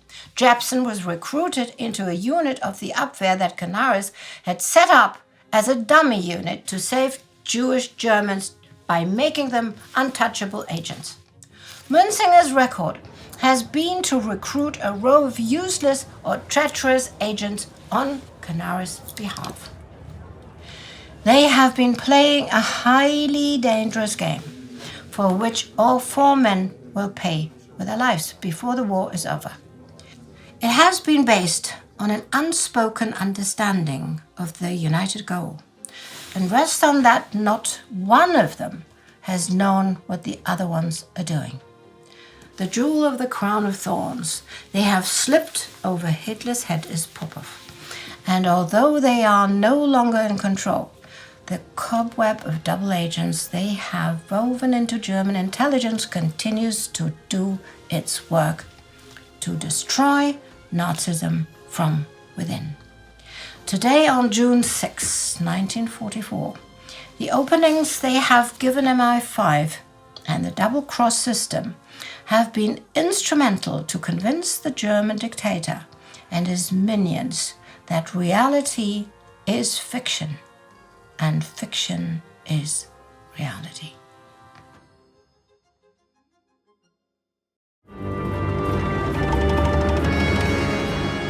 Our next double-cross agent is of a very special kind of importance. Her long deception messages in her own cipher are re-enciphered by her handlers using an Enigma machine and broadcast to Berlin.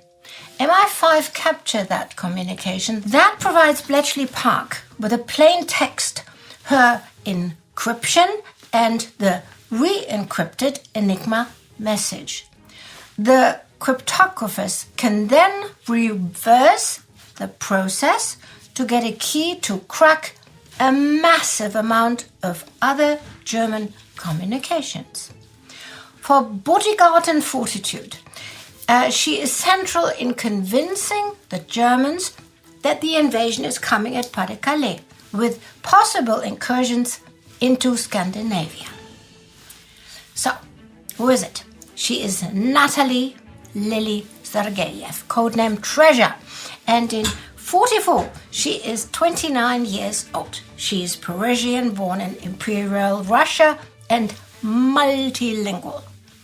Lily is famously eccentric, an artist, adventurer, and idealist.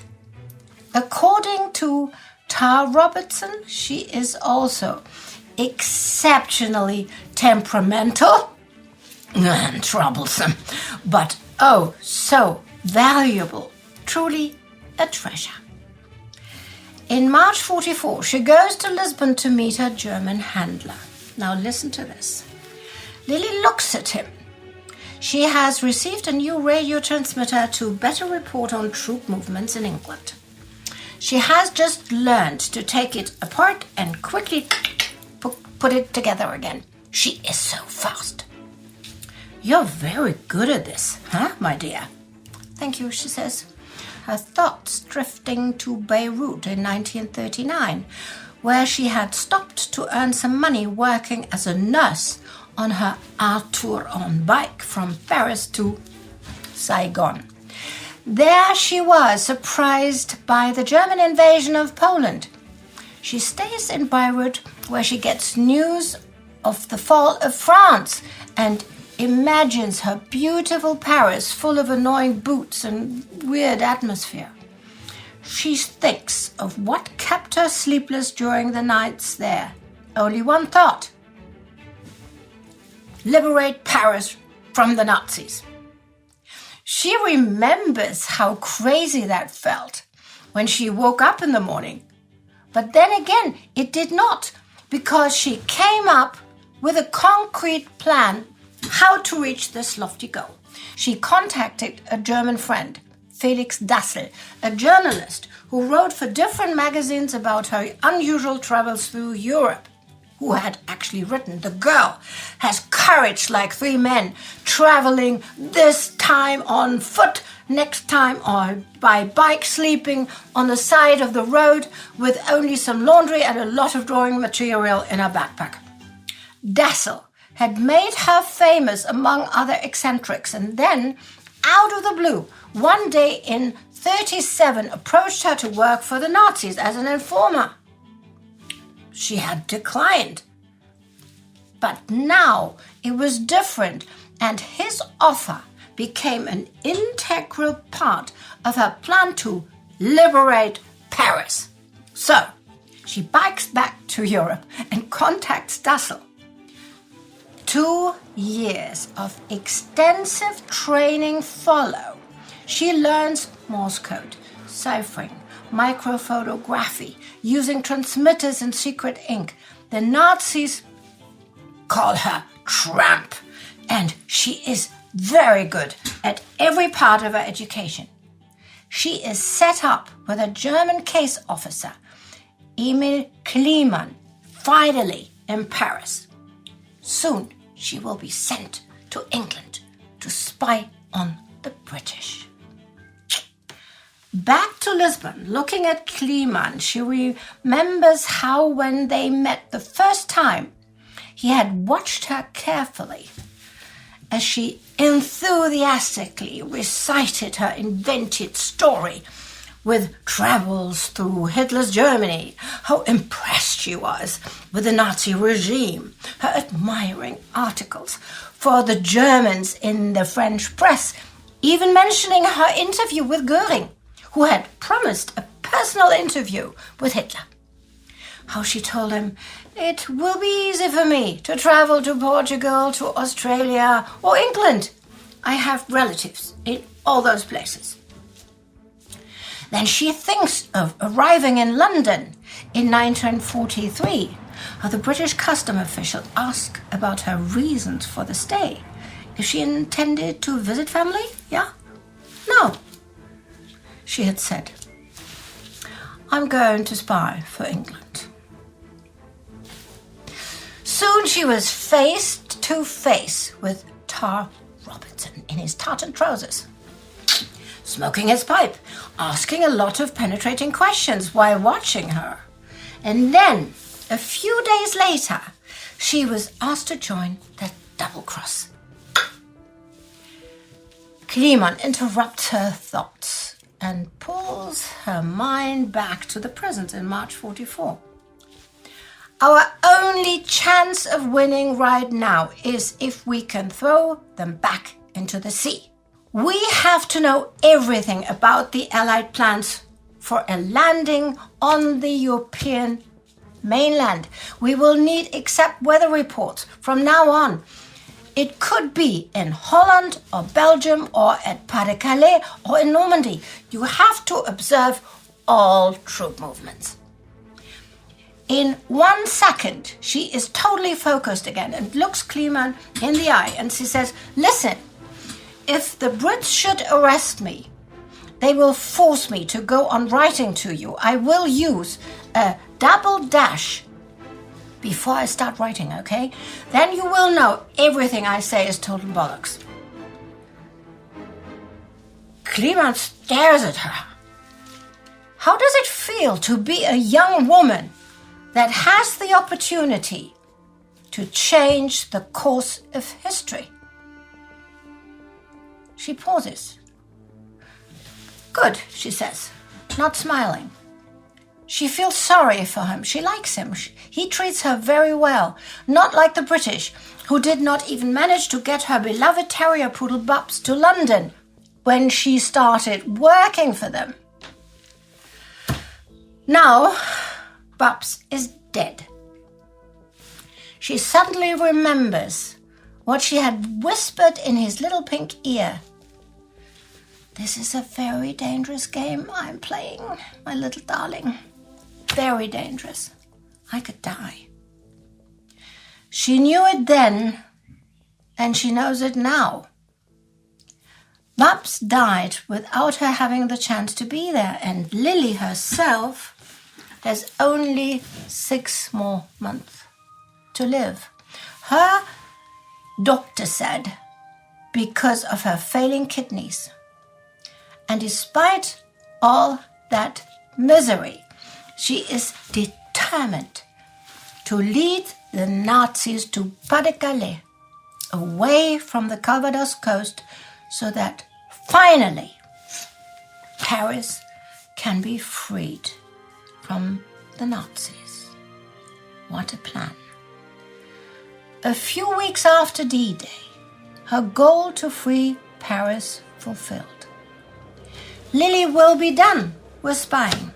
She won't die quite as fast as predicted. She'll marry an American officer, move to the US, where in 6 years her kidneys will finally give in, and she will pass away only 38 years old. The vast majority of the thousands of soldiers whose lives she helped save today will never know that she even existed.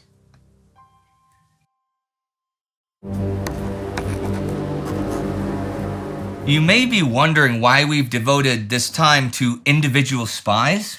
But you have to realize their importance. They are the conduits for an army of deception, an enormous invisible army that has affected the events of this day as much as the men on the ground have. But that is not at all to belittle the efforts of those brave men on the ground here today.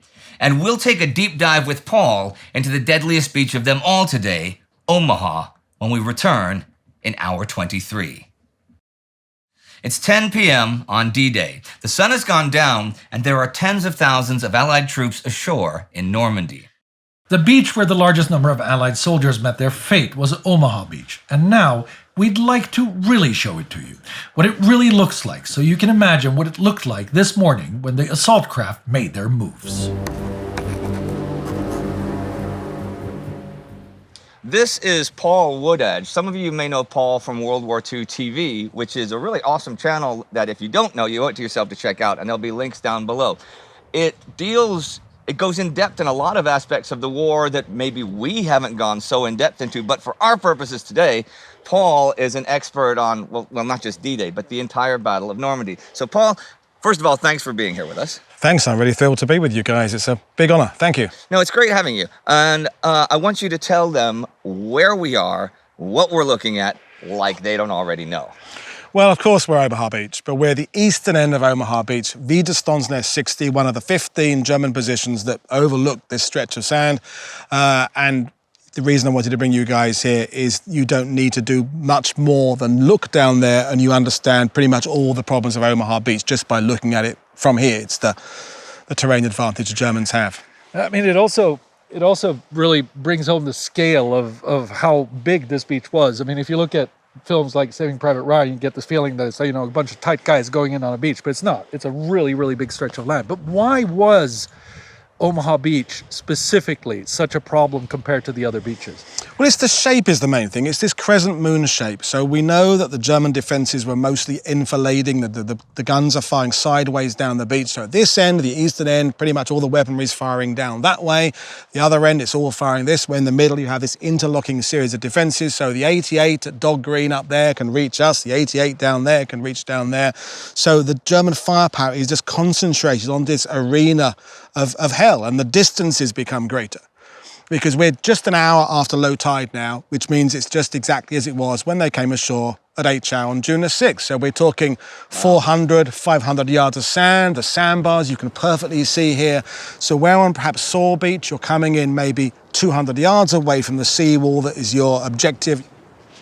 No, it's interesting to me, since I actually have not been to Omaha Beach before today. I know people think that I get to travel to all of these locations, but because of the pandemic, and before that I was going to the World War I locations and stuff. So to me, a first impression is looking out there, looking out at sea and trying to picture that monstrous, vast armada and trying to be in, say, some German's shoes, seeing that and going,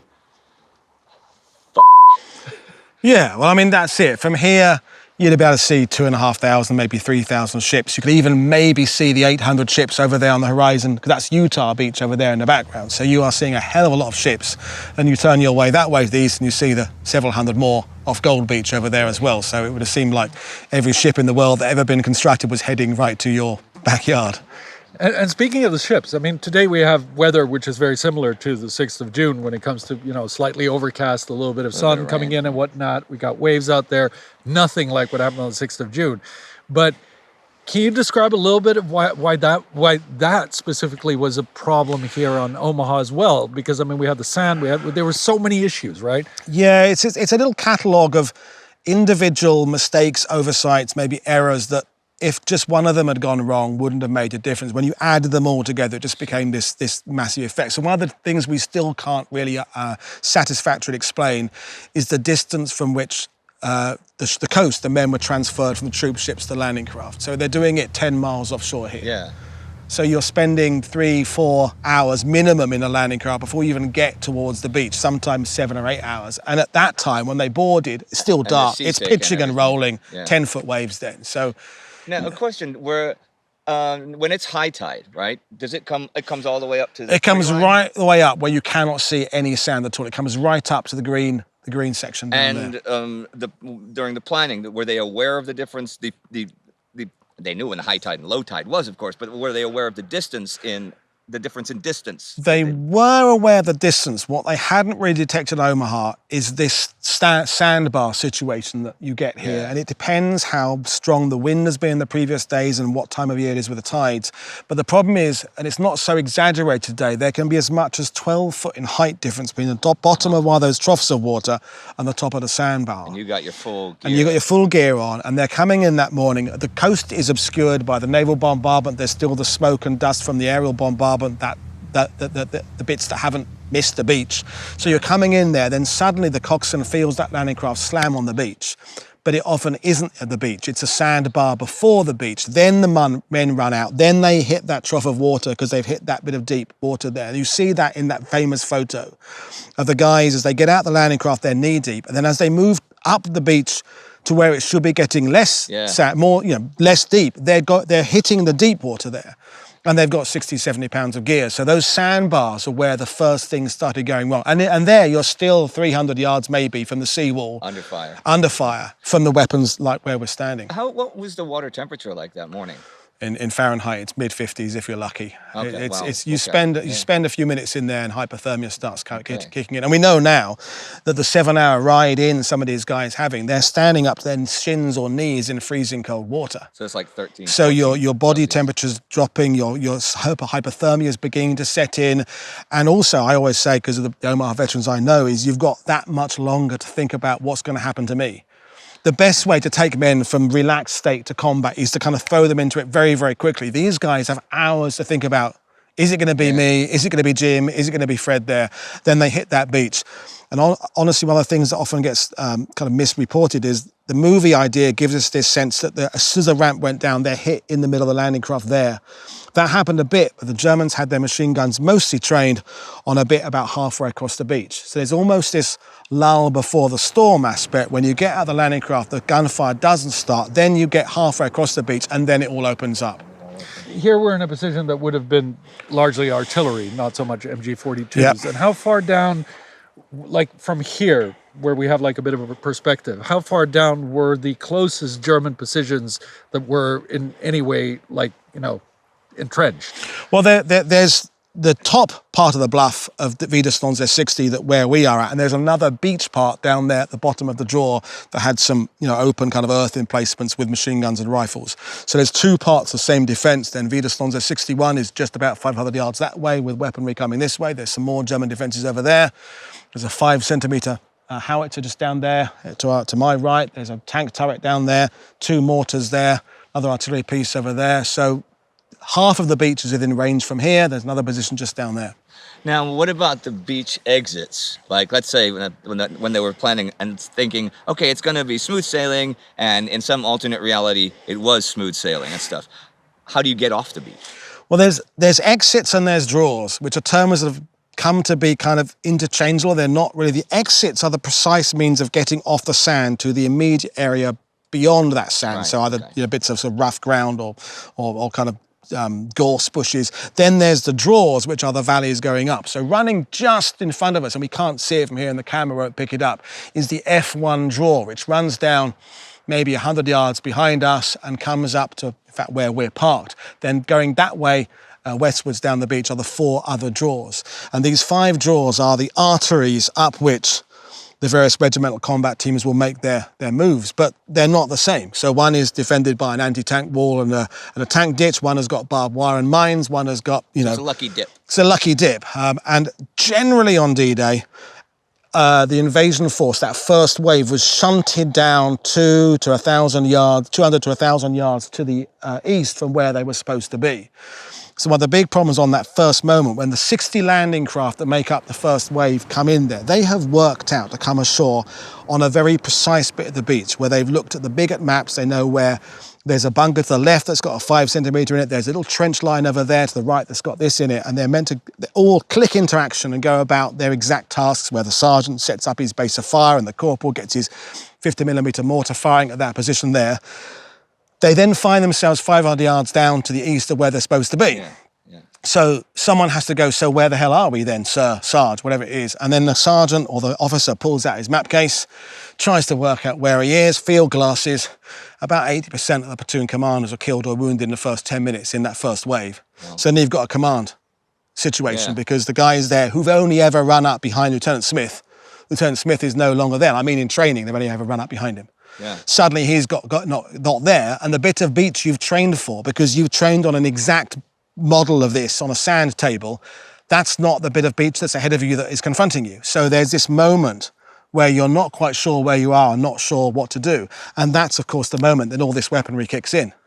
If you look at, like, a lot of other documentaries, and if you look at, like, also the movie variety of it, a lot is made of what a shock it was for the American troops who were landing down here and what a terrible experience it was. But I mean, it was the same up here on the German side, of course. Yeah. They were experiencing the same thing. How much, in your opinion, did the human factor deteriorate the situation once it started going south? Or did it not? That's like a kind of provocative question, but... Yeah, well, I think you've got that first 30 minutes, hour maybe, where both sides are not sure what's happening, because for Americans it's kind of gone wrong a bit. And again, there's the Sherman DD tanks haven't arrived. There's another whole story that we can cover later on. At least they haven't arrived this end of the beach. They're starting to arrive the other end of the beach. There's no armoured support. The naval bombardment has either not started it or missed its targets. The rockets have missed. The aerial bombardment has missed. So there's a moment that lasts maybe 30 minutes while the Americans are, where the hell are we? What are we going to do? Let's get out of this. But the Germans, and this is, I think, one of the things I really want to get across, as confident as they are that they will stop this invasion at the water's edge, Rommel has basically told them that, is they don't have ammunition for a long fight. They don't have a huge amount. These mortars here might have 20, 30, 40 rounds behind them. So that first 30 minutes, they go boom, boom, boom. But then after that first wave, and it's the first wave that bears the brunt of everything. So the other end of the beach, A Company, 116th, 85% killed or wounded getting across the sand. That's the famous Bedford boys down there. E Company, F Company, 16th Infantry, bad losses. L Company down there, bad losses. But they're not completely eliminated. So then within 5-10 minutes, the second wave comes ashore. And their casualty rates drop dramatically to, it's still terrible, but maybe 40 to 50% killed or wounded. And the third wave comes in 10 minutes after that, 20% killed or wounded. So when the smoke clears, and I mean that literally and figuratively, after that first wave, the Germans look down there thinking, well, we should have stopped it all. But no, there were still landing craft going. That's when the realization of how much is coming your way, because you can now see column after column that's bringing in second wave, third wave, fourth wave. And these Germans just don't have the ammunition to deal with that, which is why a lot of German positions run out of ammunition before they're overtaken. Now, where we're standing here, we're going off into that story, this was probably, despite its brilliant view down the coast, one of the very first German positions to be taken out from behind, in fact. Okay. Because members of L Company 16th Infantry, who'd lost all their officers, bar one, who was kind of the slightly overweight, been great logistics kind of guy with him in North Africa, but not kind of the traditional hero. Jimmy Monteith is the only guy down there alive in his company, and he leads a rabble of kind of disorganized guys from L Company up this draw here that the Germans don't actually have anybody defending the draw. Okay. Their confidence is such that everybody, as I just said, will be killed in the first wave halfway across the beach. That hasn't happened. And over the next hour and a half, Jimmy Monteith leads these 30 or so guys up this draw there. He leads a tank that had come ashore on foot through a minefield at the bottom, knocking out the little group of Germans down there when the kind of the earthworks, and then actually attacks this. When I do this, normally I say, well, actually not so much attack it as walked in from behind, By 8:30 in the morning, there's these 30 Americans coming in from behind the direction we ourselves came in from, almost tapping these Germans on the shoulder and saying, "Boo, you're taken." And boom, there's the American flags kind of up here. A few Germans down the front there held out till the next day. So despite its incredible view, The panorama is amazing. within 2 hours, this has been eliminated. Although, to continue the story, his defense of the area over there was the key bit, because the Germans, the rest of the 352nd Division land, who are now desperately racing towards the coast, realise there's a key position on Omaha Beach. They didn't call it Omaha Beach, that was our name for it, but their defensive sector. But they realised, it says all on Omaha Beach. But they must get here, because they realise if there's one place they can get to now with perhaps a couple of half tracks and a couple of towed bits of artillery, there they can fire down there, because by midday or so, and there's still people pinned down on Easy Red, which is kind of the central part of the beach has come right up into 10 feet now. And there's hundreds, if not thousands, of Americans pinned down on that bit there. If the Germans had got back at that point with a couple of half tracks and 20 or 30 infantry here with a couple of MG 42s and pushed back Monteith and his 30-odd guys back towards the beach, plonk an MG 42 at midday, and you got hundreds of Americans pinned up on 10 foot of sand, you could have a very different outcome here. So Monteith received the Medal of Honor for this action up there, which was a testament to how important Eisenhower, when he saw that potential citation, said this is the guy that's going to be getting a Medal of Honor because it's showing the aggressive spirit. There were 2 other Medal of Honors, but they were kind of life-saving, kind of people pulling others out of the water, and very important. But Monteith was that aggressive. Let's get it and get in up and get behind.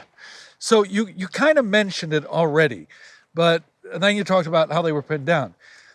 But why exactly did it take so long to get off the beach at Omaha compared to Utah, Sword, Gold, Juno?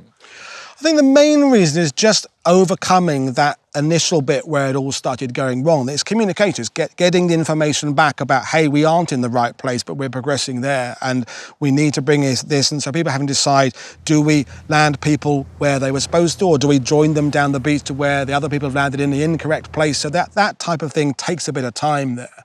And people like Bradley, who's off the coast there on his command ship, by the time he's getting information, it's 2 or 3 hours out of date. So that aspect isn't really is something we need to consider as well. So it was worse, but everything takes time. And don't forget, the force is bigger here. It's 2 regimental combat teams. It's 36,000 guys eventually coming ashore here compared to 12,000 on Juno. So it takes longer to get that bigger sized organisation back on its on course again when things have gone initially wrong, and that's where the time is lost. So there's a moment where, although the Allies haven't got themselves sorted out yet, the Germans have already, in a sense, shot their bolt. So it has already changed in terms of the outcome has now changed, but you haven't noticed it yet as the American on the beach because you're still pinned down. But I hope I'm making myself make sense there. There's kind of a moment has changed already. You mentioned the armor, and okay, we touch on it in the regular part of this series. Could you talk a little bit more about the armor and lack of armor and problems with armor and successes with armor at Omaha Beach?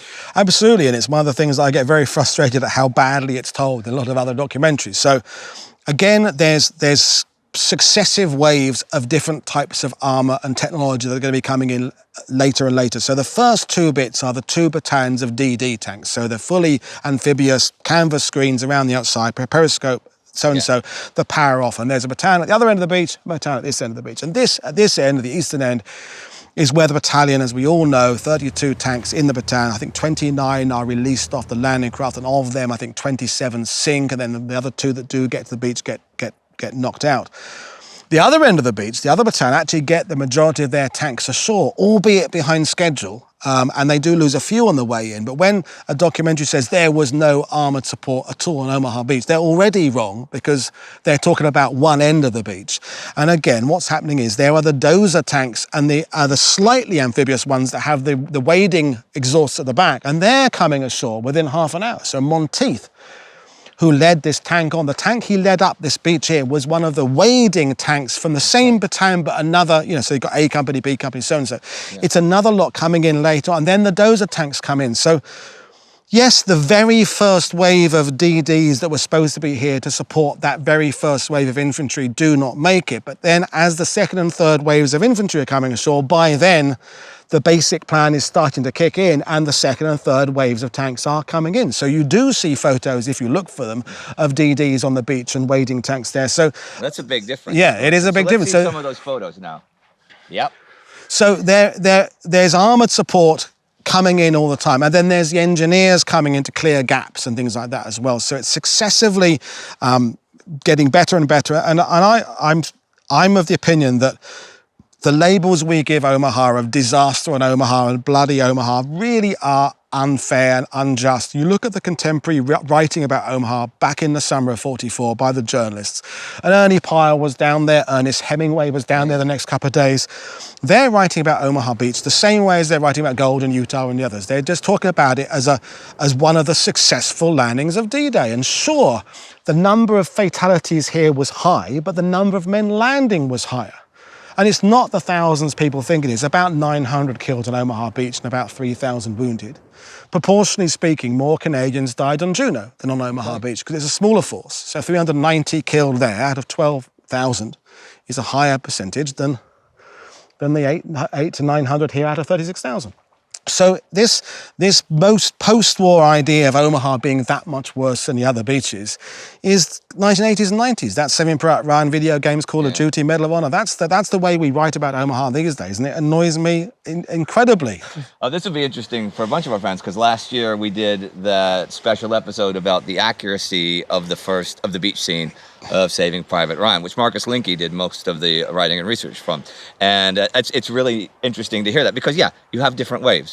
Yeah. A wave can be a disaster without the operation being a disaster. Exactly, yeah. You're touching on a pet peeve of mine as well because of like how everybody focuses on this part of the beach. But I mean, if we're going to cover that in other parts of this series, but if we just go stone throw over in that direction and we look at what was happening behind Sword, Juno, and Gold, right? We have just as fierce fighting going on there. Yeah. Why do you think that is? I mean, is it only because of the media coverage in the 80s or 90s, or do you think that there are other reasons for it? Well, the industry I have been in for the last 20 years has been part of it as well. In the story that tour guides tell to fit in with the time frame that tourists allocate to visit the beaches is all you have time to do on Omaha because you've already done the regular one-day American tour that 1.5 million people do a year is San Miguel's Utah Beach, Point du Hoc, Omaha Beach, American Cemetery.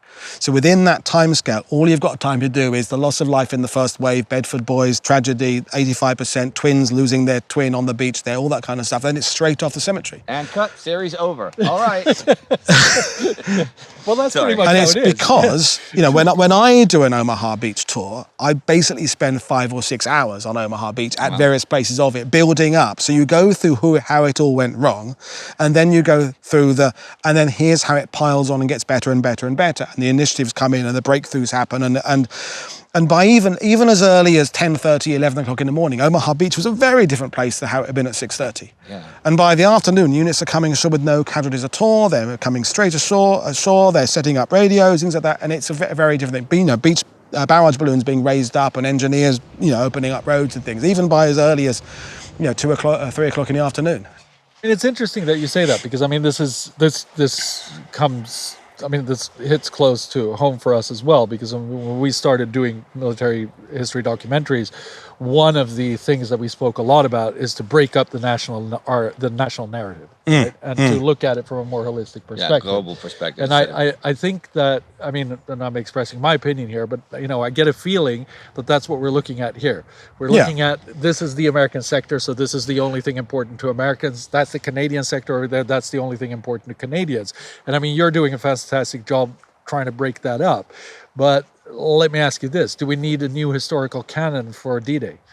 I think we do, yeah. I think, but the only way to get there is to wipe away all the things we think we know and start again from scratch. And that is a very difficult process because at the age I am, I grew up watching Patton and Guns of Navarone and Dirty Dozen and Longest Day and all those, and they're all seeped into my consciousness and all the things I believe are factual. Yeah. And to kind of wash that all away, all the 80s classic books, the Max Hastings and the Carlo D'Estes and that era there, which was good history then, but we now know a lot of that is out of date. We've moved on from it. It's old thinking. The idea of the Germans being incredibly efficient and we were hopeless and kind of blundered our way through. I mean, speaking as a Brit, is nonsense. I mean, the British and the Canadians was a kind of pretty well-oiled machine by 1944, and sure, we had a few problems in the battling German armour, but we bested them. And Omaha Beach has fallen victim to the way the story has been told. And documentaries so often start with Omaha Beach with kind of misty fog and flapping flags and sad kind of trumpet and trombone music and flute music coming in. And some presenter walk across the beach talking about the tragedy and the bloody wave, red-soaked blood topped waves and all that, and all those parents that lost their sons, and that's not an incorrect way to do it, because that did happen to that first wave. But if you think about it from the other point of view, at the end of June the 6th, back in Portsmouth, Eisenhower's there. When he hears, I don't know he'd have had the exact figure of how many had been killed or wounded that day, but if he had been told it's less than 1,000 killed and 3,000 wounded, and we've basically held the beachhead, he'd have been jumping up and down with glee. He got that report, because they had estimated 3 times as much wounded and killed. So three times. We're talking about a significantly difference. So I often, I'm a hat wearer, and I say to people, you've got to sometimes wear your emotional hat and sometimes wear your analytical hat. And there's a moment to be on that beach and walk along it at low tide and think about the loss of life in that first wave, and it's tragic, and brothers lost their twin and parents lost their son there. But then there's the analytical hat you put on and go, but it was a completely successful landing that got off the beach, reached most of its objectives by the end of June the 6th, and 36,000 men to come ashore for less than 1,000 killed. I mean, this is really good going. In this war? Yeah, it's really good going, and sure, we didn't reach all our June the 6th targets, but we've made 5 separate landings on 5 beachheads that have all been successful, and we're forging our way inland towards those next objectives. So it's gone very well. You mentioned, now we're talking a little bit about the post-war fog, right?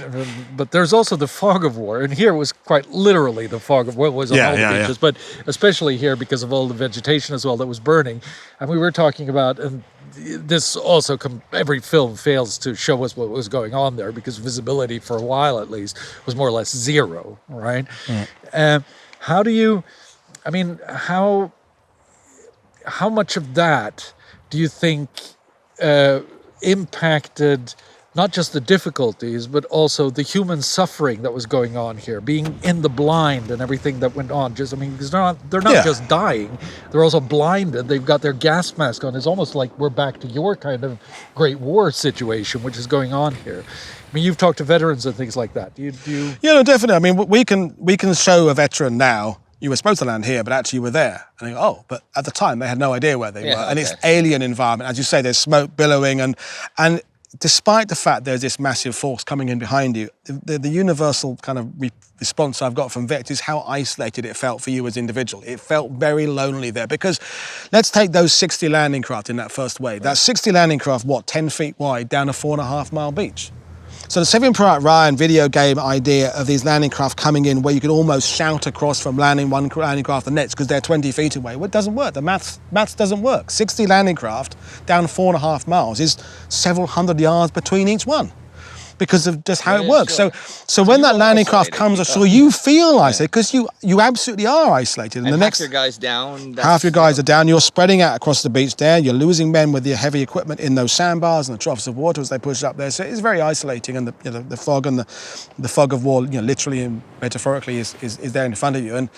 And those first moments were incredibly intense. And when I've been there with veterans, the last thing you do as a historian is say, but it got better later. When they're talking about the shittiness of that first half an hour, you don't go, yeah, but you've got all these men behind you coming in, because that's not their experience. That's not what they were feeling like at that time there. I've spoken to a few myself over the years, and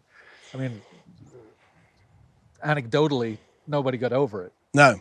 There's the famous account of Heinz Severloh, the German machine gunner, who was down at Widerstands 62, so about 600 yards that way. And a lot of the Germans who actually weren't behind MG42s, they were behind Polish guns and 08s and things like that, all the other foreign guns the Germans are using. There's maybe only about 10 MG42s of the 80 down the beach, probably of that type. But Heinz Severloh did have an MG42. And his account, he wrote about it, he said, I was firing down that beach all day. Okay, so he was there, and he didn't surrender till 4 in the afternoon or something. He fired 11,000 rounds. Now, with an MG42, there's no way you can make 11,000 rounds last all day. Wow. There were huge gaps, must have been, in between bursts he was firing, but in his recollection of it, when he spoke about it, he wasn't lying deliberately, I don't think. He genuinely felt he'd been firing his machine gun all day, but it doesn't work out mathematically. 11,000, if you just do that, that's 6 minutes or something. So how he referenced it is clearly very different to actually how it was, but that's because that slowing down of time thing or speeding up of time that happens to men in combat down there. Now, how effective or ineffective were the naval guns in assisting the Omaha beach landing? Two phases again. So that's why the initial naval bombardment generally either didn't hit its targets or it was ineffective, because firing an 8-inch shell at a bunker that's 7 miles away just doesn't work. What happened later on is just the improvisation. Individual destroyer commanders, the McClellan was one of them, they decide that I'm going to just run my vessel in closer. They're hearing it, graunch on the sound underneath there. And you kind of have the situation. I think there's a story of a C Company 116th guy down there who gets up the German bluff, and there's some kind of German radio set there saying he's just twiddling knobs and ends up finding a frequency. And it's some guy who's on a truck, on an LCT or something out there, who picks up this, because he's just going around listening for stuff. And eventually message kind of is shouted from one person on the bluff, left a bit, up a bit, and the destroyer starts firing back at the bluffs there. And that hadn't been accounted for and planned for that way, because they all have their fire orders, and you will fire on this quadrant in a W shape for 15 minutes, then move to this area here. But it's the improvisation that happens. People just start realising, hang on, I need to do something. And you get that NCO thing where the officers who are lost, they start saying, well, who's got a Bangalore torpedo? I have. Well, I think we should use it over there. And that's what happens. And I think when I try and make the point, and you do on your channel there, is that's the sense of, if in doubt, do something, that the Allied army has. That as a rule of thumb, the Germans don't quite have that. I know there's the Auftrag-Taktik kind of thing, but the Germans in these positions here who aren't the best, they have been told, fire your gun on that angle there until you run out of ammo. They don't really start picking up their weapons and moving to other locations and thinking, hang on, there's a gap there. I should try and fill in that. So the interlocking nature of the German defences stays fixed. So what happens is when that gun there gets knocked out, there's a gap on the beach. Right. Okay. Some group down there realise that the machine gun fire that was swinging left and right in front of them has now stopped at a certain point, and they start going, well, hang on, if we go slightly to the right of where that gun swings round.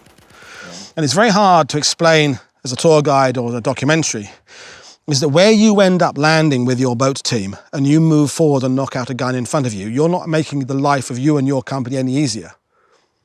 Because the gun you've eliminated isn't shooting at you. It's firing a mile and a half to your left or right. But what's happened is someone a mile and a half down to your left, their bit of beach has suddenly got a bit better for a reason they really can't explain why, but they feel, I think we can move. So they then knock out a bunker near them that then makes life better again for someone down the beach there. So ideally, I would be kind of TARDISing myself up and down the beach on a tour, going, so this bit here connects to that bit over there, that then connects back here, but you obviously, by limitation, you have to stay in one place. So it's very hard for anybody to say to me as a historian of Normandy, so where's the moment the Battle of Omaha Beach broke? Which is the defining moment? Because it's not. It's one thing there that connects to one thing there that's over there, another tank does that, and that's how it's working. And suddenly, not suddenly, progressively there's a realisation, hang on, we're over the worst. But you know what, this is like a microcosm of one of our channel slogans. History does not happen in a vacuum. Yep. It's not this isolated event and that nothing else really mattered but that. So just what you just talked about is that slogan in microcosm. And it also, I mean, what strikes me when you're talking about it is that goes back to what you were talking about, this being in a bubble, being isolated in a world of horror, right? Mm-hmm. So you're there on the beach and you're fighting against that position over there for the Germans, and it's not going to help you, and you don't even know who it's going to help. So it's got to feel at the moment pretty useless what you're doing, because you don't. Yeah. There's no way of knowing it. I mean, that's got to be terrible. Yeah, right? and so just on my tours, and I've explained how all these things have come together and brought the victory. There's a photo taken just in front of us down there, late part of the day, and there's 7 or 8, 9 bodies washed up on the shingle. One has got a K-ration box over the head, and there's a guy who's sitting looking at these bodies, and he's clearly older because he's got a ball patch like I've got, and he's kind of got that kind of thick neck look of an older guy. So he's in his I don't know who he is. He's got an tanker's jacket. And his body, you can't see his face because you're looking at it from behind, but his body language is all hunched over. And he's looking at these bodies. And, and I always say, so what's he thinking? And so just at the moment that Eisenhower is really pleased that this has gone okay, there's some poor guy who doesn't really care about the fact the exits have been cleared and the engineers are building roads. His day has finished looking at the 6 bodies in front of him that maybe the guy with the K ration, they've put the box there because the guy's missing his head, maybe his head was cut, decapitated.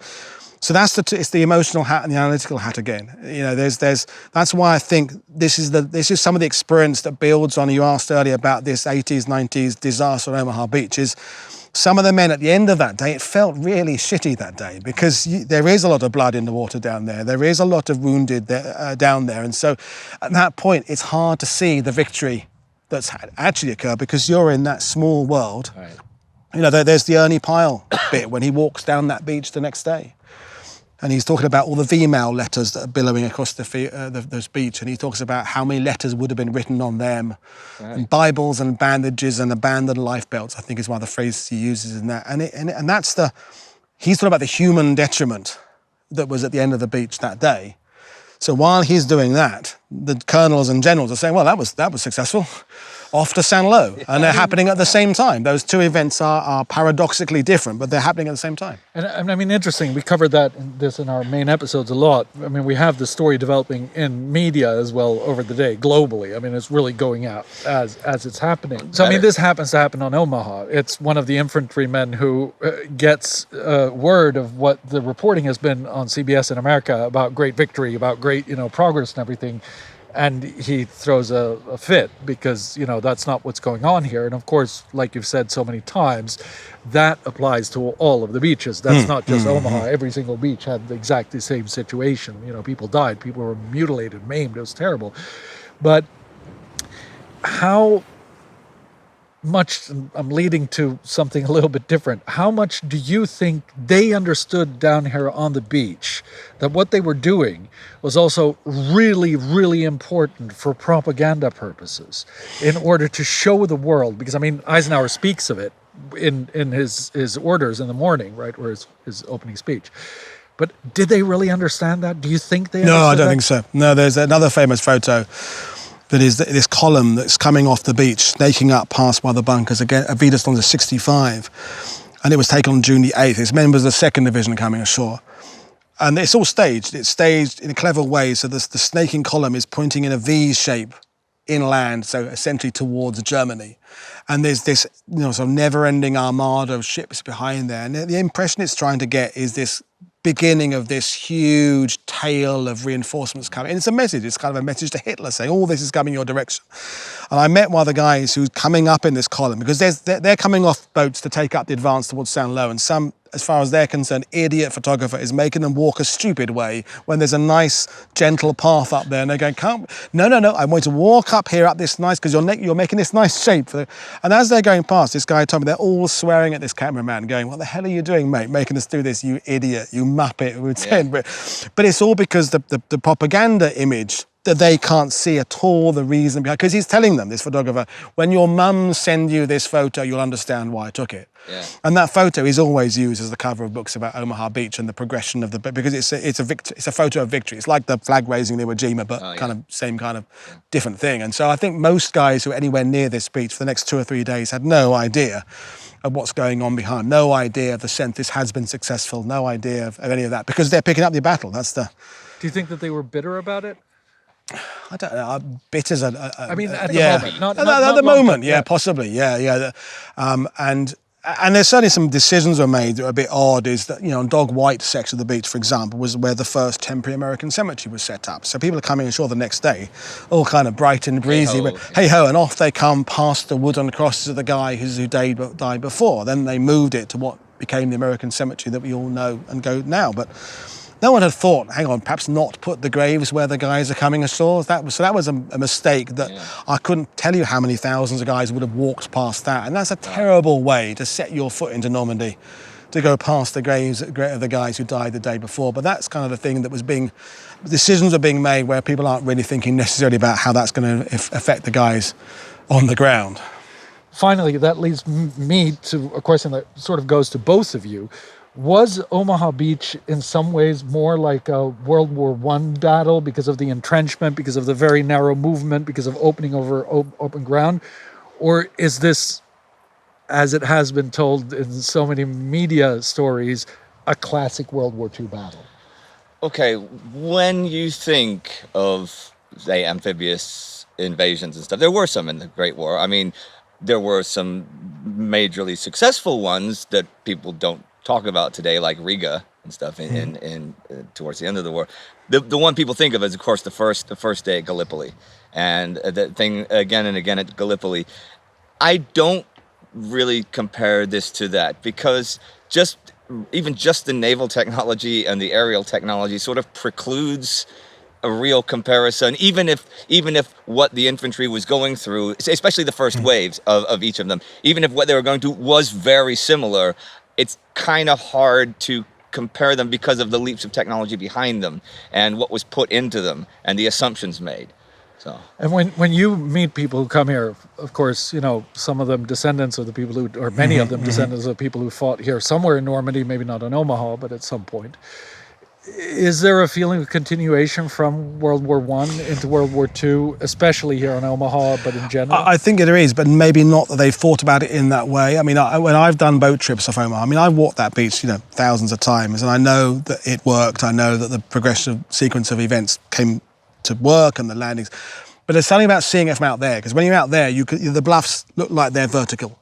And there's the crescent moon shape I talked about earlier. So I think there is that psychological kind of over the top, like in the trenches aspect of it. And I know there's a guy, I think it was in the 16th Infantry, who was one of the regimental historians, who referred to this after D-Day as the Gallipoli of World War II, but not necessarily about the entrenchment, but the kind of the physical view. As you were coming in here, no matter how, if you'd attended 1,000 briefings about this, if you'd got a sight of this terrain over the front of the landing, you'd have thought, why the hell are we landing? This is a fishbowl of this crescent moon there. That for them, it would have maybe seemed a bit like going over the top.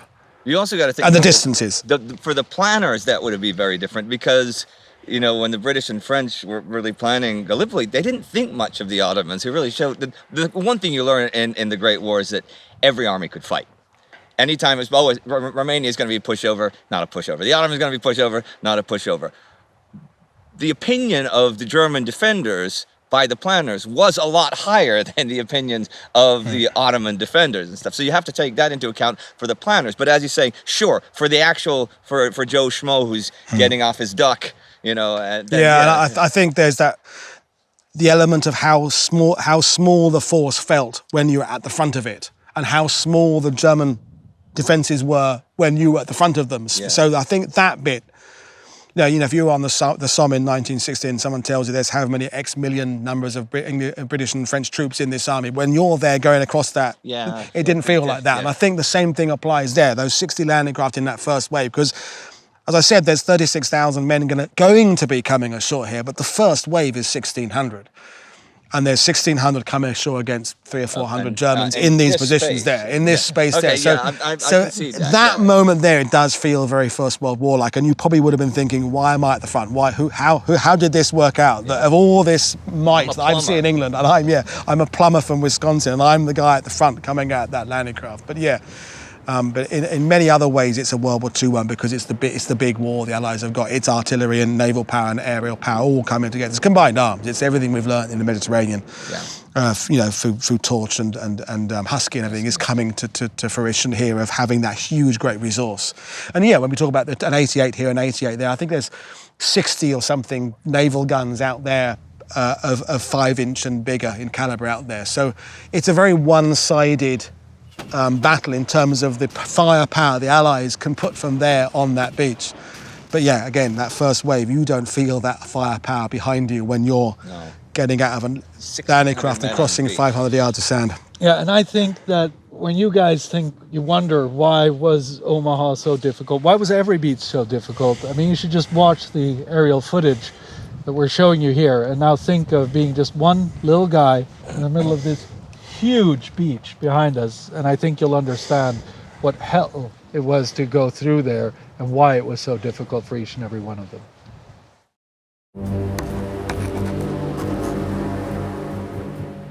Wow. And let's take this opportunity to go to the east end of the Allied assault beaches to Sword and inland from there, as the men there shut down for the night.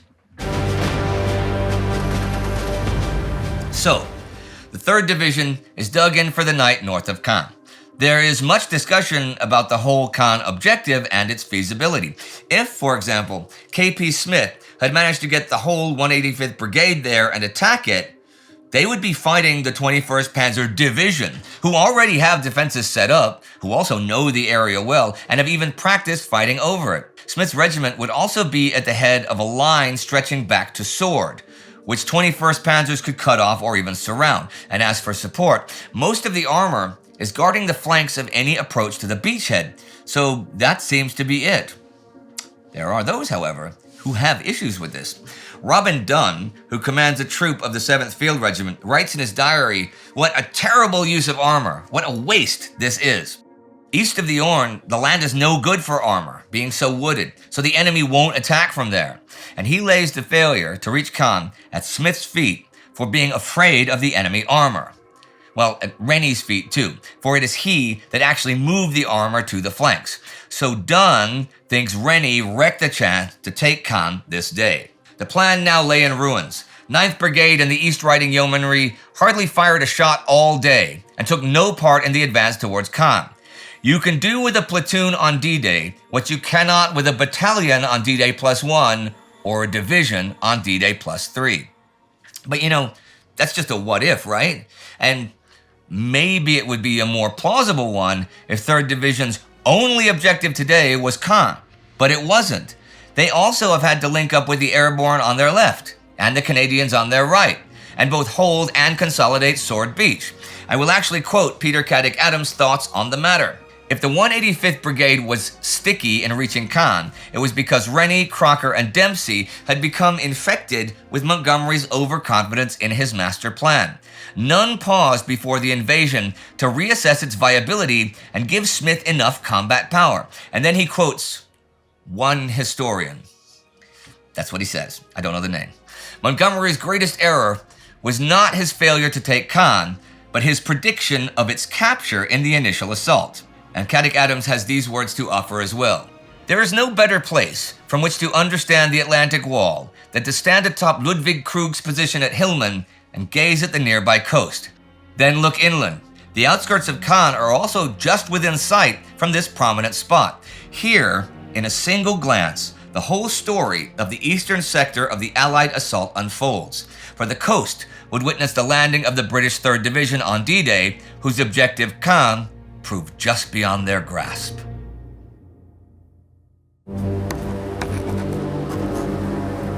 So many of these segments seem to end with closing words, good words of finality. But we are not yet there, my friend. There is still an hour to go. The guns are still firing in many places. We mentioned the problem of friendly fire a couple of times today. One of the Canadians who landed at Juno Beach is a victim of it as the day comes to its end. Lieutenant James Dewan of the 13th Field Regiment of the Canadian Artillery is the man. And he is a bit too slow with the password when confronted by a jumpy sentry while crossing between two command posts. And he is shot 6 times. One bullet hits a cigarette case, which is a classic, they always do. But 4 of them hit his legs, and 1 blows off a finger. He will survive, though. In fact, I met him in London just last week, actually. Really? Yeah, that guy has a really nice voice, and he does a lot of accents, too. He could be a radio actor, maybe. Hey, you know what would be a cool show? What? If 20 years or so from now, when everyone's finished talking about this war, they're gonna finish eventually. If there was a show about an adventure in space. A show in space? Yeah. Like Flash Gordon? More like a final frontier. Like some kind of journey into space? Yeah, like Star Voyage or Space Trek or something like that, yeah. That would be cool. What sort of character would Doohan play in that? Let me see. He's a pretty tough cookie. He's shot all those times and stuff. He led his artillerymen well today, too. He took out a couple of snipers even. So maybe he should be like a tough guy like the spaceship's engineer. Well, that could work. What sort of accent would he have? A regular Canadian one? Nah. Something more, I don't know, stereotypically engineer, like he's from Ireland or he's from Scotland. Yeah. They could call him Irish Yeah. or Scotty. I would listen to that show. Listen? My friend, if this is over 20 years in the future, it will not be on radio. It would be on television. Oh, yeah. Oh, that would be cool. Yeah, that would be cool. James Doohan. Wait. What do they do about his missing finger? I don't know. They could make like a flesh-colored glove with like a fake finger, or they could just avoid showing his hand in his scenes. It could work. Yeah. And actually, I'd like to talk about one more character, one who was not directly involved today, another double agent. The thing about double agents is that it can be hard to trust them. How do you truly know if their loyalty is genuine? And even if their loyalty is genuine, how do you know they won't change it once again? Things are even worse when you have a triple agent on your hands.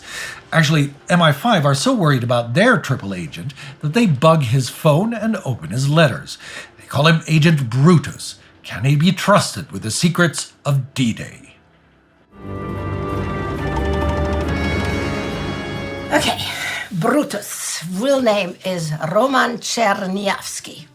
He's a former Polish fighter pilot who escaped to France in 1939. After the fall of France, he set up Interallié, a Franco-Polish spy network centered on Paris and working for the British Special Operations Executive, SOE. He ran the network with Mathilde Carré, who he called La Chatte because of her soft footsteps. And here's how La Chatte describes Czerniawski. He's thin and muscular, with a long, narrow face, rather large nose, and green eyes, which must originally have been clear and attractive, but were now flecked with contusions as a result of a flying accident.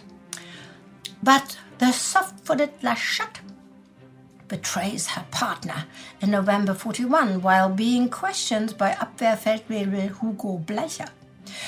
Does Carré regret it? Well, maybe briefly. But then she gets very cozy with Bleicher. They shack up together, and she spends the evenings gazing at the German as he plays the piano. Meanwhile, Czerniawski stews in prison, waiting for the firing squad. But he comes up with a plan. Collaborate! His motivations are a bit murky, though. He will later claim it was a trick to get out of jail and rejoin the Allies. On the other hand, Czerniawski is a fearsome anti-communist, and the Germans tempt him with a leadership role in some sort of future Polish vassal state. So, he makes a deal with Bleicher. Go to Britain and spy for Germany.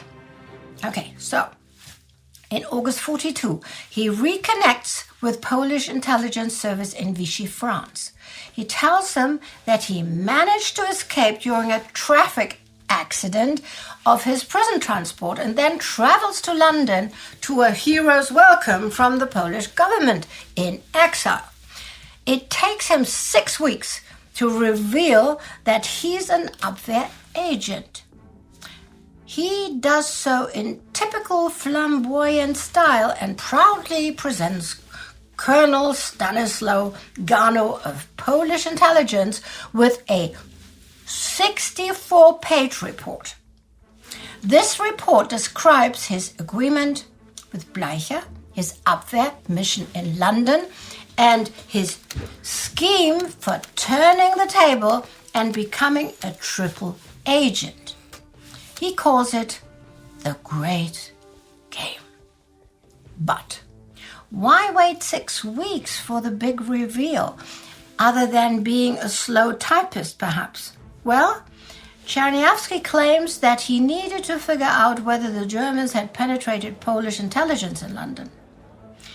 But some suspicious Polish and British intelligence officers rather think that Czerniawski needed those 6 weeks to conclude that the Germans' promises were hollow in order to rediscover his loyalty to the Allied cause.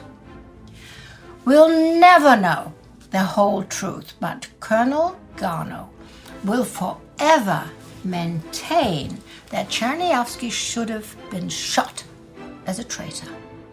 There's a debate within the 20 Committee about what to do. Chairman Masterman is cautious. He thinks Czerniawski is too risky to recruit.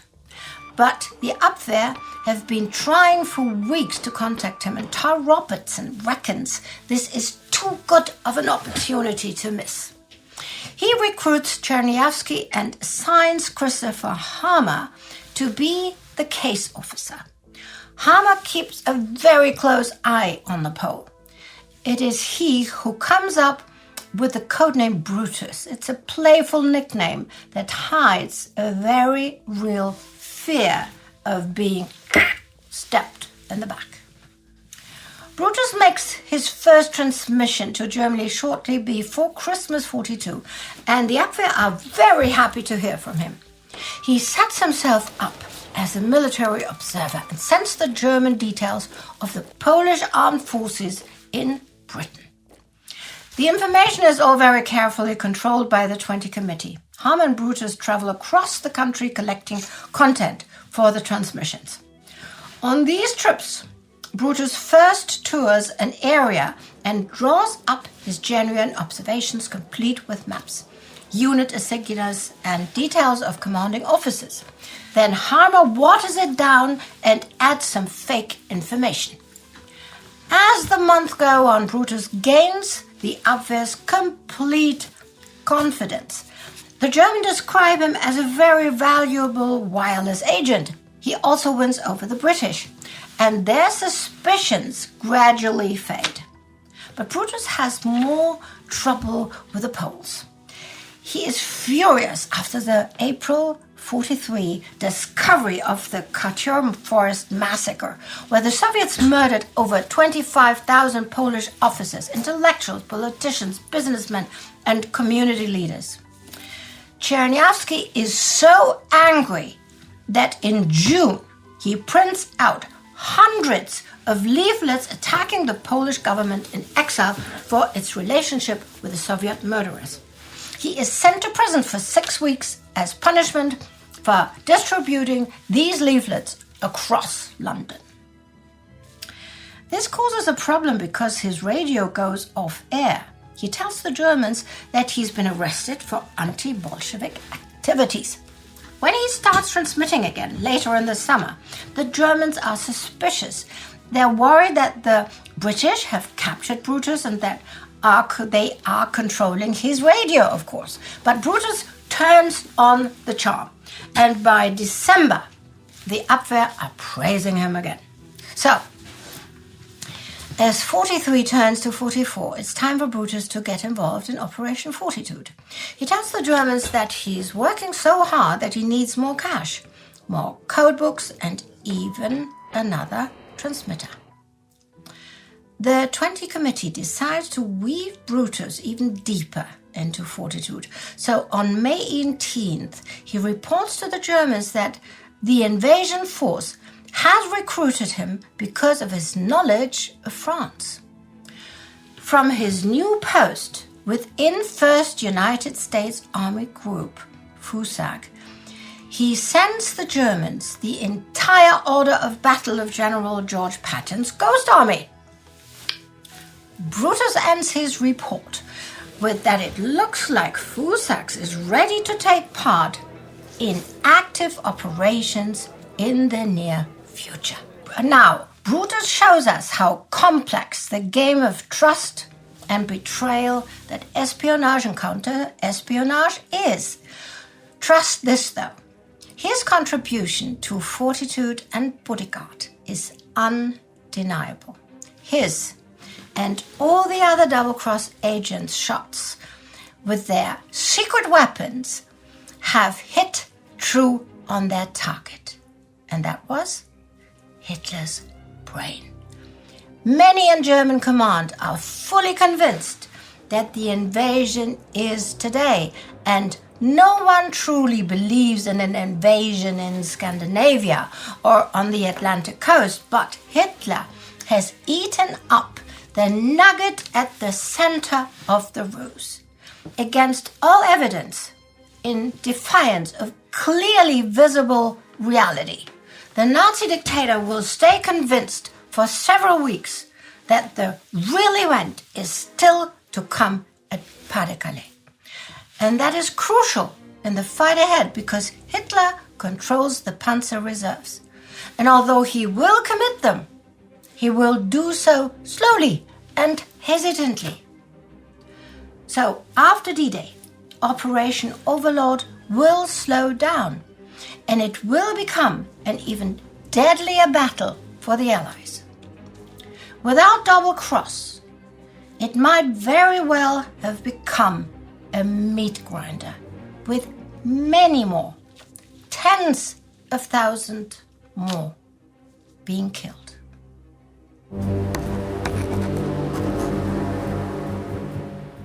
But what now?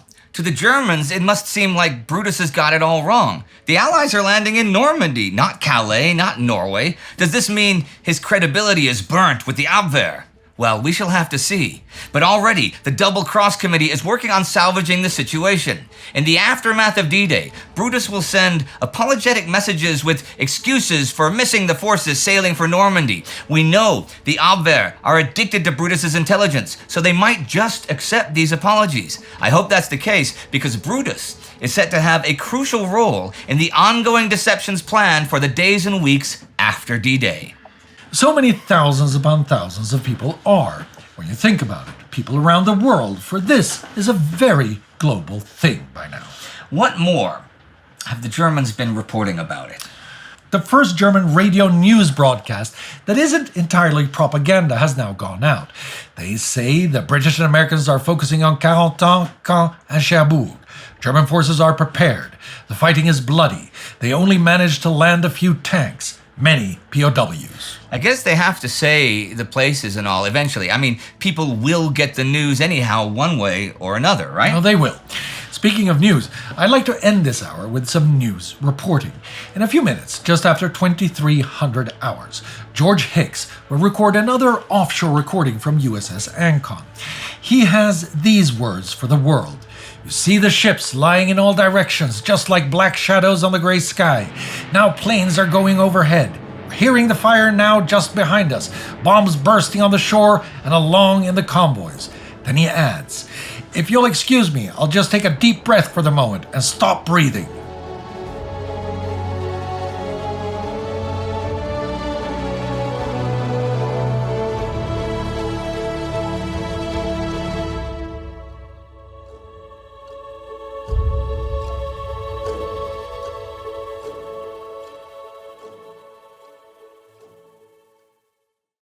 It's 11 p.m. on D-Day. As we enter the last hour of Operation Neptune, Supreme Allied Commander Dwight Eisenhower and his command team at SHAEF can look with some satisfaction at what they have achieved. Today is the strategic fulfillment of the initial step of a plan that the Big Three of the United Nations Alliance slowly laid out over many months in a number of conferences. Already at the Second Washington Conference in June 1942, British Prime Minister Winston Churchill and American President Franklin Roosevelt postponed any thought of a cross-channel invasion in 1942 and make opening a second front in North Africa, Operation Torch, their operational priority. They communicate this to Joseph Stalin in mid-August. The Soviet leader was, or professed to be, extremely upset at first, but had to accept the decisions. Having helped the Germans drive the Allies off the European continent in the first place, he was not in a very good position to complain about their difficulty in returning to it. Well, despite that being a fantastic source about the war, that's way oversimplified. Churchill lists all his arguments for no second front already August 12th, and Stalin is furious for days. Things do not improve until the night of the 16th. Stalin asks for trucks and aluminum. He also insists on the expansion of the British bombing campaign against Germany. But it's been bigger and bigger as the year has gone on. In fact, that month, 38% of Germany's fighters are busy on the Western Front, and 43% in the East, even as the Axis offensive in the East is in full swing. Fast forward to the Casablanca Conference in January 1943. Stalin cannot attend, so only two of the big three are there, Churchill and Roosevelt. But Stalin does send a message that just reiterates what he said before, that to him, there is only one major issue: opening a second front in Europe. That's all that counts. Roosevelt and Churchill agree. It's just a question of when and where. Roosevelt wants to land soon in France. Churchill to land in Italy and then link up with the Soviets in the Balkans. They also argue over who they're going to focus on defeating first, Germany or Japan. British Army Chief of Staff Sir Alan Brooke believes, like Churchill, that they can have a final victory in Europe by the end of the year. Repeating arguments he had made in earlier sessions, he also maintained that Japan's offensive power had already been blunted and that Tokyo's defeat was certain once Germany surrendered. But if the Germans were allowed to defeat the Soviet Union, the Third Reich could become impregnable. Therefore, the Allied strategy should be not just to defeat Germany first, but to put the overwhelming weight of Allied resources into the European theater. But that's a big theater. The American thoughts revolve around attacking directly across the Channel. But the Germans have 46 divisions in France, Belgium, and the Netherlands, 11 more in Germany itself, and a rail system that can bring in even more pretty quickly. The Allies would be able to maybe get 25 divisions total in Britain by late September 1943, after which weather would prevent a large-scale Channel crossing. And that's not even addressing shipping and landing issues. Sicily, on the other hand, has 800 kilometers of unfortified coastline. Italy also does not have the rail system Germany does and is vulnerable to aerial attacks. Knocking Italy out of the war, the British estimated, would cost Germany 54 divisions and more than 2,000 planes. And reopening the Mediterranean and the Suez Canal would save the Allies the equivalent of 225 ships, Brooke concluded. A huge bonus in a global war where shipping was often more precious than manpower. Well, American Naval Chief Ernest King does not agree with this. Okay, to be fair, he doesn't dismiss the Sicily idea, but he just doesn't think the British have any overall plan for the war. And Tokyo is replenishing its East Indies and Philippine defensive ring from newly conquered raw materials. He believes the Allied war effort to the Pacific should be doubled. Brooke points out they don't have the resources for all-out war against both Japan and the European Axis powers. King shrugs. But there is a basic philosophical difference here. British reluctance for a frontal assault on Hitler's fortress Europe was in fact rooted in the historical experience of an island nation, which traditionally had husbanded its limited resources to hit an enemy at its most vulnerable point. American generals like Marshall had been schooled in continental military strategy, which emphasized quick victory by frontal assaults employing massive armies. Marshall wanted to get the Allied forces ashore in France so as to take the most direct and fastest road to Berlin. Everything else to him was just a drain on resources. The Western Allies issued the Casablanca Directive to the Strategic Bombing Force about future bombing priorities, and Churchill and Roosevelt send a telegram to Stalin that reads, "We believe an increased tempo will lead to greatly increased material and morale damage in Germany and rapidly deplete German fighter strength. We are already containing more than half the German Air Force in Western Europe and the Mediterranean. We have no doubt our intensified and diversified bombing offensive will compel further withdrawals of German air and other forces from the Russian front." The strategic priorities that they agree on there for 1943 are: 1. Focus straight off on the U-boats and the Battle of the Atlantic. 2. Sustain the USSR with supplies. 3. Build up in Britain for an invasion of France in 1944. 4. Step up the bomber offensive against Germany. 5. Get the plans ready for the invasion of Sicily. 6. Without impairing the United Nations plans for fighting Germany in 1943, extend Pacific operations to recapture the Aleutians and attack the Marshalls and Carolines. And 7, something the British only reluctantly agree to, plan for a Burma offensive by November 1943. The conference also publicly announces what has really already been decided, that they will only accept the unconditional surrender of Germany, Japan, and Italy. Churchill thought of exempting Italy in order to maybe split it from Germany, but his cabinet would not hear of it.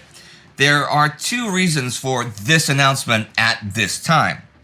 First, since they had recently made a deal with François Darlan, who did serve in France's collaborationist government after occupation, they want to assure the world they're not going to make any sort of deals with the Germans or Japanese. And second, since it was now clear to Churchill and Roosevelt that a major invasion of France could not be launched in 1943, it would be well to reassure the Soviet Union that its allies were indeed in the war to the finish and had no intention of making any arrangement with an undefeated Germany. Where and how to invade Europe comes up again at the Quadrant Conference in Quebec in August. There is some real contention. Marshall rejects British ideas about invading Italy and demands a hard and fast date for invading France. See, his gang wants to stage a simultaneous invasion of southern France together with the cross-channel invasion. This provokes 3 days of arguments, with the British claiming that committing to Operation Overlord, the cross-channel invasion, does not preclude knocking Italy out of the war. Ernest King says he's not going to send another landing craft to the Mediterranean at the expense of Pacific operations. And since he controls over 90% of the landing craft available, he kind of gets to say which amphibious assaults take priority. However, in the middle of the conference, Pietro Badoglio's government in Rome, which was set up following the ouster of Mussolini a few weeks earlier, puts out some peace feelers to the Allies, and a possible armistice really changes things. For now, did the U.S. Joint Chiefs soften their attitude toward the British strategy for occupying Italy before 1 million Germans crossed the Alps? So they're now on board with invading Italy, but only if the main objective is still Overlord.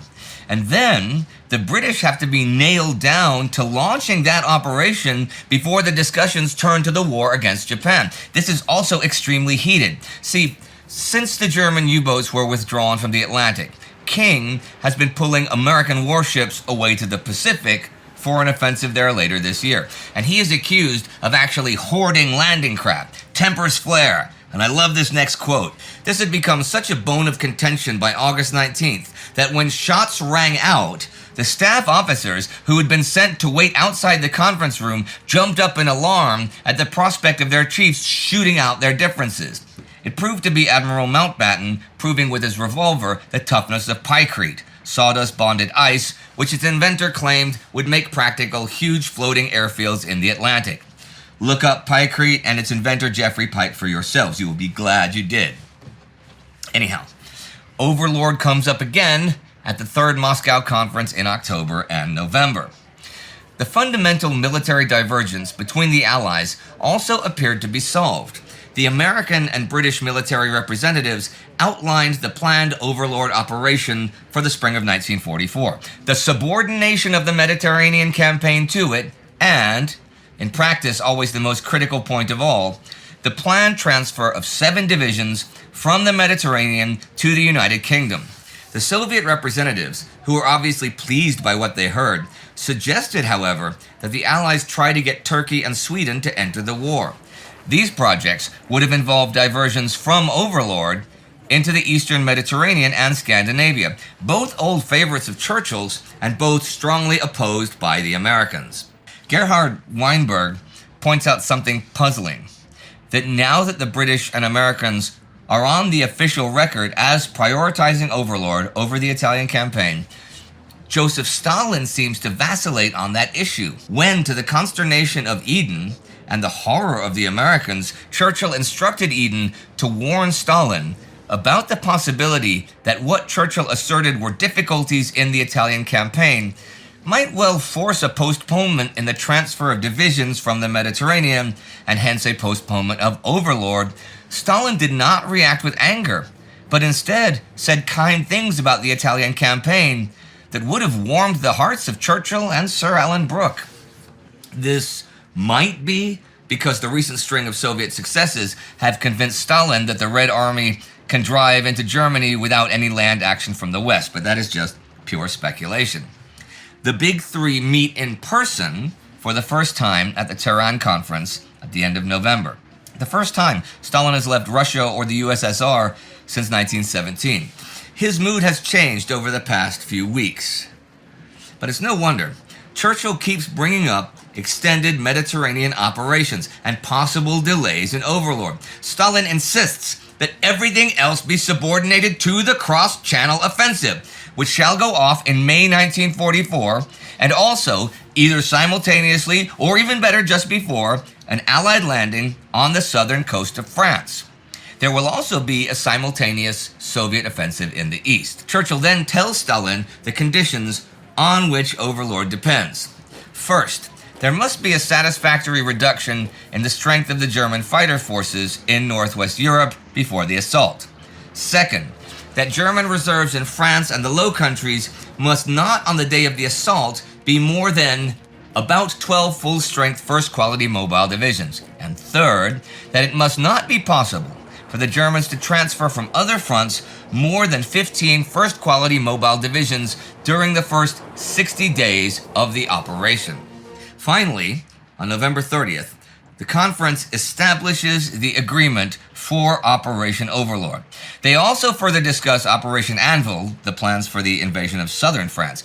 This has been just an American idea up to now, but Stalin supports it, so it gets attention. Here's the thing. There's a lot in the background that creates arguments over everything. See, the Americans certainly hope that the invasion succeeds, but if it doesn't, they'll just try again. They can. They have the force and the resources. The British, maybe not. They've been kicked out of Europe 3 times this war. The 4th time, should it happen, really could be the final one. The Soviets just think it's about time for their allies to strike. Stalin insists a commander-in-chief be appointed for Overlord. The British have blocked an overall European command, so Roosevelt is going to appoint Dwight Eisenhower commander-in-chief. All the arguing does lead to some changes, though. Overlord will take place in May, but not May 1st as earlier planned, and the landing in southern France will come either at the same time or after, and will be a full 2-division assault landing. Stalin also formally agrees to join the Pacific War once Germany has been defeated. And that was the last of the big conferences dealing with the events of today. It is not until Eisenhower is officially appointed Supreme Commander Allied Expeditionary Forces that Stalin is firmly convinced that his allies will go through with the Normandy invasion. And of course, the invasion date has been pushed back to today for several reasons. But here it is. And this was the process by which it has arrived. The politicking that leads to the planning. That planning then leads to the organizing. The organizing then leads to the supplying, which leads to the strategy, which leads to the boots on the ground, which they very firmly are. Ken Ford, in his Battle Zone Normandy series, summarizes the day like this. The initial reaction by the Allies to the events of D-Day was one of great satisfaction.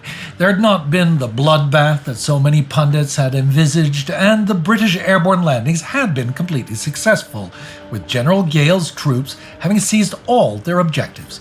The American airborne operations had been more scattered than the British, but they had not suffered the 50% casualties that had been predicted in some quarters. American seaborne landings on Utah and Omaha had secured a foothold in Normandy, and while those on Omaha were precarious, they were at least ashore. The British and Canadian landings over the beaches of Gold and Juno had allowed troops to get well inland, and they were in little danger of being repulsed. In addition, the British 3rd Division's operations through Sword Beach had advanced over 6 miles towards Caen. Certainly, the first day of the invasion could be seen as a great success. They can definitely bring in reinforcements over the next few days, way faster than the Germans can, and they have aerial supremacy. But they don't have Caen. With it, they have a cornerstone for their defenses. With it, they can move out into good tank country. With it, they have the road network. But they don't have it. Okay, it may have been pretty unreasonable that 2 brigades with 2 battalions of tanks could reach it and take it and hold it all in just one day, especially with the 21st Panzer Division in the area. But all surprise is lost, and the enemy now knows that Caen is where the British are heading. So it is Caen the enemy must hold. It was part of the objectives for the day, and despite the success of the day, those objectives have not been met. When we were in Normandy, we discussed this with Paul Wodich. Oh, can I do the clap? When he says so. That was a good clap. Good one, isn't it? It's English. You're the clap guy now. Okay. Okay, and Sparks, take her away. So, Paul, we're sitting here at Hillman, a significant place. As you can see, there's a lot of bunker works here. Germans built those. But, you know, we're not far away from Caen. We're not far away from the beaches. And the question arises, why Caen? Why did they have to go to Caen this day? Well, the first thing is, what do we mean by Caen? Does it mean the entry into the city limits? Does it mean the middle of the city? Or does it mean, which is what it means, the high ground beyond the Bourgebus Verrières Ridge, which is the big overlooking area that includes Hill 112, where Rommel was early in the year saying, he who holds Hill 112 holds Normandy. So getting to Caen means getting to that high ground beyond Caen.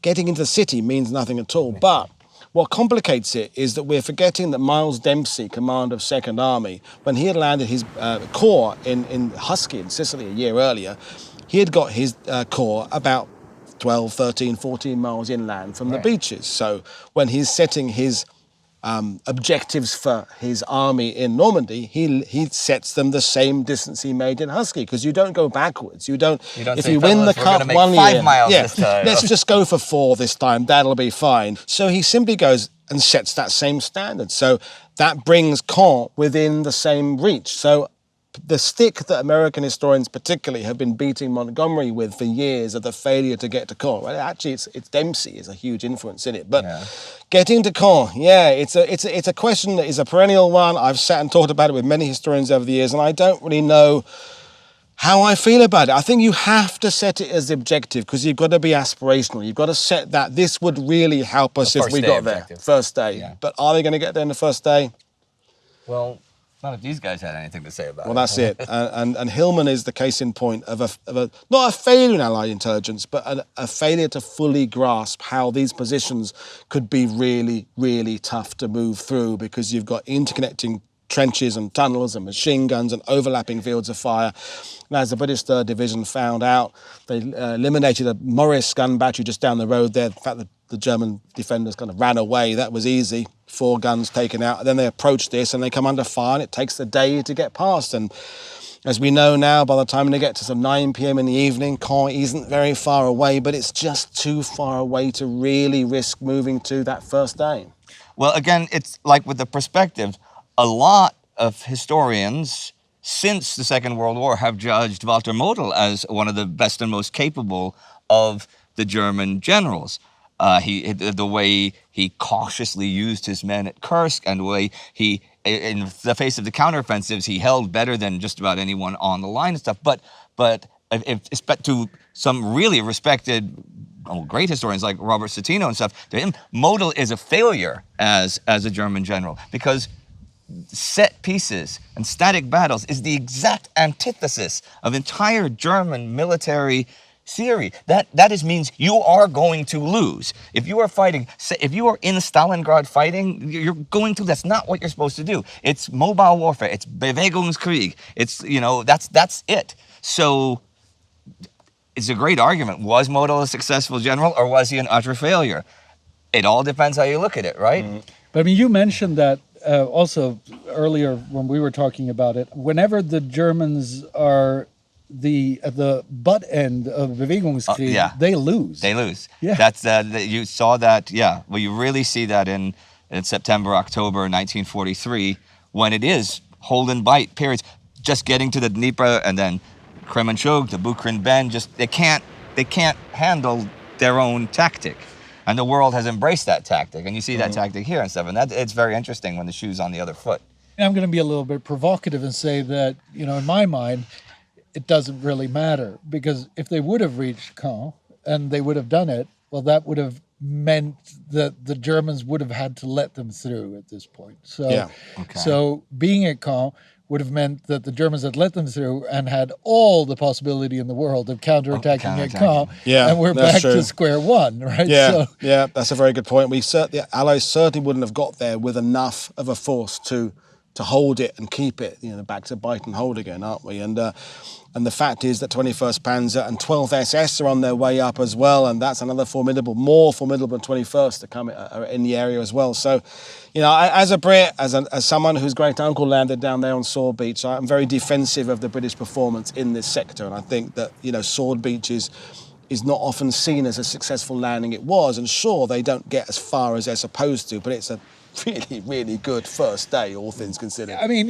you've already seen this in the episodes, because by now, we're going to be through most of the day. When you guys are watching this, at least you're going to have passed the point where they have resolved that the D-Day objectives will not be met. But another thing that's really unfair about it is, of course, that it wasn't just here. I mean, if you look at the map of the Cotentin Peninsula, you see that it's a patchy situation there as well. They haven't gotten all of the land that they wanted to hold. No, I mean, no one has. I mean, you could maybe make the argument that some of the commando units that are doing a more linking job have reached their objectives. 47, 48 Royal Marine Commando possibly, but really we haven't reached everything we're supposed to. But then, as I say, it is aspirational. It's like, let's hope to get to here. We should easily get to there, and maybe at the end of the day we'll get as far as there. The Canadians, having the 3 distinct phase lines, I think gave themselves a better historical record, because they definitely got to 2 and didn't get to 3. Whereas the British set this, we're going to get there, and then because they don't get there, it becomes binary in that it's like failure. And I feel that as a Brit, that Americans particularly, you didn't get to Caen, therefore goes in the failure column, when it's like it's the Market Garden 90% victory argument again, isn't it, really? Hey, look, we might get there in a few months. Yeah, maybe apparently that's going to be happening later in the future. Ooh, future. Yeah. Andy, you although you don't know the future, I've heard a rumor, somebody predicts that Caen might be a really bloody fight once they do have to go there. Yeah? Yeah. So whispered on the wind? It's whispered on the wind. Yeah, there's a whisper in the wind. So, I mean, having looked back at this whole day, this was already a bloody fight. Let's assume that they would have gotten to Caen. Do you think that would make a difference in loss of life? Well, poor Krug would have lost his life if they got to Caen. That's for sure. Krug is the guy that was running Hillman here for the Germans. Prince of it. No, he wasn't. So, no, but seriously, if they had made it there today, you mean? Yeah. But as he said, would they still have said would they just taking the city, would they have said we've taken our objectives, even though realistically you haven't taken your objectives? Would history remember them like that, breaking the timeline entirely? Yeah. The history would say you did reach your objectives, but as you say, militarily, you have not achieved your objectives, although you killed Krug. Yeah. So. Yeah, and I'm saying that, and that's what I'm proposing with my somewhat rhetorical question. I'm saying it would have been the same number of casualties, just in a different timeline. Yeah. Okay. Okay. To me, and for what I do for the channel, that is alternative history, and I'm not allowed to really go there, because then I'd have to do that every single week.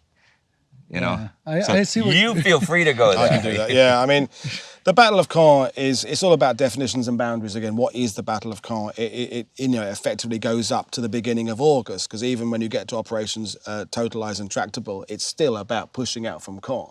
And I think the key thing for me to always get across is that yes, this idea that British and Canadians were slow has been established in historiography from back what I call the dark days of the Carlo d'Este, Max Hastings era, is that all the time the British are, and I'm going to use the word failing for the benefit of this conversation, failing to move out from Caen. What the Germans are doing, and the 1st SS Panzer Corps and everybody else, is they're blunting their attack against us. They are attriting themselves against the Allies for those 3 months. So when the Falaise Gap, which apparently is an event in the future, which you don't know about yet, You'll look that up in Falaise. Isn't that where William the Conqueror's from? Anyway. That was a gap. There's a gap. It's a pocket, really. Anyway, when that happens, the Germans have just had two armies effectively crushed here in Normandy because they've been butting themselves up against us. So I think the British and Canadian performance in Normandy is finally now being addressed and appreciated for what it did, which is blunting that German advance. And let's be honest, by July, for every German tank there is in the American sector, and when I say tank, half of them are Stugs and Marders,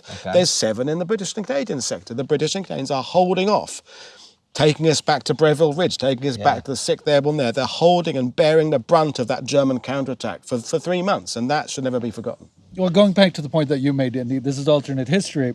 I'd go a step further. I would say it doesn't really matter because with the foregone conclusions and spoilers, the campaign is a success at the end of the day. And whether or not we got 12 miles further or shorter on the first day, it's a little bit like discussing how many angels can dance on a pinhead, right? But discussions like that can be very useful, particularly when talking we've studied a great deal of history. When talking to someone, they say that attack was a failure or this tank is the best. You're like, well, it depends what perspective you're looking at it from. What's the best tank of the war? Well, I don't know. I mean, you're fond of the Churchills? I'm very fond of Churchills. But if you were going through a jungle track in Guadalcanal, Stuarts. See, well, they're not the best tank of the war. Depends what you actually need to use the tank for. And as we were talking about bite and hold tactics, sure, you can lose 10,000 men, but you win the day because you hold the objective and you do the diversion and stuff, or you can lose 20 men and kill 10,000 enemy, but you actually lose the day because you don't have the effect. It's all entirely perspective, and it is worth discussing, I think. Yeah, and I mean, if you look at it from that point, and summing this up as you've seen throughout the day, what's been going on here, and we look at your idea of putting this goals post pretty far out so that you're really, it's an ambition that you're looking towards. The real goal that Ike had set up Eisenhower had set up for the whole campaign was establish a beachhead. Yeah. Hold the line long enough that we can come in where the rest of reinforcements needed to take Europe. And in that perspective, this was a screaming success. Yeah, and I would simplify it more than that, and I would say the 2 words, it's don't fail. June the 6th is about that. Yeah. It's about don't fail. How big the beachhead is. It's like, it's a bigger beachhead would have benefited us maybe, but don't fail. That's the thing. And at the end of June the 6th, if we're coming towards the end of this marathon 24 hours, it's that they didn't fail. Everything was achieved that was supposed to be, and there just wasn't the icing on the cake at the end of some of their final objectives, but don't fail. And I mean, another thing that you will have seen in the episode so far is the whole idea of this as being an idea, it's not just aspirational in the goals that are set, but it's about sending a very clear message to the world. We will defeat Nazi Germany. And that is where you cannot fail comes into it. Yeah. Because whatever here you can't fail. Here you cannot fail. And then what success is, well, that is not failing. Militarily is maybe a discussion, but from a PR level and from the message viewpoint, well, the goals were met and they were superseded because, and I think back to many hours ago when Eisenhower is sitting in his nickel-plated caravan, reading westerns and chain-smoking Camel filterless, is because that's what he was doing, and he gets that first update where he realizes that almost all of the aerial attacks have brought in the soldiers the way they needed to be brought in, and that's the moment when I at least think that he's going, okay, I'm not going to have to go out and give that bloody message to the world that we have been pushed back into the sea. Because that, at the end of the day, is what failure would have been.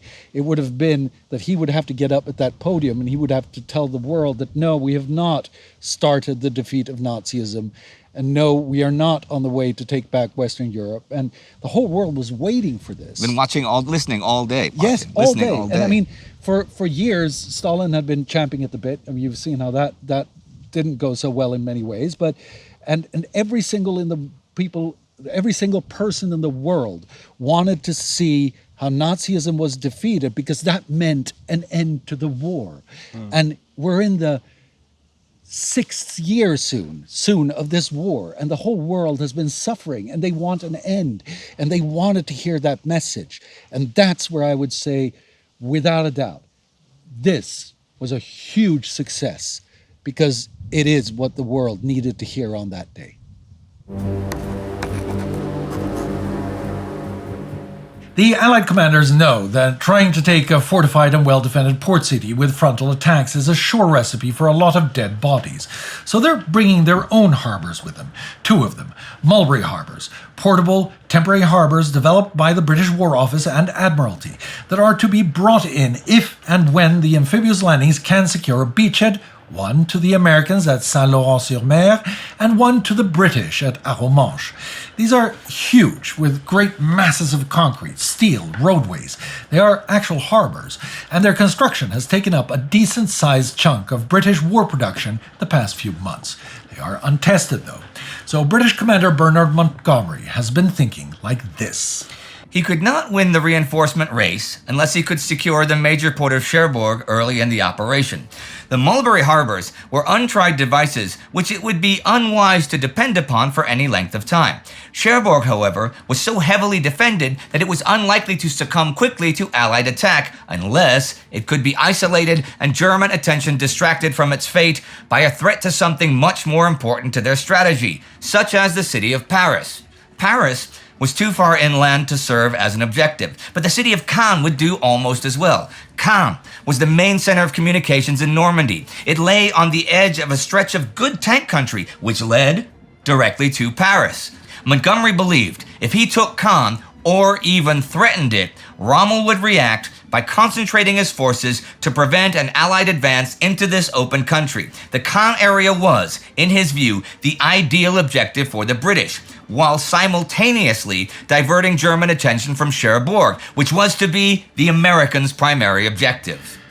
For the men on the ground, it looks somewhat different. They have been fighting for hours, some for 24 hours. They are exhausted, wounded, under shock, and as they will later tell, not aware of their greater achievement. They have lost friends. They have killed other human beings. They have gone through the gates of hell.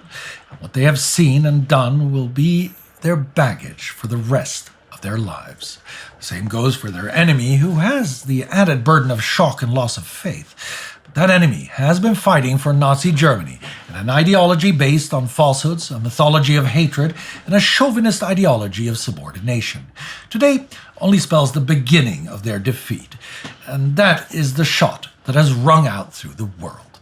Through radios and newspapers and discussions across the world, the past 18 hours of these 24 hours have given hope to a world bereft of hope and wrapped in a dark cloth of war for almost 5 years. It is success that has come at high price, although a far lower price than the Allies themselves expected. 23,250 men landed on Utah for under 200 casualties. They are linked with the airborne units. 34,250 men landed on Omaha with 2,000 or so casualties. They have a tiny beachhead, 9 kilometers wide and a bit under 3 deep. 25,000 men landed on Gold with under 1,000 casualties. They have a large bridgehead, 10 kilometers wide and 10 deep. They are also linked with the Canadians from Juno. 21,400 men landed on Juno Beach, under 1,000 casualties. They have not been able to connect with Sword or take Carpiquet Airfield. 29,000 men landed on Sword, also under 1,000 casualties. They have reached 10 kilometers inland. The airborne took proportionally far higher casualties, but at the end of this day, it is unclear just what they are. 170,000 or so men are now in Normandy, with more on the way. When the actual death tolls are tallied, it is estimated that some 2,000 Allied soldiers have been killed today, 3,000 French civilians, and close to 10,000 German soldiers.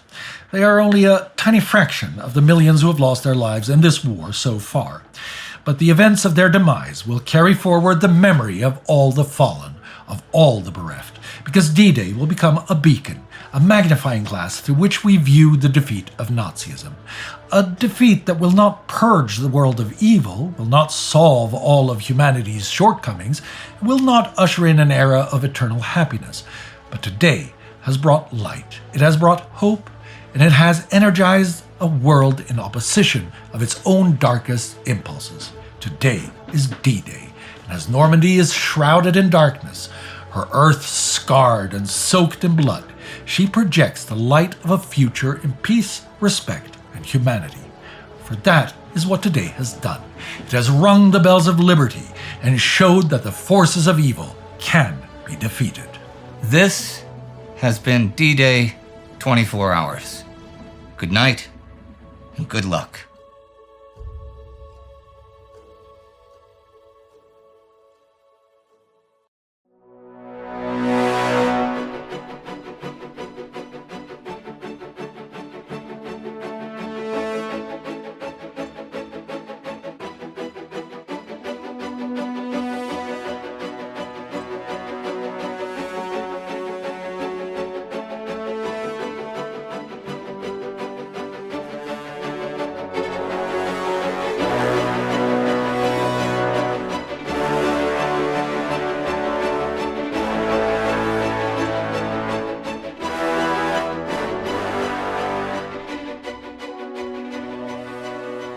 So Paul, I noticed that just off in the bushes here, there are some unusual structures.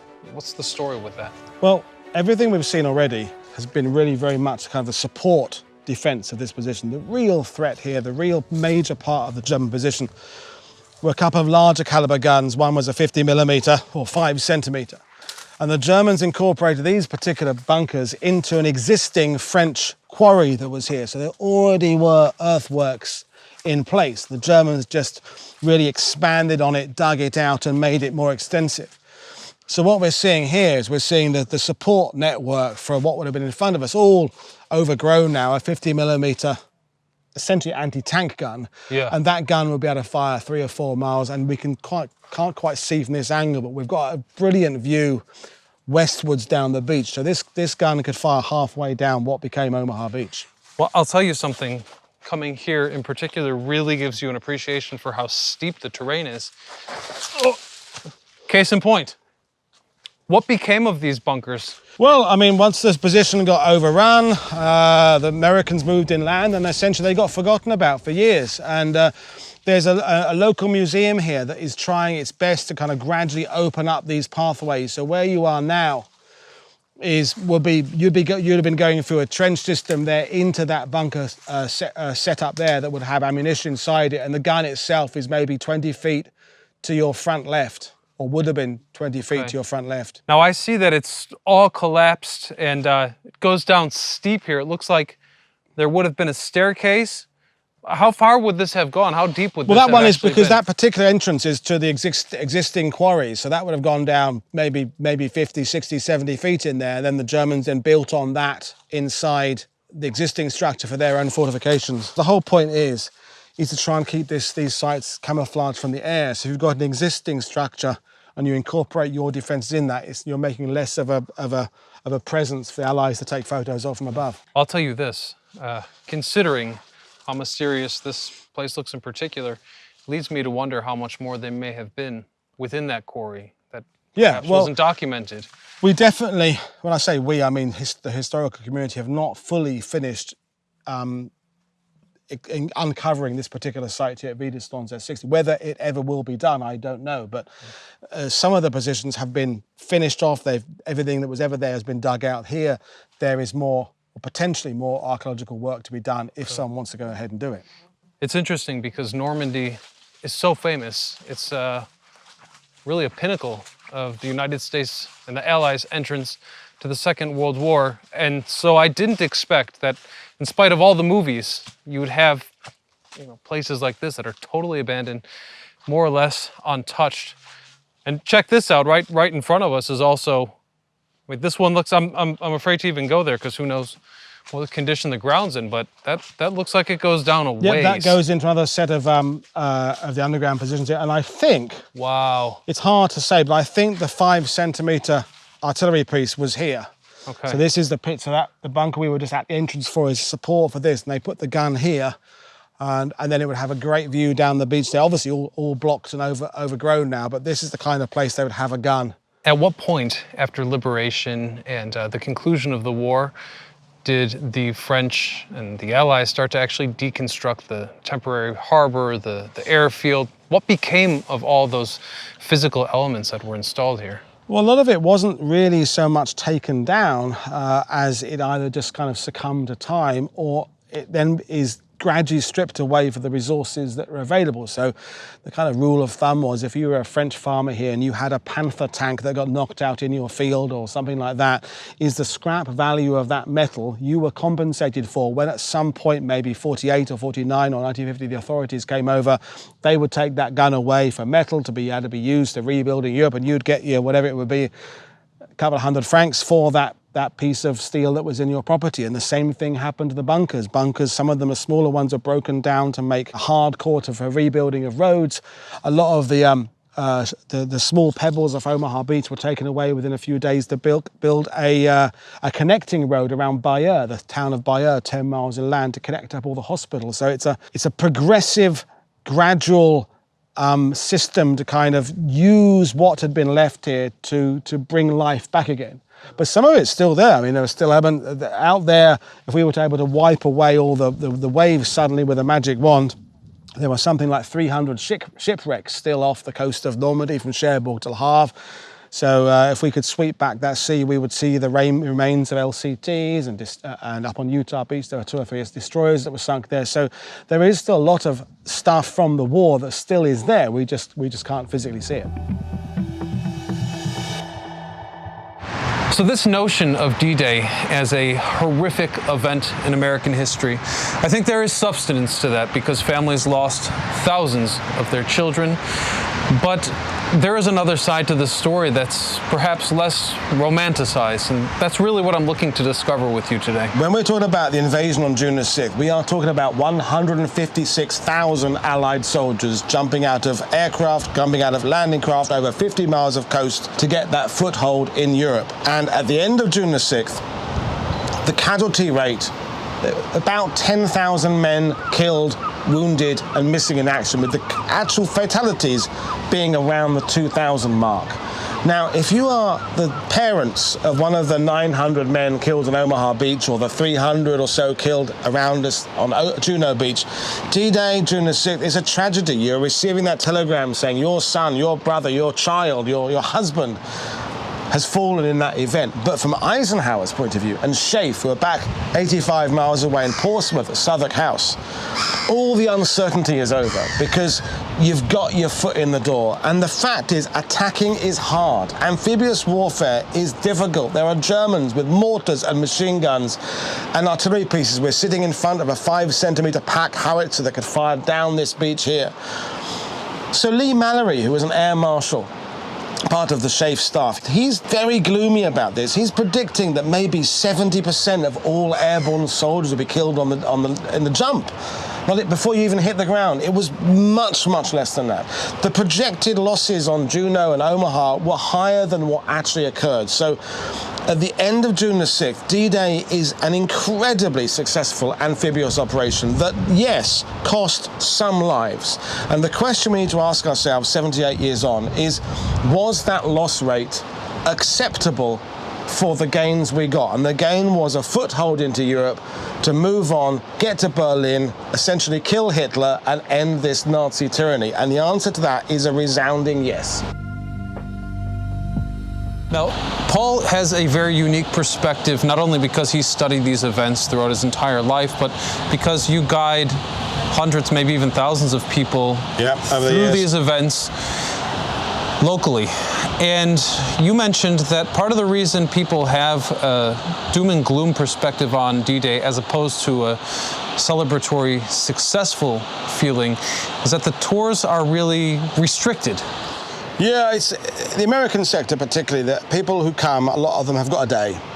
And they come on a bus or a train from Paris, or they come by other means, and within the day they want to see the airborne landings, they want to see Utah Beach, they get to Omaha Beach, and there's concentration is And we are living in the post-Saving Private Ryan world of that being many people's visual representation. And that's the first wave, or the second wave in terms of the Rangers there. That moment when the Germans have not yet been eliminated. They've still got ammunition for their machine guns. The artillery is still firing. And that's when the loss of life was, that first wave, 85% losses on Omaha Beach in some of the assault companies, killed and wounded. But then the movie kind of skips to the end of the day. And then that's how tours end up doing. They skip from that first wave off to, go and acknowledge the graves at cemetery. They don't do the next phases, which are the regrouping of American troops, the pushing up the bluffs, the getting over the German defenses, the eliminating of the German defenses, and the victory phase seems to get ignored. So it's the narrative has become the tragedy of that first wave, which is tragic, and if you're a parent of that son, we said that, it's awful. But the victory that followed often gets overlooked because of the constraints of touring and because of the imagery with the video games, Medal of Honor, Call of Duty. The images are always about that first moment on D-Day, but D-Day is a day. The first landings were at dawn, and they're still coming ashore late in the evening on June the 6th. And if you walked ashore on any of the 5 beaches in the afternoon, late afternoon, your day was a hell of a lot better than those that landed at that first moment, because the objectives had mostly been secured. The German positions are mostly eliminated. And so D-Day isn't just that first wave, but that is the focus of the general public. So just going back to the big day, we would have seen thousands of ships, hundreds of thousands of people.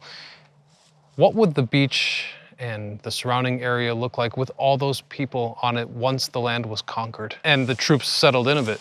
Well, there's a famous photo of about 6 LSTs, landing ship tanks, coming ashore. The photo was taken from a little bit further up from us, but pretty much the same view.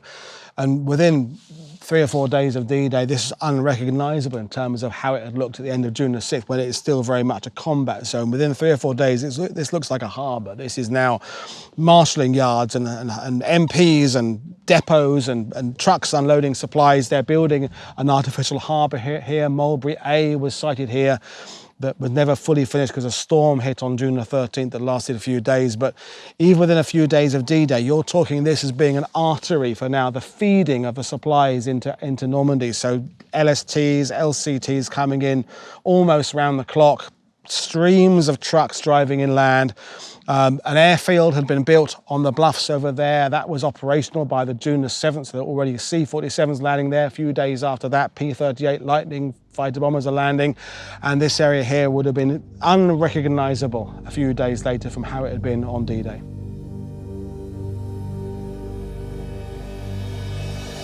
As I understand it, people take this sentiment so extremely to heart that occasionally they're even offended that Omaha Beach is used for recreation. Yeah. Now, as it was before D-Day. Well, absolutely. Where we're sitting now on what has now become called Juno Beach, but before the World War II was just Langoon-sur-Mer, Luc-sur-Mer, where we are, Saint-Aubin-sur-Mer. This was an area that exploded with tourism with the arrival of trains and electricity and bed and breakfasts and hotels and casinos. Omaha Beach, as we call it now, Omaha Beach, is now adopted its allied code name, was La Plage d'Or, the Golden Beach, for generations. So it wasn't that Omaha Beach or Juno Beach has become a tourist beach. It always was a tourist beach that then had a terrible chapter involving the June the 6th period, and then has resorted to be a tourist location again. And I always say to my groups, if they are offended, as some are, by why are those people swimming on that beach there? Why are they lying on their towels, having fun on that beach? And it goes, because why shouldn't they? That's what D-Day was for. The victory over the Nazi tyranny was for the right for me to marry who I want to marry, live where I want to marry, do as I wish. And if you live here in Normandy, why the hell should you not be able to use these beaches for what they are not intended for? They were not, they are a geographical feature, but they're beautiful. If you live here, and so what are we supposed to say to the French here? No, you must never go on that beach again. You can't walk your dog there in the morning. You can't go and have a barbecue in there in the evening. You cannot, play with your kite when it's a windy day, because you must show respect for the Allies who lost their lives.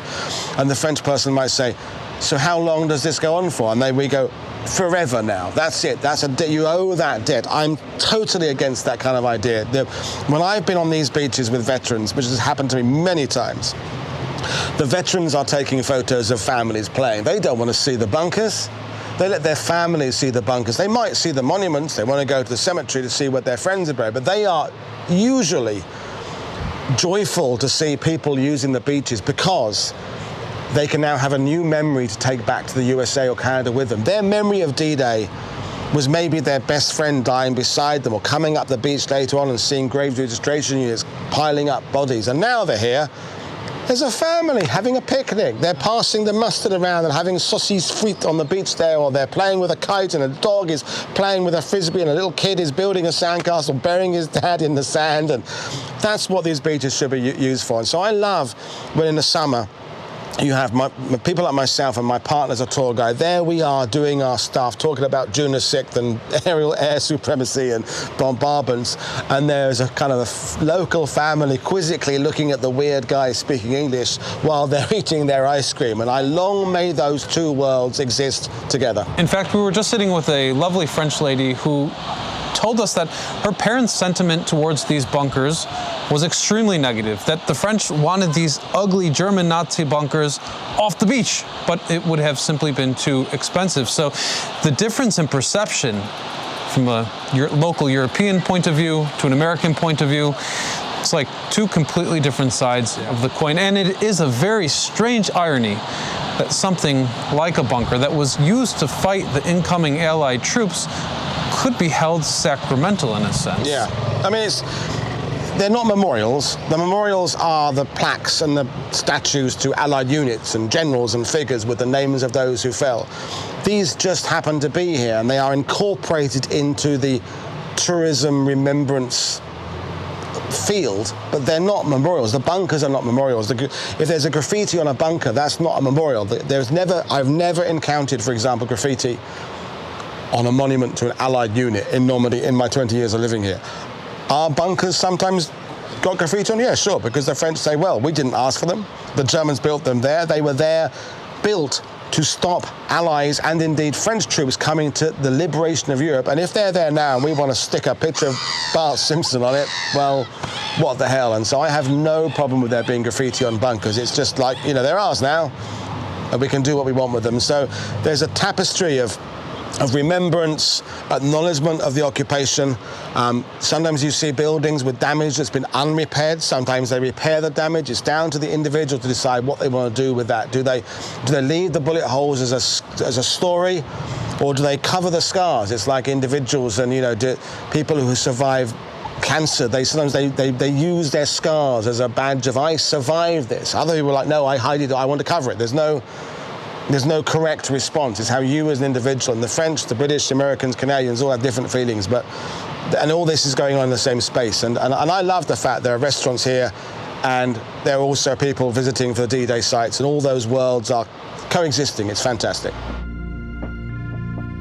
From this vantage point in the modern day, I can see people bathing in buoys that outline a recreational area.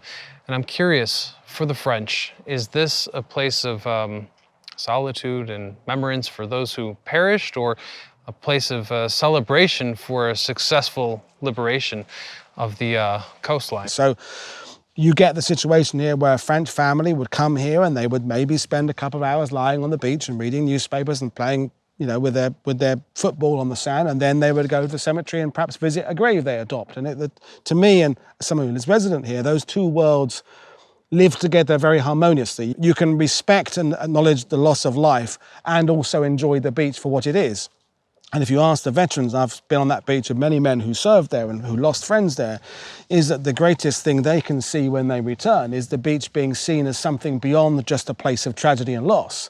Of course you can stand there and acknowledge the fact that here's where some of my friends were killed, here's a monument to this particular tank battalion that lost its tanks here, whatever that is. But to not be allowed to go there and enjoy that beach would seem to be not what World War II was about. So the French, like the Belgians, the Dutch, would appreciate the fact they can enjoy that beach. They can swim on in the sea there. They can go and play football on that beach, because it is, as you can see from here, a gorgeous bit of sand. So why not? So to me, I defend the right for the French to have a multiple set of reactions to that beach. It is a place for remembrance, it's a place for enjoyment, it's a place for all of those and many other things as well. I'll tell you what I take away standing here with the beautiful sound of the rolling waves and the breeze and stunning view. The war, it is really the ultimate perversion of the beauty of the earth and mankind, because that is no place for a bloodbath.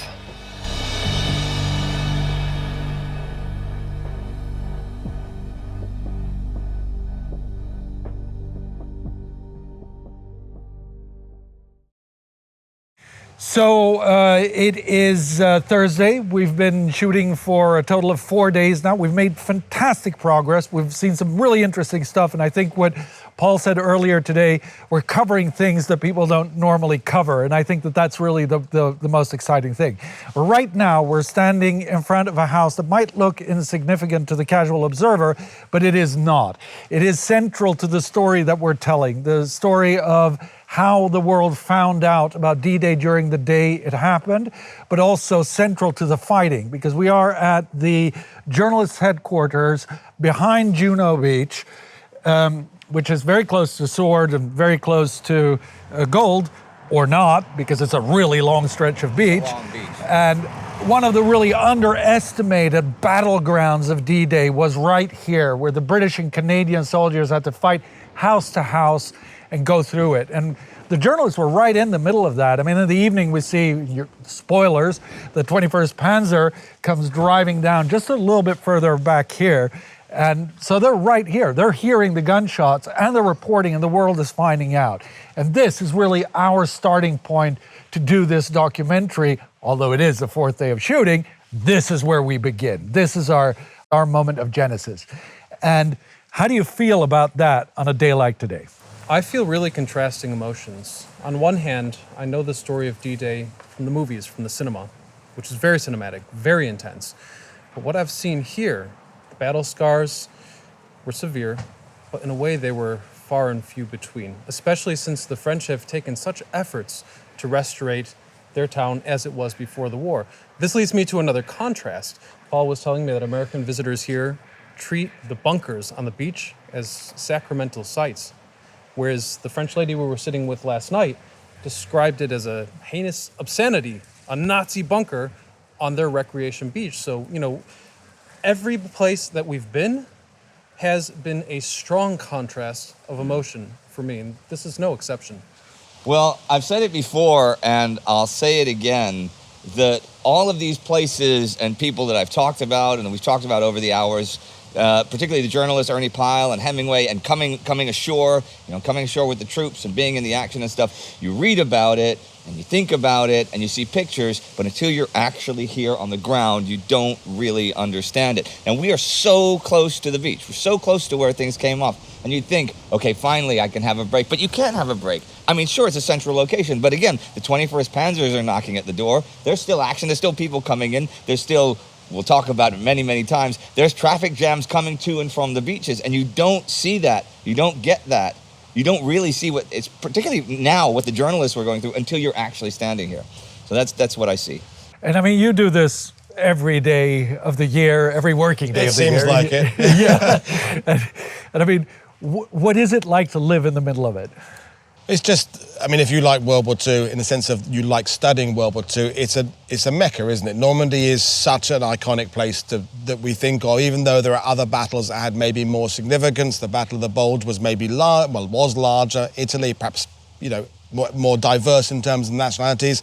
But Normandy is the one that drives people's interest. And when I come here on my tours and see this house, I like to think about the layering of information, because the first reports that came out of here were basically an Allied force has begun landing in France and it's going, we think, okay. I mean, that's about the information they're giving at the beginning. And what we're doing 78 years later is we're layering up the levels of information we understand about the significance of 21st Panzers and what they're doing and the geography and the terrain and the gaps. So we can now look at the war diaries and the after-action reports and say, okay, so if this element here had gone slightly differently, this reaction over here would have been different, and we're now having a much more complete picture than we had there. In the years I've been doing it, the information we have from those websites where you can work there, it'll tell you the time the sun was out at what height, so you can work out the shadows and angles, so you can work out that aerial photo must have been taken at 11:50 in the morning because the shadow off that wall is coming 6 foot across the road.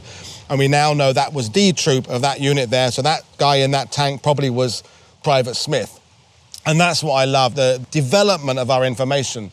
And that first message I said from here was just, we're landed, we don't know where we are. And you look at the newspaper reports, there's kind of an arrow vaguely pointed at France. And that's what the people in New York and Sydney and London woke up with. We've landed. Where? Well, France. And now we can have the precise movements of a troop went down this road. We know now that the Régiment de la Chaudière, a French-speaking Canadian regiment, went down this road on D-Day. We know what time they went down this road on D-Day. And that's amazing to me. Well, another thing that's also changed my perception, thanks to guys like Paul, is the notion of victory.